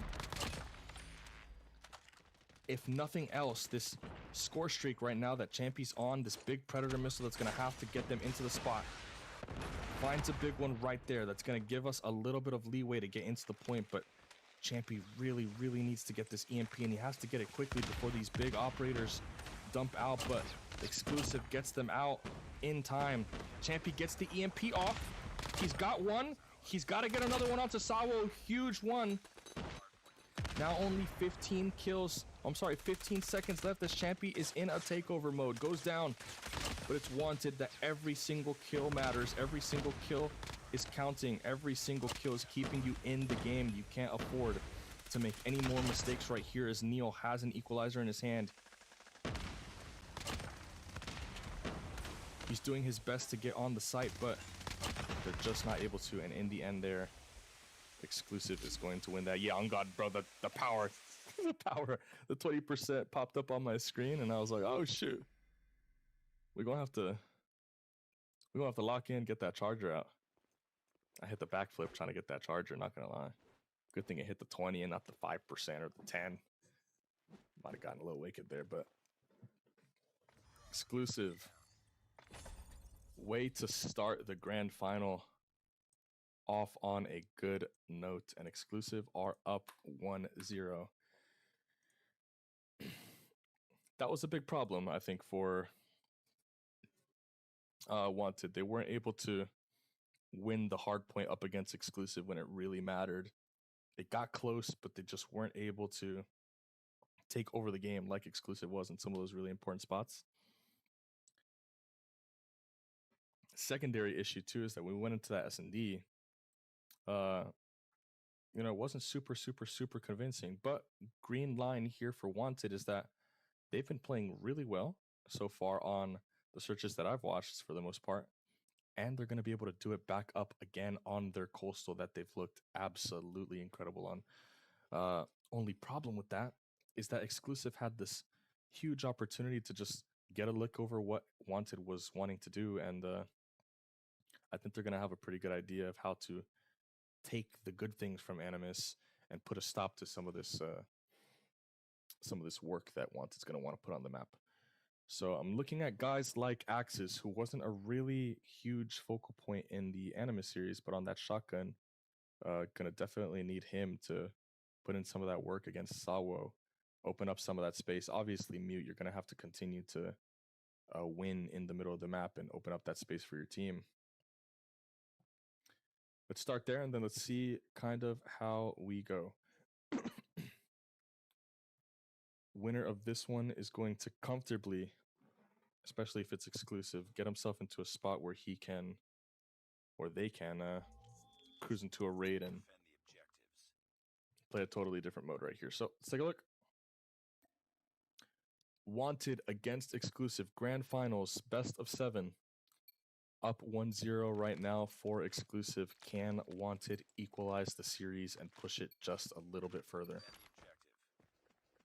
the objective. Oh, and one thing as well here too is that exclusive, sorry, appreciate it. Exclusive has a map advantage, so it's actually going to be 2-0 right now for exclusive. Wanted are definitely in a little bit of a hole, but they're going to have an opportunity right here to just get one and then see if they can find a little bit more green pastures in some of these maps. I think raid might be a pretty decent one for them there too. I personally, just off of experience alone, probably be leaning a little bit on exclusive to be the favorite on the raid control. So if that's the case and it ends up shaking out that way, Wanted, no questions asked, you have to win this you have to win the search and destroy. This needs to be a strong point for you. Looking further, Combine, I mean, that was a pretty decent map for Wanted not too long ago. There's a standoff, Wanted was shooting there, and then a slums. All of these maps, I mean, I really like exclusive on a lot of these maps too, so I guess we'll see. Defend the objectives. We are going to see. Wanted are starting off on defense, so exclusive is going to get the opportunity to play the pace of the game that they want to start. Drop this down right here. We'll start off with Mute and see if he can get any kind of information over the middle of the map. Nope, he's going to go over the street. Veer's not going to take the challenge himself. We're working on the B lane. Interesting side position here for the sniper. Get the SMG on a high-low right here just to kind of watch a push-through angle. No shotgun, interestingly, here for exclusive. So Axis is going to have a little bit of an advantage right here, specifically in this position. It would be extremely unlucky for him if he doesn't have a one-tap every single time, but as long as the centering is good, that flak jacket and that ST are going to keep him safe from those tactical utilities. Other side right here, nobody giving an inch. Mute is occupying this A street. It's going to be on exclusive right now to figure out what it is that they want to do. Here comes the shift into the A cut. But Sanic is waiting there. He's going to pick up the one tap onto Say. Sniper repositions right now. Very, very important distinction there for Mute. And the marksmen are just tearing it up. We do get onto the site right here. Little flank here for Neo, and he's not going to be able to get anything more than one. Flash right there, but they're going to back off. Lucky that that was not a stun. 3 players for Wanted right now on the other side. 2-tap right here for Lighty. Or a 3, I don't know, that was quick. And Wanted on that defense, they're going to find a really great start to the series. I'm really interested on what they banned. Enemy has dropped a bomb. Wanted bans Meltdown, exclusive bans firing range. Very interesting. Slow style opener again. Bellingham in the middle of the map, just trying to see if he can weasel his way into any kind of space. As usual, shotgun having that priority over the B cut since there is no counter shotgun. Might not be something that they recognize until a little bit later if they haven't already. Sanic on his straight, Mute on his straight. Here comes the nade. Nade's gonna miss. Taking a look right now at the exclusive marksman. Bellingham just barely doesn't get clipped right here. SKS engagement onto the sniper on the back line right here. Stun to kind of boot over there. It's going to take away the trophy system, but he does have the flak jacket, so Mute still on his spot. Can't really get him off of it. It's going to be tough to do it with anything more than a couple nades. You have to not only throw the nades, but you have to line them up correctly. Don't know if Mute's going to be able to see Neo crawling up, but if Neo can get on this, he might find himself. Mute does see it. Feeds that information to Bellingham right here, finds Neo, and Mute does it himself. Other hand here, it's Veer and it's Says in the middle of the map, just working. Asao gets tagged up from the A cut. While all of that's happening, Lighty works his way through the B site and finds some value. But it's actually Sanic right here who's going to be able to get some information, gets a tag onto that player, and Lighty runs away.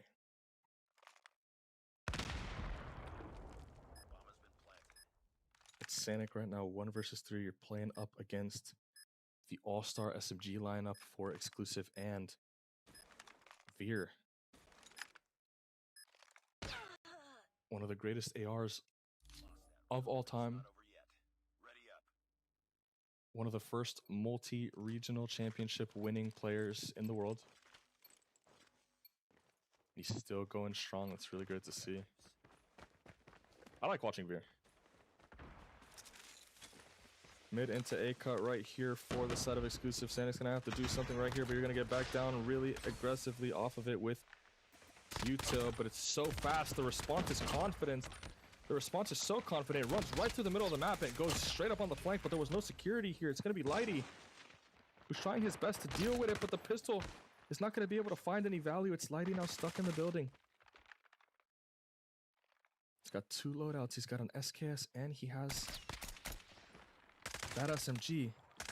Trying his best, but the pistol's just too much for Lighty. And so far, so good on defense there. Really fast, aggressive responses. It's like mid into A cup. Boom, this is what we're going to do. This is what we're going to do. Wanted on the ball. Same thing with exclusive too. I think exclusive's also on the ball. They're making sure that they know the direction that they want to be moving in. And they're not letting Wanted dictate that too much. Mid into the A side, you got to be careful. Be careful with this the sniper here is Veer is providing the security on the back line. He finds Bellingham. Axis is going to be patient. He's going to wait his best to line it up. Lines it up properly. High-low there goes for Sawo. Now it's all on to Mute and Axis. Shotgun finds nothing.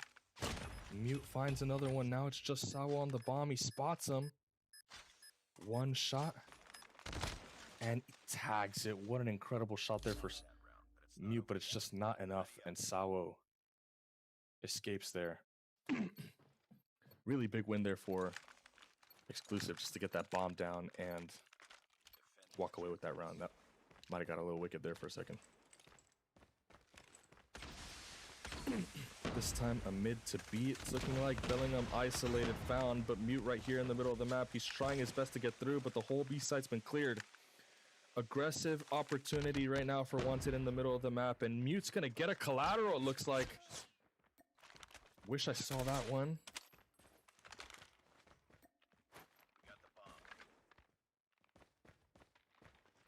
It's Sawo right now with that shotgun and the FSS and the bomb in his hand, so he's got full control over how this round's gonna be played. Champy takes a swing and no damage, barely, from that HS. Champy takes a confident swing. Champy finds it. Enemy has dropped the bomb.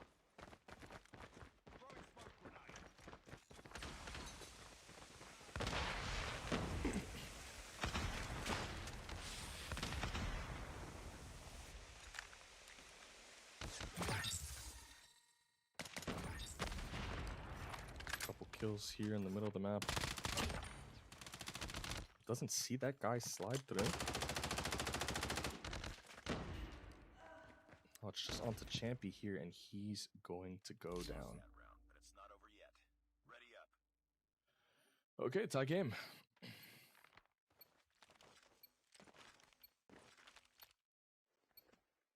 Defend the objective.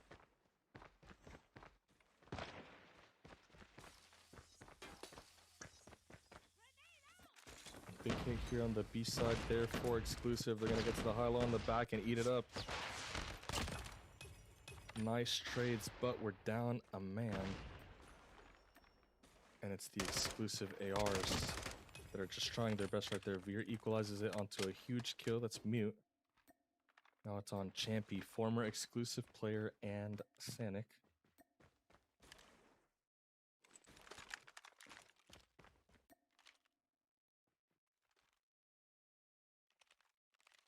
And right now, I think Sanic, I mean, if you're going to do this, brother, get on the other side and use the heady. What are you doing? Lock in. Yeah, you're on defense too. You're on the wrong side of it, but okay.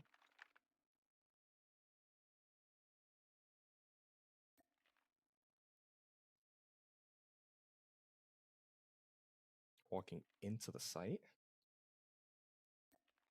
Champy sees it, slides, gets a kill. Finish it.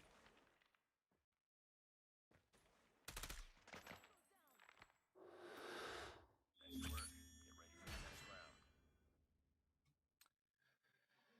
Round win for Wanted. Defend the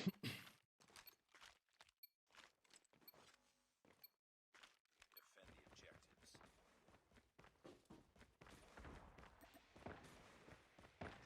Big A slam here for exclusive. Mute's gonna try his best. Luckily, he has ST and Flak, but he's just a little too slow. He's not gonna be able to get away here. Champy on his spot right here. He's gonna get behind all of exclusive. Champy finds a great position. And wow. It's Says now, just left alive. He has to deal with the whole Wanted team pretty much. Finds Bellingham, good 2 shots right there. Oh my lord, he almost got it. Would have been an extra player. He probably gets taken down anyway, but they do go up 5-2-3. Defend the objective. The enemy has the bomb.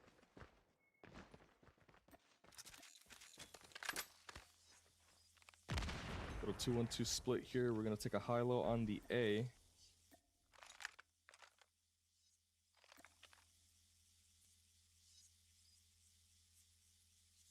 Slowly working on the A side right here. Bellingham on the top position. Champy trades it out. Gets 2 right there. Side control right now for Champion Wanted. Mute finds another one there. Now it's just Says. Oh, I'm sorry, Asawo and Lighty. Problem is that there's a high-low right here waiting for him. I don't think that they know about that, but they're going to try their best right here. Axis. He has the SKS dead to right here, but he's pinned inside the corner. It's an SKS and a really tough angle there. Sawo gets around the corner. But you're playing against both the marksmen. They're going to back down. You're going to give the SMG some space. And Mute's going to be able to find it. And Wanted are up 6-3 on the S&D Coastal. I don't know. I think this was a mistake for exclusive to let this one through. Destroy the objective. A side hit. Bellingham Classic in the middle of the map there, followed by Mute. Says an exclusive, taking control of the A Street. Very important part of the strategy here.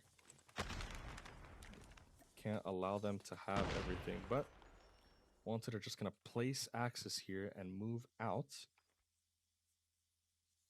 I think they have a pretty good idea that there is some kind of pressure on that A Street, so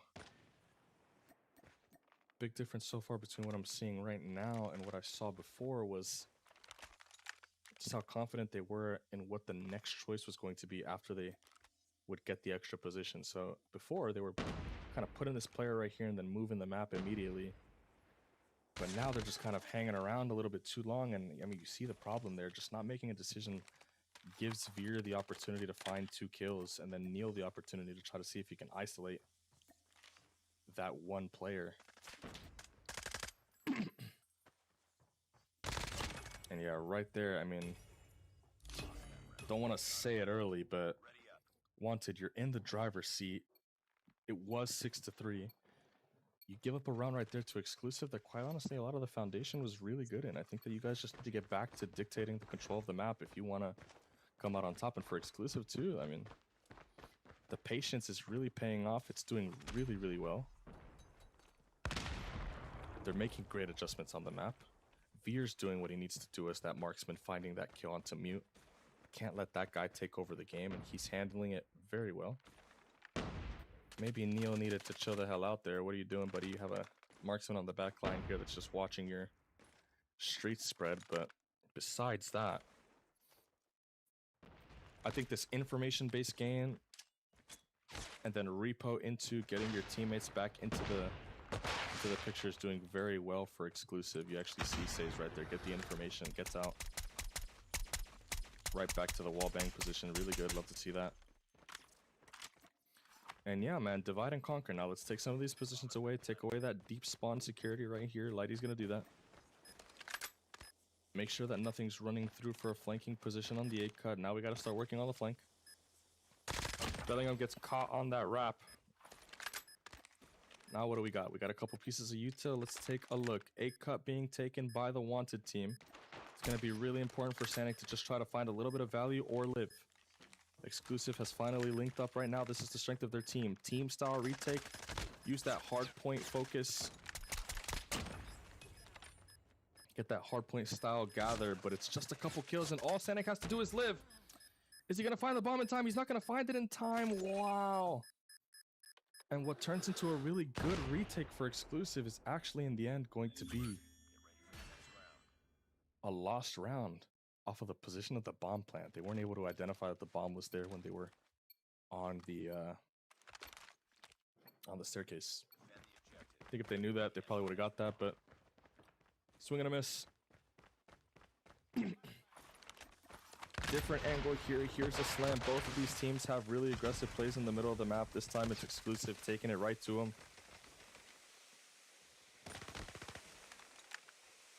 And they're hunting. They go and they get them, and I'm really liking that we're seeing an Exclusive team that's not going away. Even though they're down a couple rounds, they're fighting back. They're playing strong.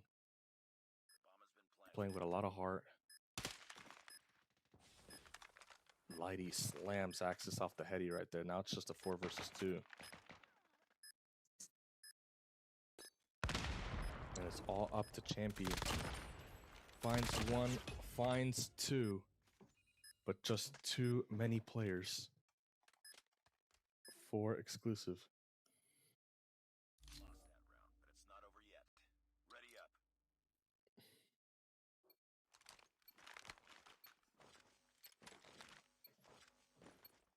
Only a couple rounds right now separating Exclusive from Wanted.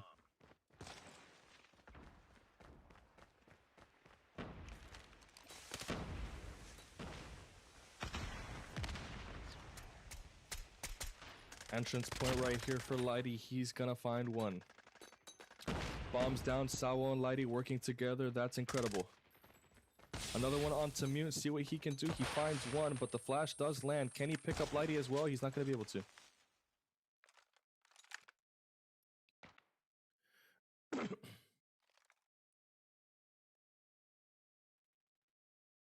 Now just a 2 versus 4, and once again it's Mute and Axis. Mute's trying his best to just find anything, but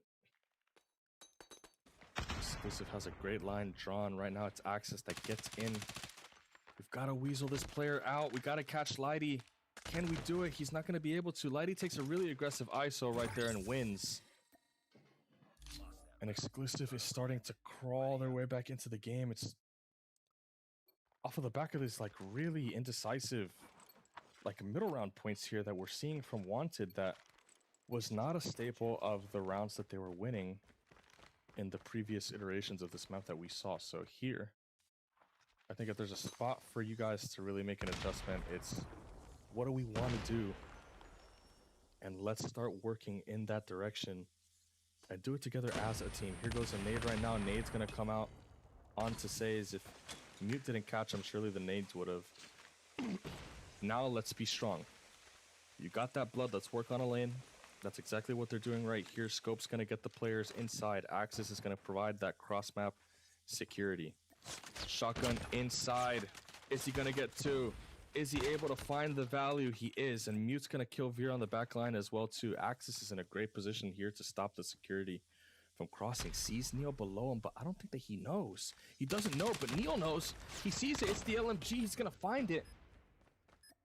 Lighty catches Mute being just a little too greedy and it's on Champy again, who's having a hell of a map. He's at 16 and 10. Goddamn theme. 3 and 13. Lock in. Holy moly. And Champy's going to go down and Exclusive. I mean, they fight their way back and now it's tied all 7-7. And Exclusive's doing a really good job of just kind of balancing themselves on this tightrope. A little bit of big plays there from guys individually stepping up as well is huge. What's the map count? It's at the top of the screen, brother.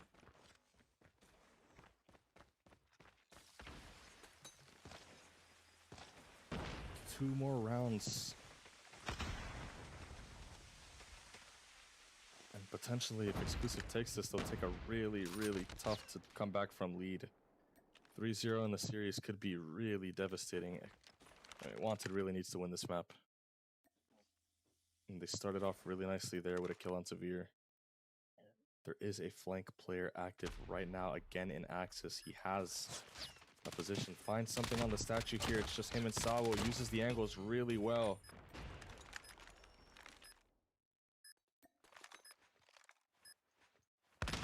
Stays on that statue. It's just Lighty and Says.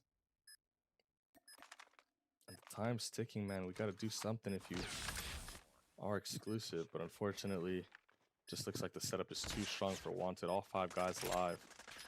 They're coming, they're hunting, they're getting you. And Wanted finally breaks the run and gets this round. And I mean, I don't know if you want to go to OT, man. OT gets scary, gets a little wicked, and I don't know how deep your bag is because Exclusive saw pretty much everything that you guys had. Big nades there, stop the initial A-slam. We take control of the street. Wanted slow and steady. They've got Axis pinning. He's dropped the shotgun.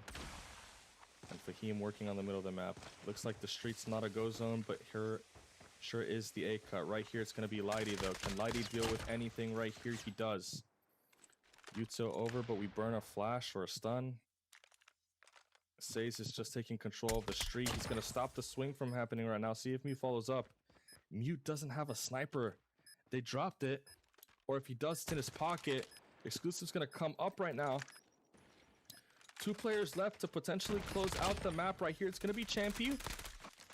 These are the guys you want alive. It's Sanic, and he does close it out. And in a 2 versus 4,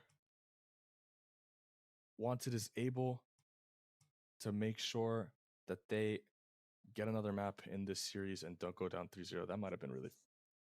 Well, I was about to let one fly there. I'm not going to lie. My vocabulary. But, yeah, that might have been a really tough one to win. If you go down 3-0, I don't know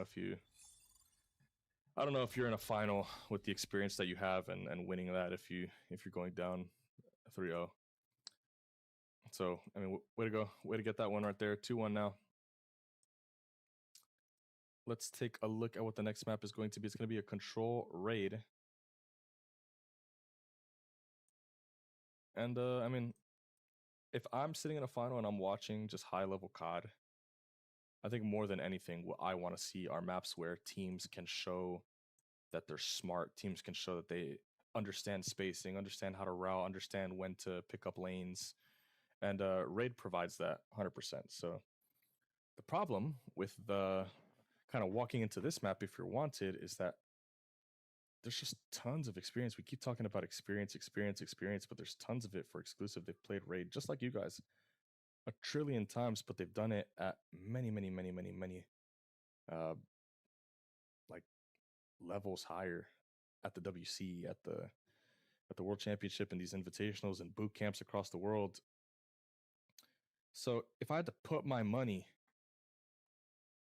on a team to look convincing here, I'm thinking it has to be exclusive. But another thing to, I guess, take note of is which marksman is going to be available. That's another thing that we have to revisit here, because on raid, low key, you have to snipe. You have to. Like, if you're not sniping on raid, what's going on?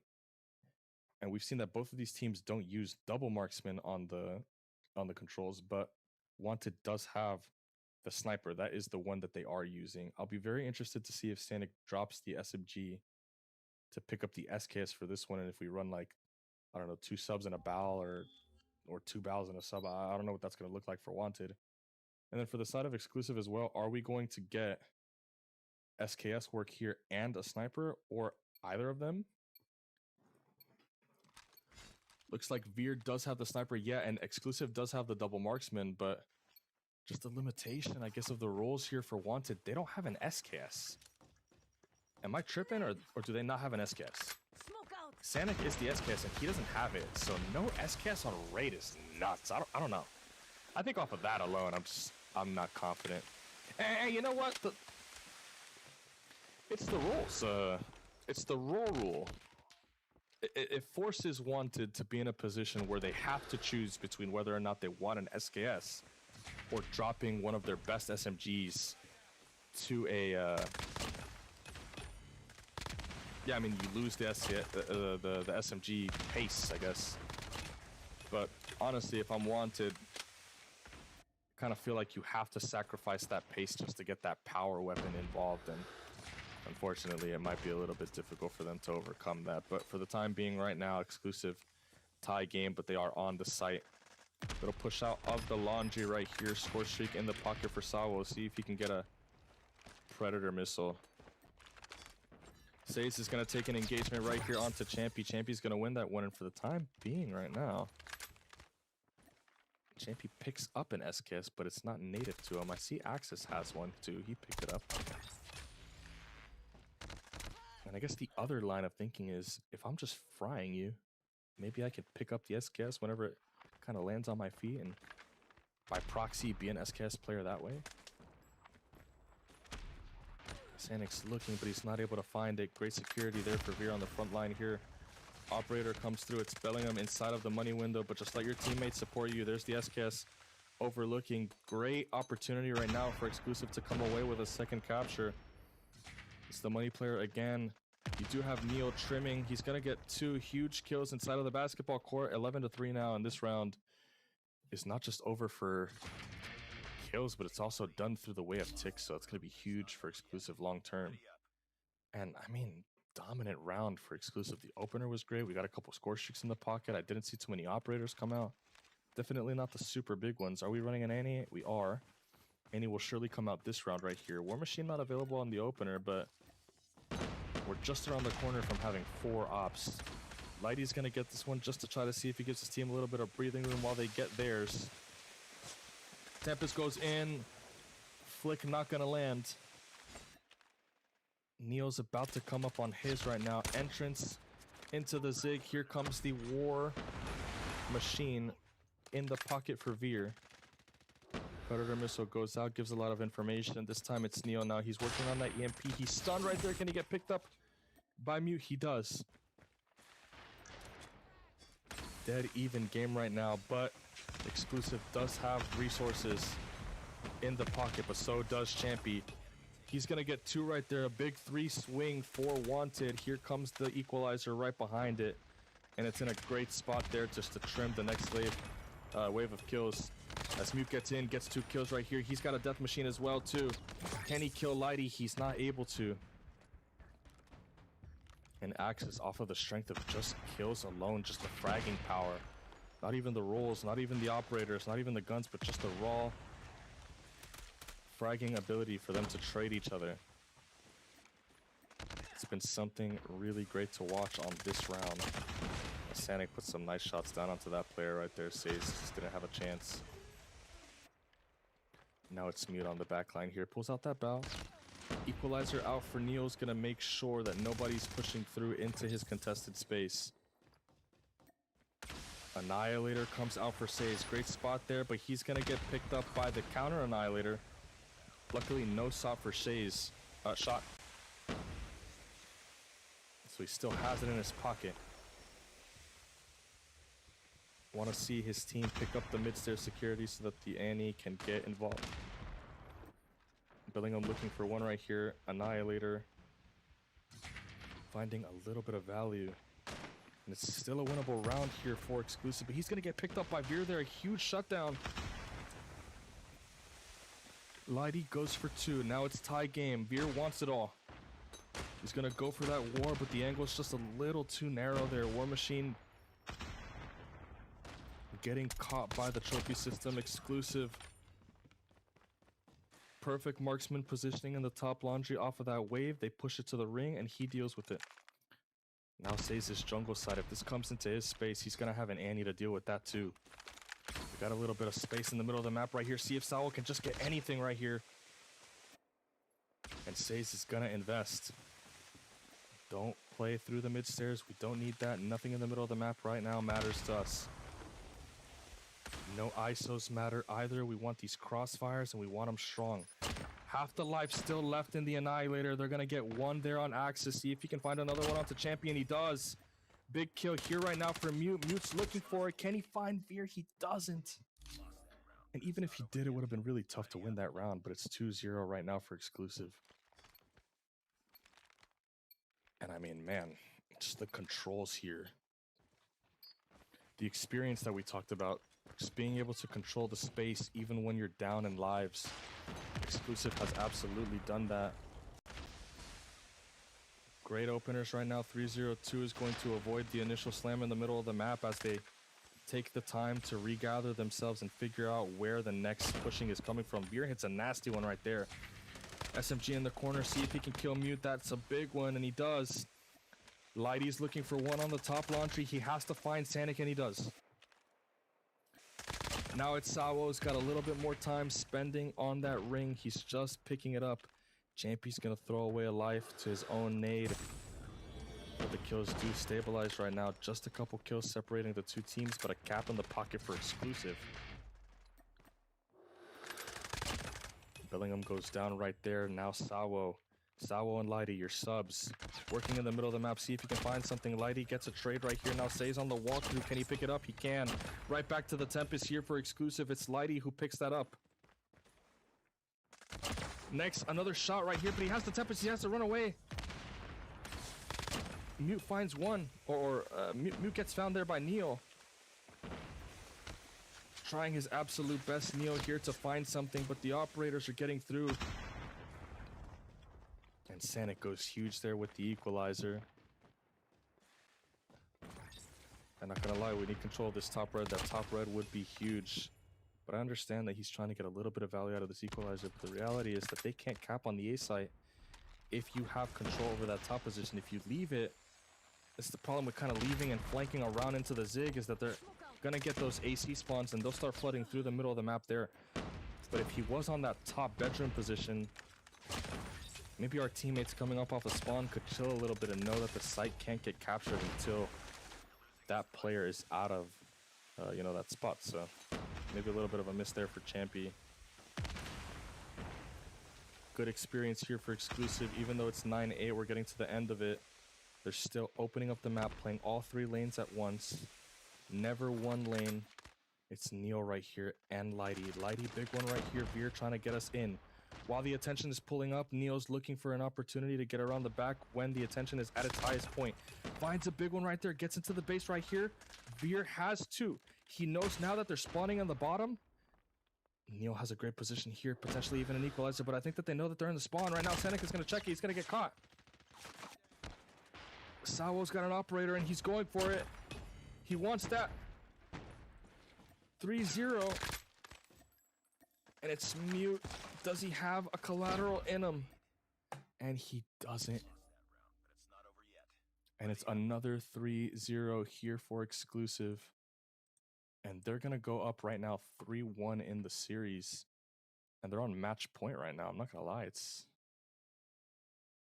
it's just really difficult to play that map when you're not taking space. And on top of that, the space that you take too needs to be like, it needs to be I don't know, the tactical is not the right word, but like there needs to be goals behind the space that you're taking there. One of the biggest spots in that last round there, I think that I saw was Champy with the equalizer when he got through the bedroom and had that AC and then decided to run through the position and try to flank around. I understand having the operator and having the sub and wanting to look for some kind of value, try to see if you can find something for your team. But the problem with that is that instead of him playing into the bedroom and just solidifying that as a lane that couldn't be played through, he decides to flank.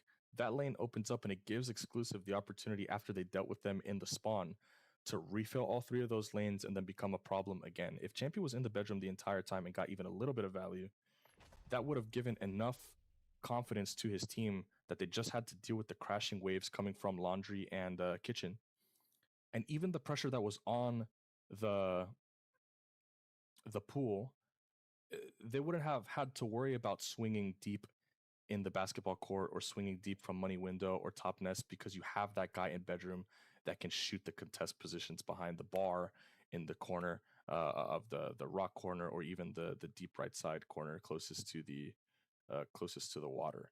So I mean, you never want to blame a player for the loss. Obviously they lost 3-0, but I think that Champy had a chance to win a round there, and then who knows, once you win a round you get a little bit of momentum going, you can do some things there. But aside from that too, not having an SKS was really brutal. I'm not a big fan of dropping a power weapon like that for a sub. Definitely not on raid. You can maybe get away with it on standoff or crossroad, but Sanic not having that, I mean, it was free for Says. You saw it time and time again, him just on power lanes, on headies, on top bedroom, just completely unkillable in a lot of those like really powerful spots. And on top of that, he has an annihilator just to further dominate the lane. If you don't have the marksman and you're playing that map, you're just not going to have a really good time. So I don't know how Wanted going into the points major figures out how they want to adjust that, but that's definitely probably going to be something that they're going to need to talk about a little bit. But enough of that for Wanted. Exclusive played a tremendous map, really well put together, really well polished. Subs were frying, ARs were frying, Veer was incredible, operators were great. They filled all the lanes correctly. I mean, just looking at Exclusive, at least for the competition right now in their region ahead of them, they're playing very well. They're making sure that nobody's on the map looking better than them.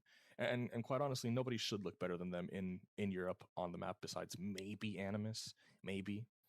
Just the two most experienced teams. You've played against pretty much all the best players in the world at the World Championship every single year. If you're Exclusive, you boot camped last year in the Philippines or the year before. I don't remember. I think it was last year. Last year or the year before, one of those 2 years. You boot camped in the Philippines and you got even more experience. So it's like, yeah, absolutely. At this stage of the game, with the experience that they have, they should definitely be dominating the logical aspect of the map for sure. Let's see what else. Now we're going into a combine hardpoint. I mean, I think both of these teams are pretty strong on this map, so it's definitely going to have to come down to, you know, just straight up who's coming out gunning. A good deal of this is gunfights turn into spawns. Spawns turns into, you know, good transition into operators, and all of these things kind of snowball together. So yeah, man, a different set of challenges here for the combine for both of these teams. We'll have to see if they can actually pick some of those intangibles up and change the hardpoint strategy from Hacienda to a little bit of a faster trim-based game. We will see how that goes.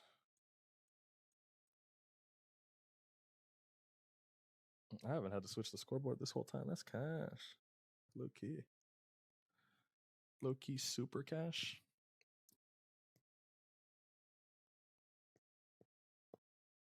All right. Looking good.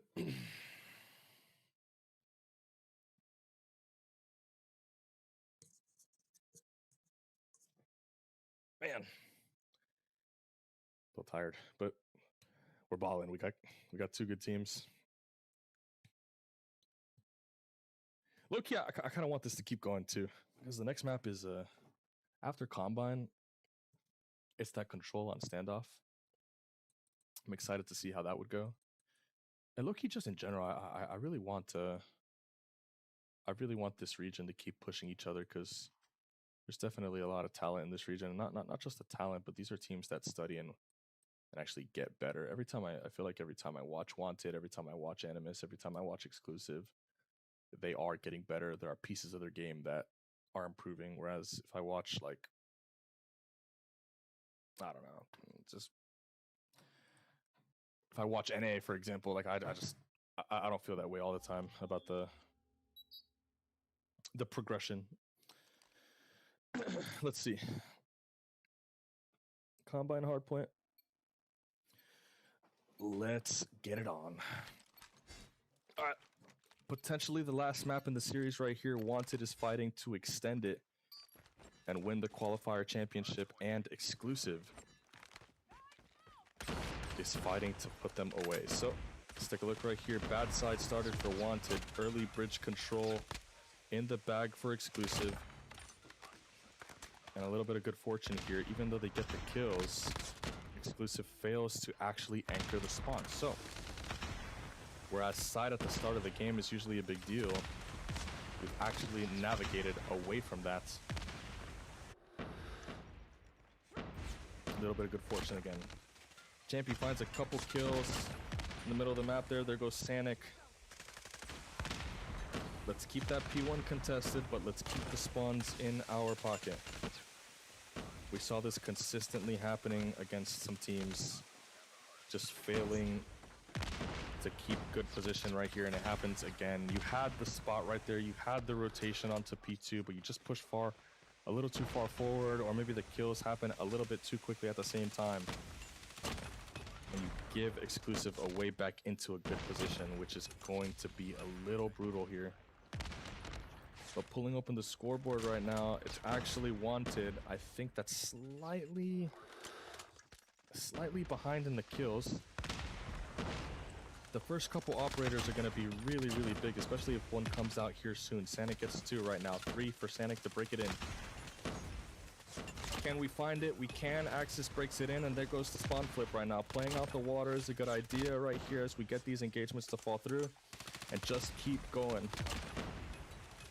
Finds another one on the other side there. It's going to be Veer. Early Tempest out for Bellingham, and this is going to be an important operator, not just for getting the time, but for keeping the map pushing for a really big one. Can he find a pit? No, he can't. But what I really wanted to see after that was just to push through the map and try to see if we can flip the spawn. But you get that really big wave here. Oh, man, it's just really troublesome here for you to find all these kills in the middle of the map at around that 20-ish seconds mark. And then just kind of sit on it. You're still anchoring on the back. We don't want those spawns anymore. We got to push through and try to see if we can win the row on new. But instead, it's actually going to be Exclusive that hangs on to the spawns. On that backline, there are a couple big ones there, but Wanted gets really lucky again. And now they're going to have another opportunity to see if they can get one of these really important operators out into the fold here. It's going to be him that finds the kill onto Veer and Lighty. Perfect positioning here for the equalizer. He's going to really like to have that, but a couple operators for Exclusive might make it really tough. As we have the Sparrow, but he's going to fall by his own hand, take one with him, but it's just not enough to keep control of the point. And Exclusive gets in. Now it's Exclusive just running roughshod right all over them. Equalizer doing its best to stabilize the spawns. Teammates come in, see if he can find another one. It's going to be a claw for 15. Claw for 15 and 1 kill is not good. When you have the spawns to rotate to the next hill and use that claw, that's going to be really great for the wallbangs on this hill. A swing and a miss there. Bad operator usage there, I think, from Champions. Not great. Big flank right here for Sanic. And Sanic and Bellingham are absolutely doing what they need to do on the front line. We need a little bit of AR step up. Somebody has to match Veer. Somebody has to match Says. That combination right there as the War Machine gets in and I mean, you'd love to have it when your War Machine player is also your lead AR and there's fragging. The truth is that having that operator pretty consistently through the map is going to be a really big part of controlling the choke point space here, as Wanted finally manages to get right back in.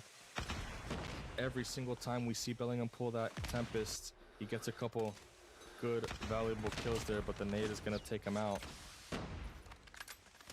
And Wanted, it's like, man, they get in, they get fragged out, a nade falls, they get a couple kills, they lose the position.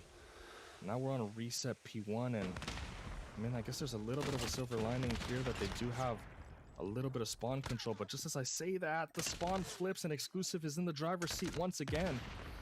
Good position, good bridge control right now, challenging for it. Here comes the Predator missile. They'll find his well onto mute.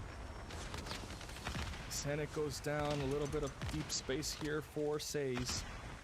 He's got a claw that's going to be really useful on the P2 right here, especially as well the Sparrow. I'm not sure if we're using Sparrows on P1, my brother, but to each his own. And Wanted, I'm not going to lie, you guys have absolutely no breathing room here on the P1. If you guys continue to let Exclusive just soak this time, things are gonna get a little wicked for you. Claw on the cross, but he's just a little too far forward. Says actually flips the spawn there for Wanted. Wanted says thank you, but they're just not on the point right there. Axis is trying his best, but spawn flips by themselves are not enough. The position doesn't matter if you're not taking time on the site. So the kills actually do need to land for us as well. And finally, a little bit of bleeding stoppage, but we're down about 80 points, and we're going to have a really good hill here if we want a chance at not just winning the rotation, but winning the map and staying alive in the grand finals here. Bellingham, another really big piece there for him. War Machine goes down for Veer, but absolutely correct. The positioning right now for Exclusive is looking really solid. See if the operators are able to stop everything that's coming through the doorway, and 4 more kills for Exclusive. They're looking incredible right now. Lighty with the Tempest, he's looking awesome. He's gonna go down, but the equalizer goes in. It's gonna get dropped. And if you're Exclusive, all you have to do is just chill. Contest, do what you can here, but don't flip. We don't want to be on that backside position. We want to make sure that we're in a good spot for the next hill as well. Trophy goes in, swing and kills 2. Really great kills on that side right here. We break through for a couple extra seconds. And Exclusive is happy to have a cushion of an entire hill to play around with before things really get tight. Lighty early on right here on the point. See if he can find something tough. Oh my god, tough gunfight. Sparrow picks up 2. There's another one in that bedroom though, and he's gonna find a 3rd one, and I just don't know if Wanted have enough juice to try to see if they can pull it out, but we've seen crazier things here. Sanic absolutely trying his best right there. The Sparrow doesn't get through. Bellingham is shooting as well, but it can't just be all on the shoulders of Fahim. It has to be a team effort. We need a little bit more happening on the point. But Exclusive is just too strong. Sawo here is on 4. He's going to get this pred that's going to give him the EMP. EMP system in the pocket right now. It's going to be huge, not only for the rotation, but also stopping some of those operators from coming out. Increasing further the tempo of your own operators.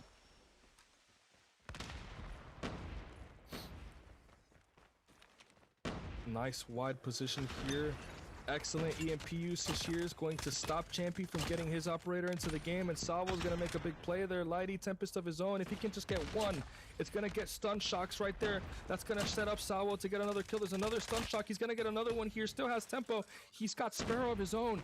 And can he stop the operators? He can. Predator missile there for Savo as well, and he's in takeover mode, and not going to lie, I think this one's probably just too far gone for Wanted. Not only are they losing the kills, but they're losing the rotation. They're losing the value on the operators. It's completely out of control right now. Exclusive is running all over them.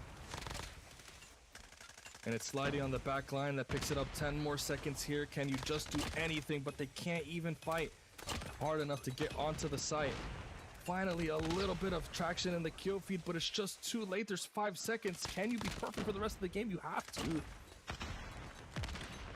I guess it starts here. 3 kills, 4 wanted. See if you can find one right there. But now the intermission time on the new hill, and Exclusive just needs one more big push to put this one away. He's on the point. 4 more seconds left. Tempest out for Bellingham. 1 more second left, and that's going to be it. Exclusive fights back and takes down Wanted in the grand final. I think that's it. Let me see. That's 4. Yeah, that's 4 maps. And they win the championship and set themselves up really, really comfortably, not only to get that prize pool, but to be the #1 seed comfortably for that points major. But hey, man, shout out to all the teams that were in this tournament from this point.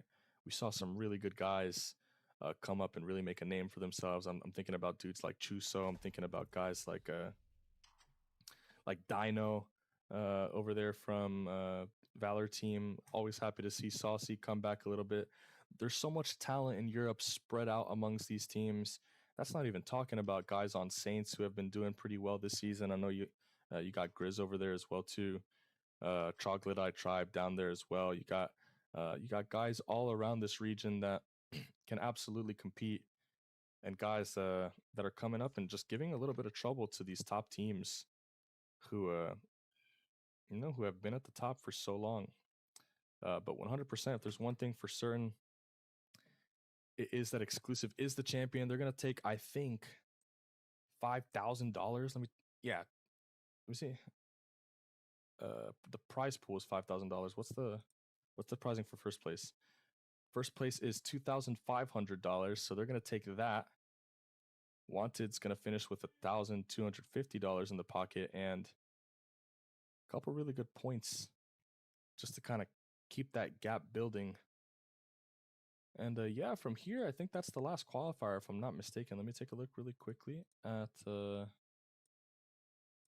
that for the regional finals. Yep, the next event is going to be the regional finals, where everything is going to come to that spearhead. We're going to be fighting 4 spots to get us to the World Championship and a share of $35,000 split between the participants, top 16 teams in Europe. So we'll see you there. GG's. Great fight from everybody. And yeah, man, keep supporting each other, guys. If you're a pro player in Europe, help each other, scrim each other, push each other, VOD. Be like, I don't know, man. I want to see this region do well. I want to see NA do well. But I think you guys got to do it being like European. I don't know if that makes sense. Like bringing your niche. I'm looking at slums. I'm looking at some of these weird maps, stuff that people don't really like playing.